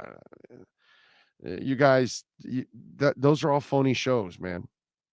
They're all just phony shows, lazy hosts that don't really follow shit, producers that do most of the work for them. And hey, God bless them. Like Craig Mish says, they're making tons and tons of money on it.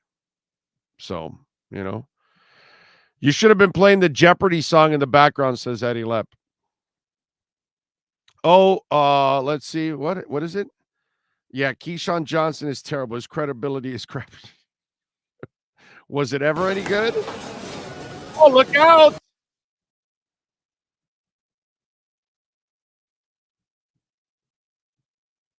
Okay, there we go. So I had the maitre d' film. So the bathroom was downstairs. So he's filming as I come up the stairs. Go ahead. Fire away. Eiffel Tower. 4 years ago. Almost 4 years ago.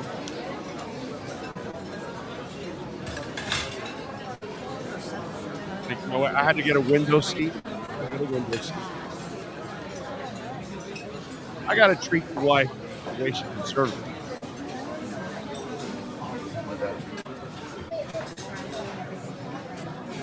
Surprise, surprise, surprise. So there you go. That was almost 4 years ago. 25th wedding anniversary, Eiffel Tower. Good food, by the way. Did serve good food on top of all of it. So it wasn't crappy food. They actually served some pretty good food. So there you go. We got it on. How about that? My wife is always worried that I lose that video, and it's like, don't worry, sweetheart. We got it saved like in 8 places. I've sent it all over, and I've got it saved here, saved there. Don't worry. And it also transfers. I think I've had 2 phones since, because I think I get I get a phone every other year. I upgrade, like this is the 13, I'll get the 15. That's usually what I do. I every other odd number of whatever iPhone crap is usually what I do. Look at the dapper young man. Well, I don't know about young, but we were kind of dapper that day. That day we were kind of we were styling that day. Sweating because I really thought I was going to, I thought she was going to find out about the ring and like all my surprises were working. We had dinner on the Seine on the river, glass boat, a really nice glass boat, and you go up and down the Seine and you see all the sights and everything like that. It's really cool. And you get, by the way, if you want to get the dinner on one of the glass boats, get it towards the end of the day leading into the evening, because cruising the Seine and the sun setting and then the night coming up, tell you, dude, it is the bomb. Okay, so you do that.